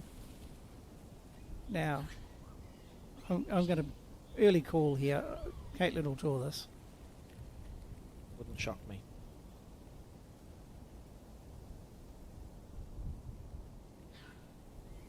Before people ring up and start asking why, how do we know that sort of thing, we didn't because she missed. Lovely line. So now it's about making a correction. Yes. And meanwhile, Claire with a small correction of her own to make. Best bowl that she can play now is leave it in the line about 1 metre short. Because otherwise, if she drags the jack, it's going to the reds. It needs to be really wide and just have perfect weight. If she's got the weight right, this is an absolute peach of a bowl. Absolutely. And even if she hasn't, it's going to be handy. Oh, that's such a nice green. That's just put it right in the eye, and that's exactly what she... And maybe another half a metre closer would have been perfect. But that's still really awkward. She's got to choose to go under that and try to get a bare jack, or she's got to go round it and try to draw the shot itself. I think she'll try to draw the shot itself. What do you think? I think the shot makes sense.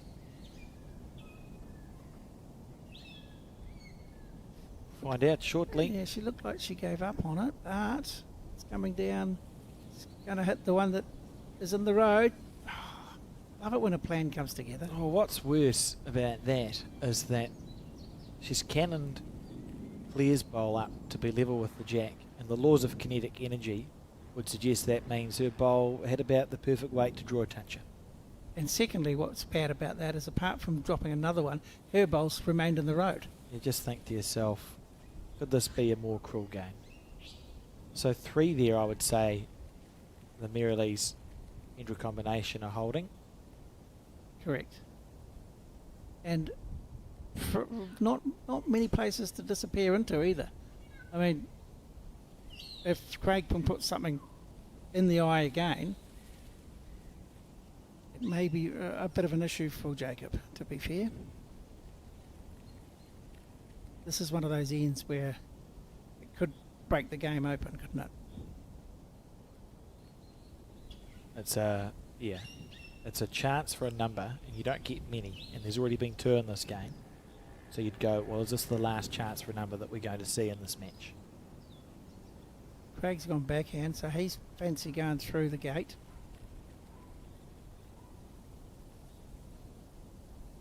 Oh.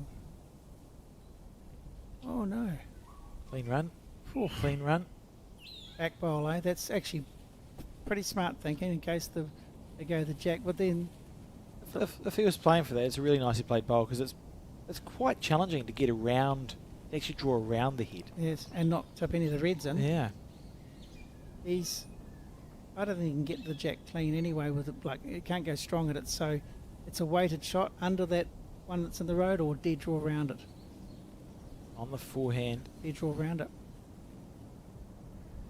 And we know on these Burnside greens that bowls turn. So he's given it space to breathe. If he's got the weight, it's going to turn back into the head. If he's got the weight. Agonisingly short there. And I've got some more bad news. That fact that it sat down has sort of meant that he can't even hit them in because it's not lined up. The only option he's got now, being 3 down, if and Craig could make it 4, is quite simply go the bare jack. But he's got to go around the front one and then hope it swings back through the jack. It's one of the hardest shots and bowls to play. And you're under pressure. So Craig looking to... Go the back again, I think. Yeah. It's not really done anything. Not made it worse. No. And you're still holding 2.5, I would say. Yeah, I hope I he club turned shirt on. He turned away from that. Gee, he doesn't waste Quick any into time. work. What does that mean?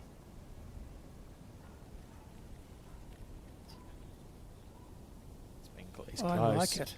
He's close. This is Oh, come on. unbelievable. Oh, and it's going to sit down for 1. What an outstanding bowl from Jacob Inch. You won't see better than that, folks. You won't see better than that. And they're measuring it after we've called it. Oh, there's been some bombs this game, but that has to be right up there near the top, Keith, in the context of the game, when Yes. we're 11 all after 10. And it's one to Jacob. Absolutely, it's 1. You can see the gap. Oh, you're willing it, aren't No, you? you can see the gap. You've called it and you don't want to be wrong. That's your question. Well, there's a gap there. No, that's touching. There was a gap before. It's Okay. 1 to Jacob. Sure. I know these Yes, things. it is. Wow. Yeah, shouldn't doubt me. So 12-11 the score as we start. End 12 here. The anti-penultimate end in this game. Look at this. Look at this. That's really good. Not to pour negativity on it, but it's been like that the whole game. I'm not even surprised anymore that the quality of that bowl under the pressure he was under, unbelievable. And I'm not even sure that he's a representative player or anything like that. He's just phenomenal, and him and his sister combined so well. Well, Caitlin's been a mainstay of the New Zealand team. And she's, yeah. I'm just going to leave that thought hanging there, though. Clearly a very good New Zealand bowling family. And Jacob going from strength to strength as far as I can see. It's nice to have that depth as well. We see on our broadcast all the time different players playing the game and playing it well. Such a good bowl. Yeah, any other day I might have been a bit shocked, but I mean, I've just watched and witnessed so many great bowls, not just good, not clever, not average, not anything like just amazing bowls, that I'm just about worn out. It's the sort of shot you dream about, to be honest. You're under big pressure, big money tournament, to be able to draw such a good shot. Just and I think, to be fair, we did call that was the option he had, Yeah. but Did you deep down expect him to do it? I was excited to see if he could. I was, Yeah. to be fair, I half asked you, I was surprised. Oh, what a bowl. Great shot. I was surprised that Jacob was so quickly into his work. And I was halfway through asking because it means one of two things. Sometimes it means a player's under pressure and they're feeling the pressure and they've just got the bowl away. That doesn't usually a good bowl make. Doesn't bode well, does it? Other times, as we see, Jacob's destroyed his chalk. Other times it means a player's feeling it, and obviously it meant that Jacob just knew exactly what he had to do and was confident that he was just going to get the bowl away like that. Is there any merit in suggesting that his first bowl that was perfect line but ended up being shy just gave him the confidence that he just played the same line with another metre of weight? And that's exactly what he knew he had to do. So because his first one was not a million miles away, he just had to adjust one thing slightly and he was away laughing. And as we now know, history, drawing that shot has probably kept them in the game, if not set them up to do even potentially better than that. So Great bowl. As we continue on the backhand.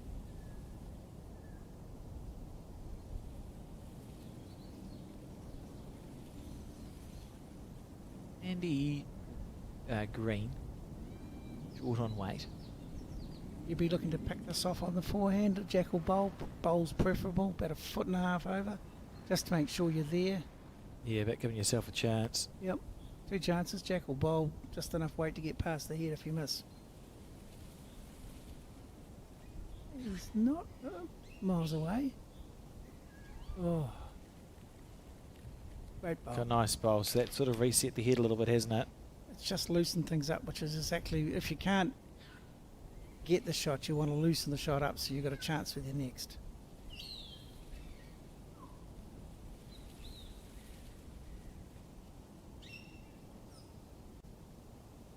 Oh, that was interesting. It took a different green, didn't it? Died out in the rough a little bit. It is a very short end, and on a shorter end you don't need to take as much green. So perhaps just an indication there. It's just the physics of it. And sometimes you think, well, I've been taking a lot of green on that hand, but short end, you throw it out in the rough, sometimes it's not going to come back. Yep. And if you exact weight, which he was, it's got no chance of getting through and back across. Correct. This one, he's got plenty to play for. He's got jack, he's got bowl. If he's passed, he's got a position. And that's fancy. Yep. But still rather miss there than being short and wide. Yeah, one of the beauties of having this short end is that your bowl's likely going to stay up on the paddock if you're playing a probing bowl, whereas if the jack's on the 2 metre mark and you do that, you're in the ditch and your bowl's dead. Or it goes out of bounds if you're really narrow. But once again, there's plenty to think about, plenty to skite about through the quality of bowls that are coming up. And forgetting about the last end, which was exceptional with that last bowl, but nothing here has disappointed us. There hasn't really been, I think there's been one that you'd call a loose end. That's fair. Yeah, it's just a proper final, really. As we see Caitlin on the forehand, not falling into the same trap as her brother. And if it keeps running, she'll be in for 2. Yeah, that's a nicely played bowl. Some merit here to being more aggressive rather than less if Claire feels so inclined. I'm going to call it early and say that that's what she's going to do. And the reason I say that is she got Craig to play positively. I think she was intending that, but she's got a little bit narrow. Could get lucky. No. Could get unlucky. Yes. Did. And it's made the shelf smaller as well. Yeah. Only positive being probably to get rid of the 2 reds if you drive that bowl. Just the way it's sitting now. His foot's the right spot, isn't it? Yeah, for sure. And if you're lucky enough to tuck it in, even better.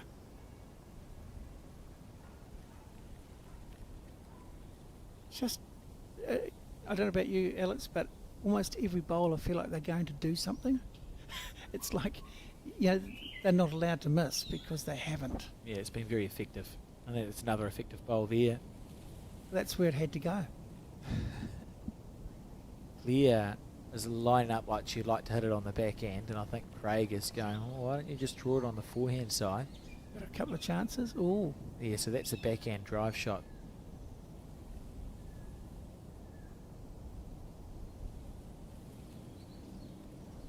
not sure it's warranted. There's plenty of room.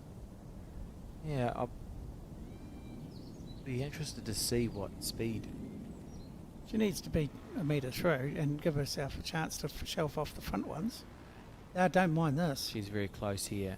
Craig. Oh, it got out and didn't come back. That's a gust of wind. That was a gust of wind. That's the first look at that. That's Well, a gust he of wind that's knew got that. it would happen.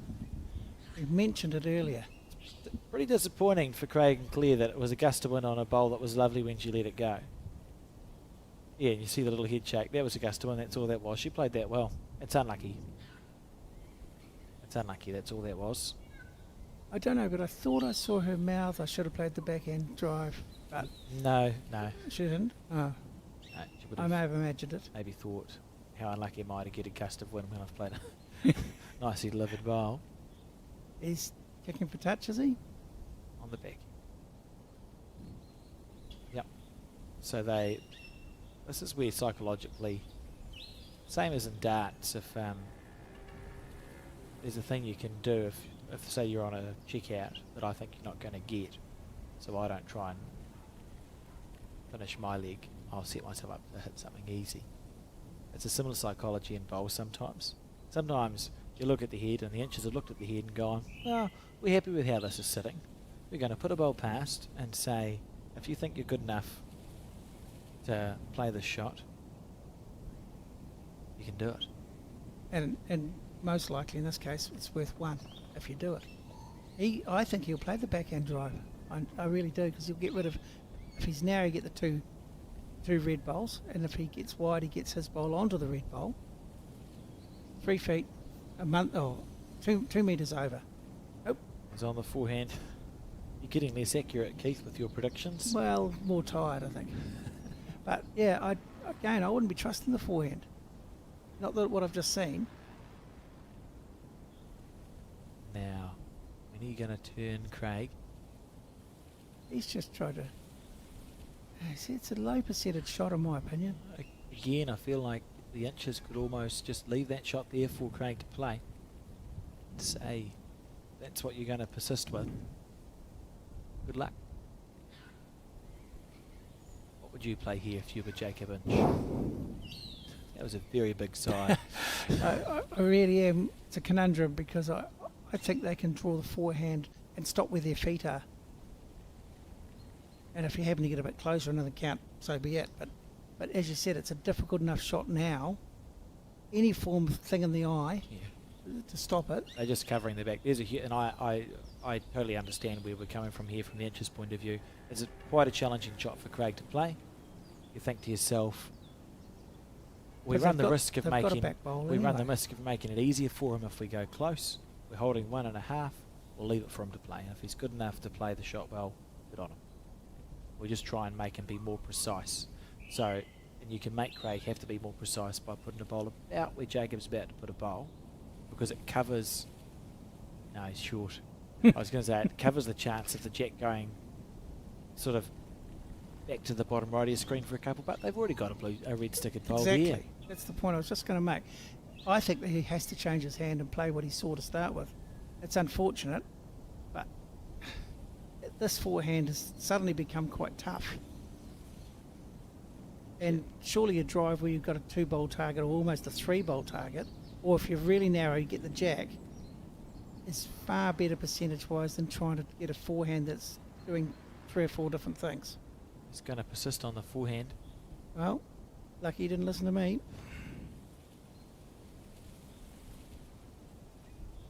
He looks pretty pleased with himself. Maybe he knows he's going to draw. He's got it away nicely again. The question is, when is it going to turn? Well, the weight is the key, isn't it? When is it going to turn? Oh, it's a lovely. If it's such a hard bowl to play, he's given that a great try. His weight's nice for the trail. Opted not to play the backhand drive, and it's going to be a 1, maybe a 2 here to the Inches on the 12th end.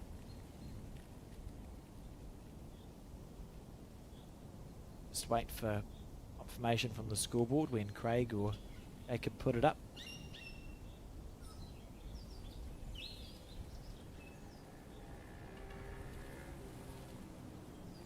So it was a 2 there, 14-11 the score, and we're on the 13th end now, 3 to go, including this one.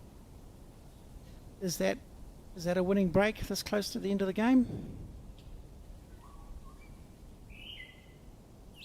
No, I don't think it is. I don't think it is. I think we're going to have a game that's winnable on the last end by either team here. I just don't get the vibe that we're going to have one team be 9 in front by the time we get to end 15. It'll probably be no more than a 5-shot differential by the time we go into end 15. So what I'm hearing is that you're picking Craig and Claire. It's not what I said. Yeah, but that's what I'd like to have heard. It's not what I said, but I think that there will be a chance. I think Craig and Claire will score on this end because they've got last bowl. I think that the Inches will score on the next end because they'll have last bowl, and then Craig will have a chance to win the game with his last bowl on the last end. And I think he's going to need a 3 or a 4 to do it. I sort of look at it from the point of view that if the Inches score one more time in the next 3 ends, they will win the game. Because there's really been, apart from that 2 occasions where there's been big scores, it's been very tight otherwise. Yeah, I agree with you. I think, and note it down so that we're completely wrong. I think we're going to get to the last end. Craig will have last bowl, and he'll have to find a shot for a 3 or a 4 to either draw the game or win it. And I think the Inches are playing too conventionally and consistently for bowls not to be mixed up. Yeah. So there won't be a 3 or 4 available. Yeah, which is a big chance based on the way the game's gone. Been a great game of bowls, and who knows what might happen.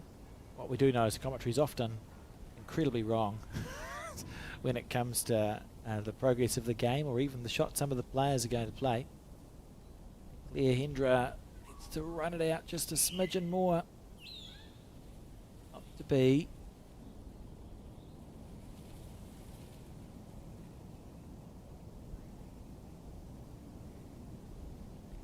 Chat between the two.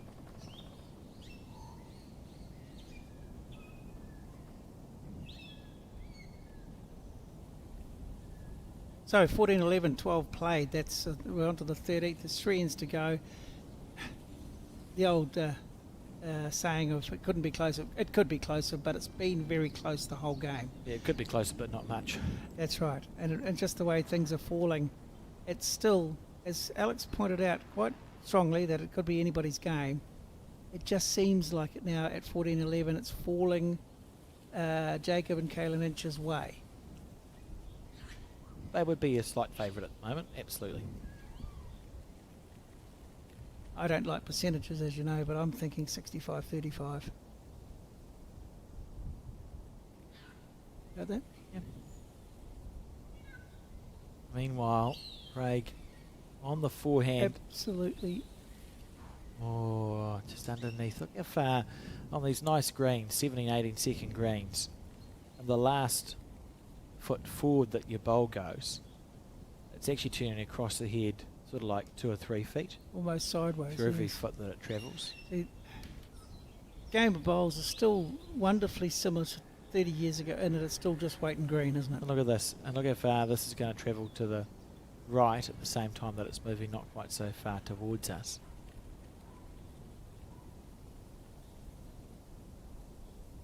Still fascinated and impressed by the grouping that these 4 people have been able to consistently do. It's just it's 2 things. It's a testament to their ability. It's also a testament to the quality of the greens. Yep. And they've got 3 beautiful greens at the Burnside Bowling Club. Jamie Ferris manages them. The coverage is amazing on all 3. The speed's beautiful. No excuses. If you can't get a bowl to bounce back from the ditch, when it runs towards the ditch board, you can get your bowl to draw right to the point. It's everything that you would want in a bowling green here at Burnside. Outstanding as Craig is underneath it again. Was never quite wide enough there, and he would have known the moment he let it go that he was under the line. Well, you want to couple the greens up with the wonderful amenities and clubhouse It's just a spectacular place to go and enjoy yourselves, whether it be playing or watching bowls, whether it be having a quiet drink with friends and having a bit of a social time. Just a wonderful opportunity to go and do some social stuff and relax and enjoy your life. Oh yeah, absolutely. And the Burnside Bowling Club are no stranger to big events. They've been running this event since 2005 or 6, I think. They've hosted the World Championships in 2008 and 2016. They hosted the Asia Pacific Championships. They've hosted more national championships than I can count. That's only in the last 25 years. Wonderful, wonderful club. As Caitlin Inch a toucher, but still ducking underneath. I think the wind's getting up is what this is telling me, and it's blown from the right to the left as we see it on screen. The bowls are starting just to finish a bit more sharply, a little bit like what we saw yesterday, Keith. Yeah, except there's no evidence of it. That's my issue with that. There doesn't seem to be anything blowing. It could be that the green has quickened up. Yeah, true. That's true. It's baked in the sun. It's the 11th day of bowls on this green out of 12. Yep. So it's certainly not going to be running slower than what it was at the start. And look at this bowl. If Claire's got the weight right here, it's She has. absolute bomb. Oh, amazing. Good shot. And a little backhand trundler. Maybe. Oh, I take it back because Jacob said that they're holding one. So that's, I rescind my previous statement. And Jacob's going to just draw on the backhand.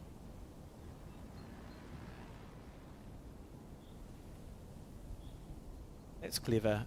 So Caitlin was asking a question there just to make sure that if she was narrow with draw weight that she's not going to cannon or plant Claire's bowl in for the shot. She would have been asking the distance between those two bowls that are close together. I think it's also a risk because she needs the weight to get past them to get onto her bowls. Yeah, so she would have asked if there's a gap, and she'll be satisfied that the gap's big enough that she'd be unlucky to She's gone put it up. wide. And ultimately doesn't matter because she's just snuck a bowl past. Tell you what, with that weight, if she had just hit that front bowl, that pink's going straight through. That would have been the perfect weight for that shot. Well, it looks at this angle like the pink goes straight through to the red stickered bowl, yes. Yes. And with the 2 metres over that she was, that would have been the perfect weight for that player. So no wonder she was wide because she didn't want to be narrow. with Yeah, that weight. identified the hazard. Yep. And this is it where my fault in bowls is I'd be looking at the plant to try and cannon the red stickered bowl out. But in reality, Claire should just be playing the backhand to rest out the forehand to rest out the red stickered bowl. Land her bowl. So much easier, isn't shelf it? pass for 2, or come past it clean and get the red bowl. It'd be easy to fall on the track going, oh, that would look cool if you played onto that one. But Claire will just be on the forehand here. Do you think there's merit in trying to draw right round her shot bowl? Or what we now think is second shot?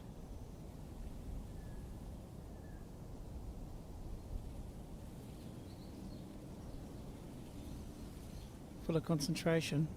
Tell you what, you said earlier, and I totally agree, that there is no difference from the first bowl they played to now about their routine. The bowl's in the same position of the hand. A rush of blood, I think that was called, but reality, it's the same routine every time. Yeah. There's consistency. You'll see that with all 4 players. It's the biggest takeaway you could give to a new bowler or a bowler looking to go, well, how can I make my bowls get better? If you can repeat your routine every time, great place to start. One of the tricks you can do actually, Keith, is go, I know what the start of my routine looks like. It may be that you pick up a water bottle or put down a water bottle, or that you tap your foot once or something, and you go, right, that's the start of my pre-shot routine, and I know that that's how I start whatever it is that I'm doing, and it can be a way to trigger yourself sort of back into a game.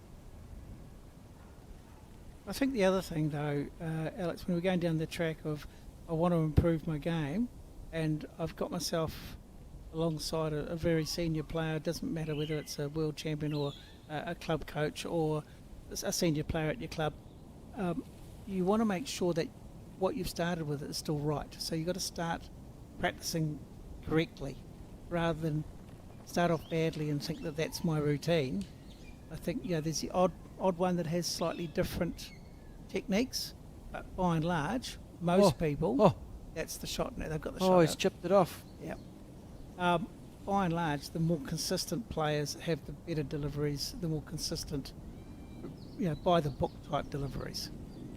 And if you're talking to a club coach or a senior player, knowing that you're starting off in the right way is going to be a big help at the other end, because you don't have to correct a fault by correcting another fault. I'm just going to take us back here because we're going to see in a very attacking bowl here from Jacob Inch. He's got a look in his eyes.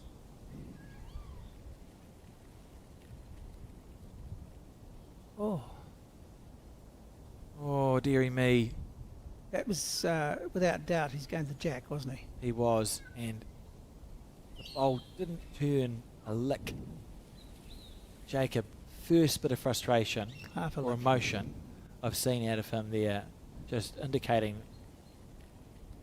he's a bit irked at missing that one, and I can understand why. We're on the 13th end. Real chance. This is good. Oh, it's goodish. Needs it to hold on. Didn't It to hold on. If it sits down, it's out of the count. Yeah, it's a bit unlucky there from Craig Merrilees, but he did enough to chip the bowl out. So it's going to be 1 to Merrilees and Hendra, which means the score 12-14 as we start the penultimate end here. Goodness, look at this. Just enough. He hit the target. And look at Jacob in the background. First bit of animation that we've seen. And I think there's a little bit of emotion is a healthy thing, because I think he knew that he played the right type of shot. He just executed it fractionally wrong. Now, the reality is that another day it may have turned enough for him, or he would have got a slide off the outside one that he just missed, and things could have been better and different. But when the pressure's on, and when we're getting down to literally the business end of a huge tournament, and you've got your one hand on the trophy, you really don't want for it to be wiped away by somebody else who got a quarter of a bowl and got the shot out of it. You know what I mean? An eighth of a bowl. 7.5% of a bowl. It's a clear front of or delivered. They say cast in the UK. Oh. Cast a jack. Oh, yeah. Don't like it. Delivered a very short jack. What, do you think it would be on purpose? Do they deliver for fish? Yeah, maybe they cast a jack and deliver for fish. Who knows? The UK is an unusual place sometimes. Yeah, they cast a jack. We'll have to talk to Anthony about that when he gets back. Anyway, back to the bowls on this the unusually short end, and that was my question. Is this on purpose? Why would you play this? Is there a reason why you would play this on purpose if you're Merrilees and Hendra and you're chasing the game, or is it just a slip from Hendra? It's a hard one, because remember last time they got themselves into trouble and couldn't get themselves out of trouble with this exact same end. They got wide, Chris got wide, then he had 2 goes at drawing and went past. Don't think this is their favourite end, or length of end, so maybe it's a mistake. As we'll never know, but it's always a question when the jack is sort of at a dramatic length. You go, wonder why that was done. Sometimes it's as simple as I slipped. I slipped and the jack didn't make it. I think she thinks to herself, maybe I slipped, because that's not her best leading of the day.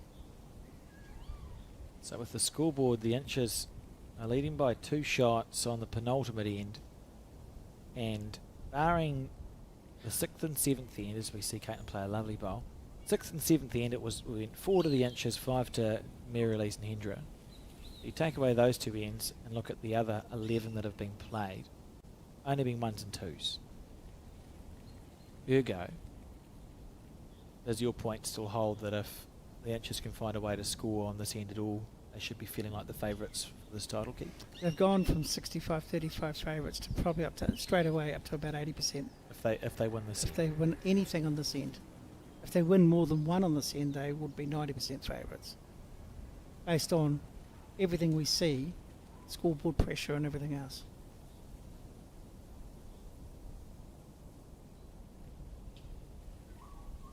On the back end. Needs it to hold. Oh, he's got good weight.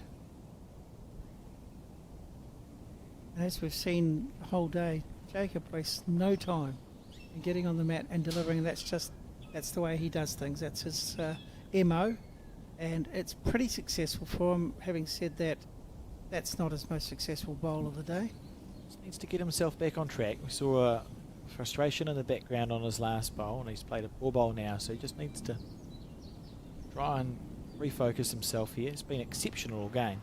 He played, I think, the bowl of the game in my mind 4 or 5 ends ago, when he was 3-4 down to the Hendra Merrilies combination and literally drew the shot 8 inches away from the jack on his forehand around a crowd of bowls. So he's been real good. He just needs to settle himself in. He's only got 1.5 ends to go. Could it be that he's briefly thought, oh, this would be nice to win? Lost his focus or got a bit excited, perhaps. The other thing he can go back to is that very first hand when he chipped the bowl clean out of the head for 2. You can see literally, what, 1/8 of an inch of the bowl. Oh, it's just been he's been amazing. And So, you remember the good things and forget about Yep. the misses. Because it's the bowl in his hand is the only important one.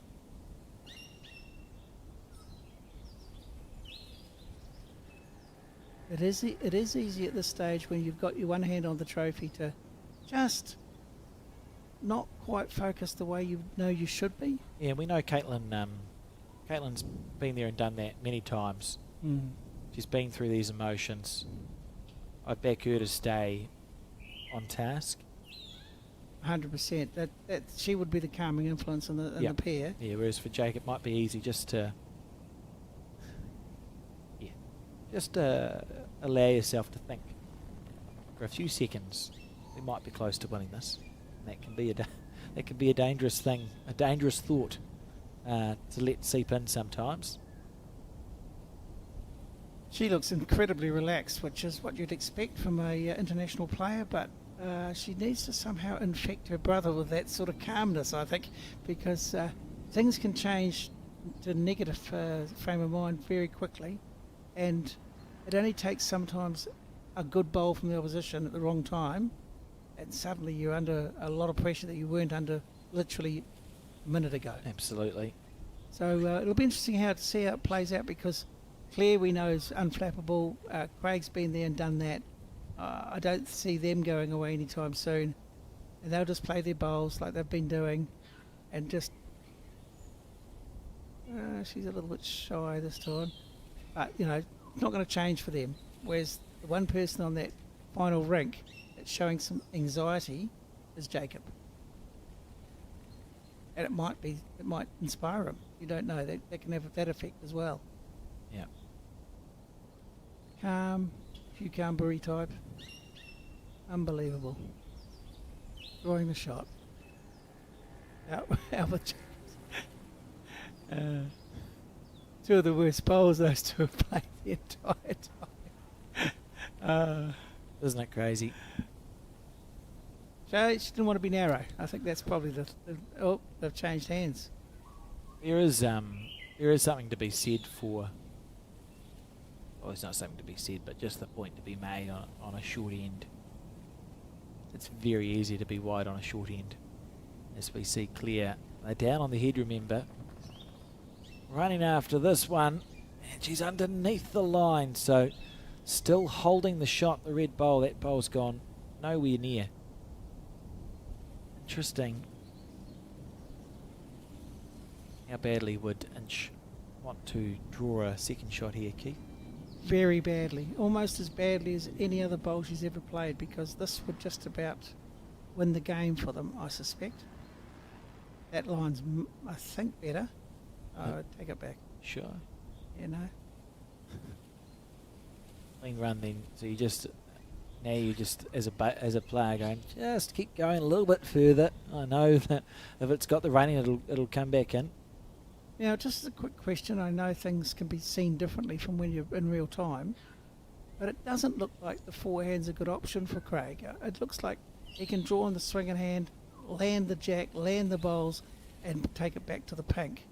On this hand, he's got virtually nothing. It's a fairly straight hand with weight anyway, as we know. He's got nothing to hit, and if he hits, he's hitting their bowl straight onto the jack, which is not going to help them. So it's got to be the backhand, surely. You would think so. But Nope. Craig's played different shots and played them well this game, so there's no reason to think he might not do it again. Certainly is good at executing the shot he sees. And he's very close here at executing the shot that he sees. Square and follow. Wow, blow me down. That was almost incredible. Well, I still think that was about as good as you could have done. I would argue it's the best he could have played that bowl. Exactly. Well, not even an argument here. I would say, with confidence, that's I'd the be best he could have agreeing played with that bowl. Yes. Clear just indicated they're one down. But that's too much room to leave for Craig Merrilees.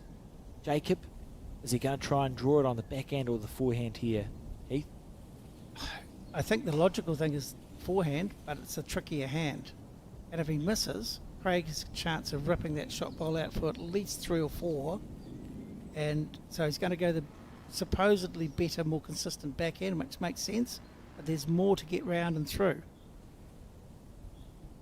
If he clears that, he's close. Okay, he has to be half a chance here. The ball's going to shift a lot at the end of its track. Oh, but the jack was in front of it. He had perfect green. Is there anything interesting for Craig? Can he try and cannon the red bowl out? His bowl onto the red bowl, that leaves 3 or even 4. Remembering there's a bowl to come from Jacob, so the question is it worth it? It is, because if he can put the scoreboard pressure on sitting with 1, then suddenly you've got nothing. In fact, you're 3 and 4 down. So just, I wonder what that conversation is. Deep breaths, deep breaths. Somebody get a mic in there somehow. Can we read their lips? No. He's like, oh, I don't know. So as it sits, the red bowl to the left of your screen is the shot. And then we think that all the other blue stickered or the blue bowls are the rest. So you would be asking, if you were clear, you'd say to Craig, try and cannon off that red stickered bowl. Doesn't matter if you stay, doesn't, because you're still going to have 3 or 4 or 5, and then the pressure is on Jacob to draw the shot either hand again. Quite a long committee meeting going on here. You can see straight at it on the forehand. That blue bowl dead square onto the red bowl, and happy days. Yeah, across the head. So you can see the red bowl's holding. So you play across the head to the left of your screen, onto Craig's bowl that sits at 2 o'clock to the jack, which takes the red bowl out. You sit with 4 and go. Good luck. You're under pressure now, Jacob. See what you can find. That's it. That's exactly it. And this is a chance to literally win the game. Not because it's the last end, but because psychologically, this is going to change the entire way Jacob sees this end and the game, or he's going to go on to win the game because he's scored on this end. In fact, I go as far as to say if he doesn't take that red bowl out, Jacob will probably be good enough to draw a second, and it'll be happy days. So we're seeing him play the forehand. I hope he's aggressive. This is such an opportunity. No, I think we're going to find he'll just be trying to draw a shot here. Ah, devastated.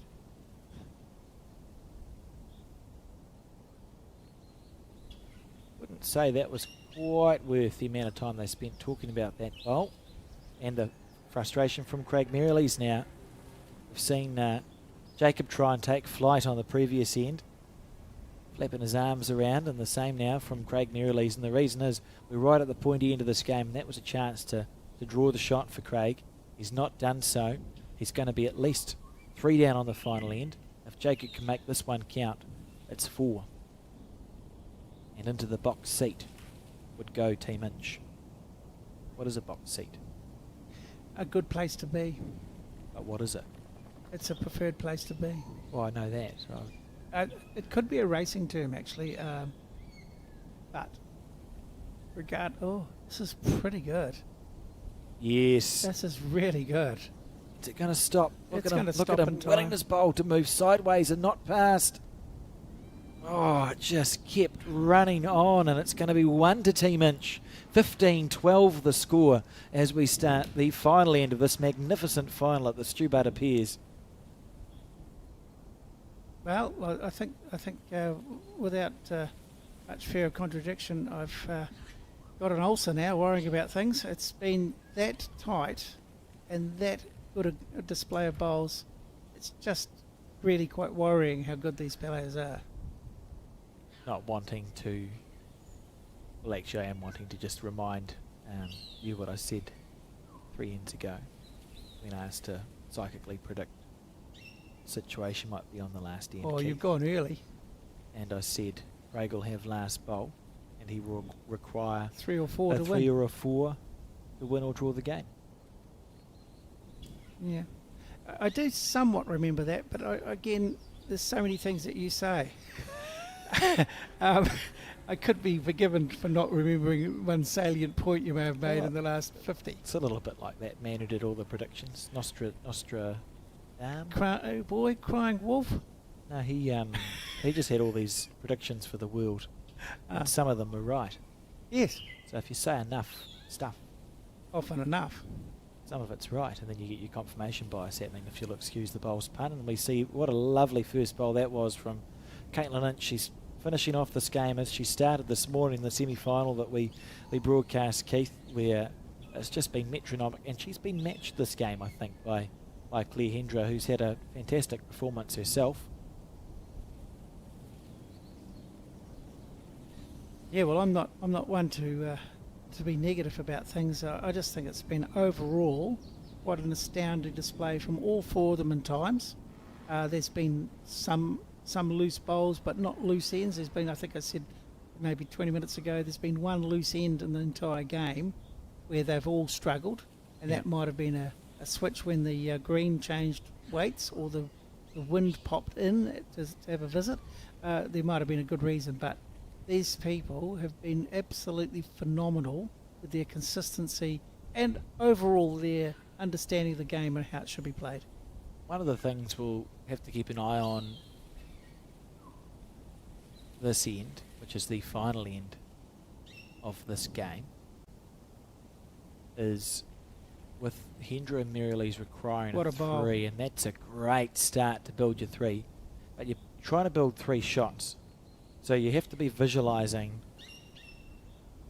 where can 3 bowls fit in between the opposition's closest bowl, or 2 bowls. Where can 2 bowls fit in the opposition's closest bowl on the jack? You look at this head, and Claire's played an outstanding toucher. If they get a 3, is it going to be there? Probably not. Probably not. You're probably not going to find a 3 where the jack's sitting now. Oh, the only way that a 3 occurs where it is now is if there's a couple of poor weighted shots played, because there will be weight looking to shift it away from there. Yeah. I mean, they may try and build...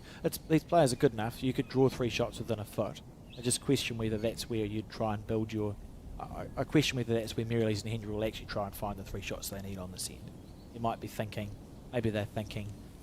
Get Craig to miss past with the 2 bowls and Claire can trail the jack to Or him. move that bowl around, maybe. Yeah.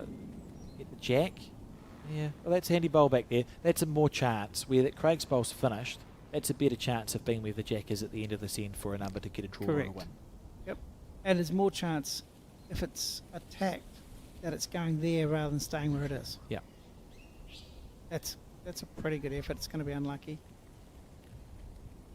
Oh, it's gone well though, hasn't it? Because where it's sat is essentially a catcher for the jack. It's exactly where Craig needed to go with his previous and this bowl. So, I mean, if he can get round in there, now that it's not touching, happy days. I mean, you're building a head that is going to favour you. And at some point, you've got to hold 3. And the good thing about things with Craig is that he's got last bowl. So once Jacob has either drawn or attacked his last bowl, see, again, a little bit stiff that didn't finish closer to the back of the jack. But so far, look at the. There's Deep breaths, Keith. We're on the last end. 6 ends, 6 bowls that are just very, very handy Just a bowls. Slow breath in and then let it out. What do you think Caitlin's going to play here? Staying on the forehand? No reason to change. They haven't got the shot. She draws one onto the shot bowl, but sits for second shot. That's pretty much game over, isn't it? I concur.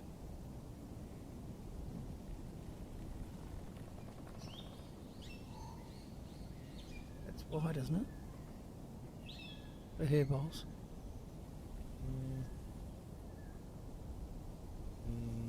More heavy than wide because it's come back to the it has centre to. line. Yeah. Interesting. They're doing a good job here, the Inches, of just scattering bowls around. I think we also said that a little while ago, that eventually when you get to this situation, the Inches will be too good at covering and matching bowls. Yeah. There won't be a 3 for them to have. Right, here we go. This is a good bowl from Claire. Good shot. She's holding one. It's not bad. You know, you're holding one shot there. They still have to have an eye on where we're going to find a 3. It's not worse Yeah. because now they've got a little bit more room to get a second in there. And once you've got 2, in last bowl, you're an outside chance of getting 3. I think it's too early to say there's a 4 anywhere there, but they've got the makings of a 2 or 3. Yeah, and it's certainly a 3 that you'll be chasing. Yeah. Try and force an extra end. I think realistically that's what you'll be chasing. A 4 feels unlikely at this stage. She up? Yep. Oh, this is good. Little feather off that one. Oh. Oh, found a clean run. But handy spot. Well, we're starting to run out of bullets if you're Craig and Claire, but I mean, where there's life, there's hope. All they have to do is to draw through that gate to that back red for 2, and We mustn't forget that there's an option to kill and start again as well. and again, if you get to that point, then yes. But Craig hasn't really shown a propensity to do that. He hasn't really been aggressive, has he? No, sorry, I was absorbed in watching the cameras. So that discussion will be, you need a second one. Yes, in conclusion, absolutely, because I think it still feels like there's half a chance to find a 3 here. Oh, yeah. If she can get a second one here, the 3's definitely on.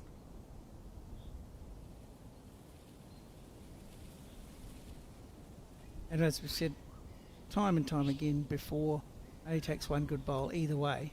It can change how everything looks. Attacking. Needs it to hold.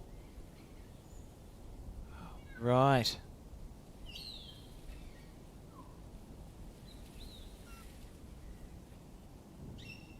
That's an interesting decision.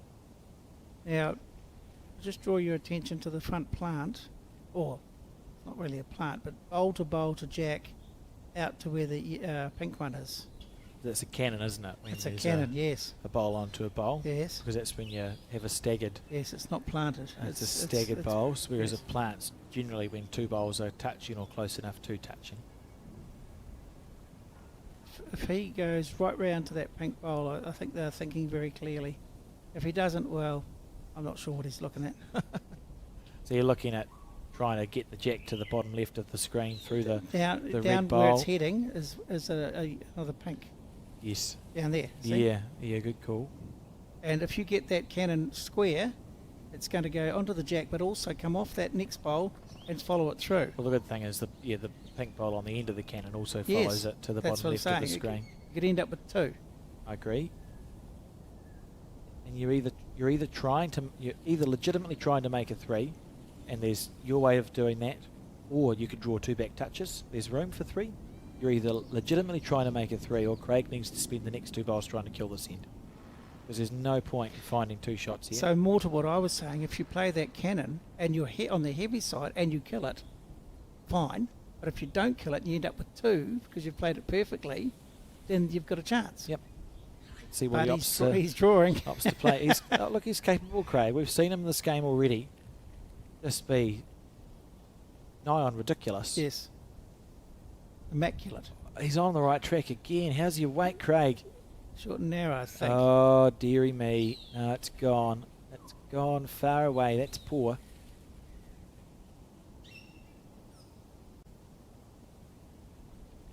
Thoughts, Keith?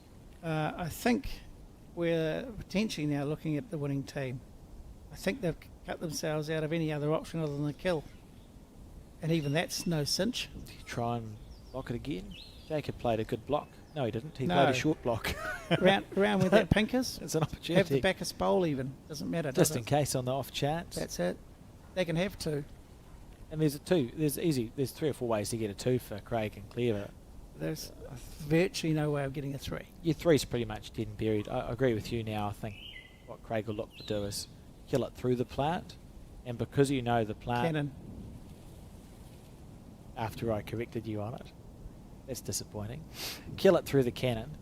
And because you know cannoning the short red bowl onto the pink bowl is getting your pink bowl down and your collision bowl's coming down, maybe you might miracle a 3. If you hit it hard enough and the jack doesn't go out of bounds, there might be a weird 3 there if you hit that bowl that Craig's pointing at. So he'll be driving that red bowl as hard as he can. As square as he can. Yep. And hoping for... Yep, the one at 12 o'clock. He knows that he's got 2 or 3 of his own bowls following the jack into the ditch. If the stars align correctly, maybe there's a 3 when the dust settles. Here we go. Potentially the last bowl. It almost seems a shame it's come down to that, because I've thoroughly enjoyed this entire game and the whole event, and this game actually does justice to the strength of and the prestigious nature of this entire event. I've thoroughly enjoyed, and thank you very much for having me over the last couple of days. Oh, you're very welcome. And he's missed, and it is congratulations to the team of Caitlin Inch and Jacob Inch, crowned the champions in 2026, which is the year that it is at the moment, for the Stu Buttar pairs. Look at that.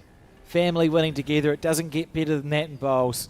And what a win it was. Outstanding play from both Jacob and Caitlin. A spirited effort from Craig and Claire, and a 15-13 win at the end of the day. Great stuff, Keith. Yeah, just seems a shame, and it's the old adage about it's a shame there has to be a loser, but for every loser there's a winner, and I think well deserved. From what we saw over the last 6-7 hours, the Inches have played a spectacular quality game of bowls, whether it be on the attack or whether it be on the defence, whether it be accuracy or just thinking about the game and playing it properly, and it's done with a good spirit. And I don't think you can ask for much more than that. I agree with you. And with that, Keith, it's Bowls New Zealand broadcast team signing off. We've done 10 days work in 11 days, so there's a day off there somewhere. So my thanks to everyone who helped us out with that. It's been a pleasure to bring the broadcasting to our community on the Bowls New Zealand YouTube channel and Sky Sport. In the meantime, and before we move on to the next broadcast, sit back, relax and enjoy some highlights from that magnificent final.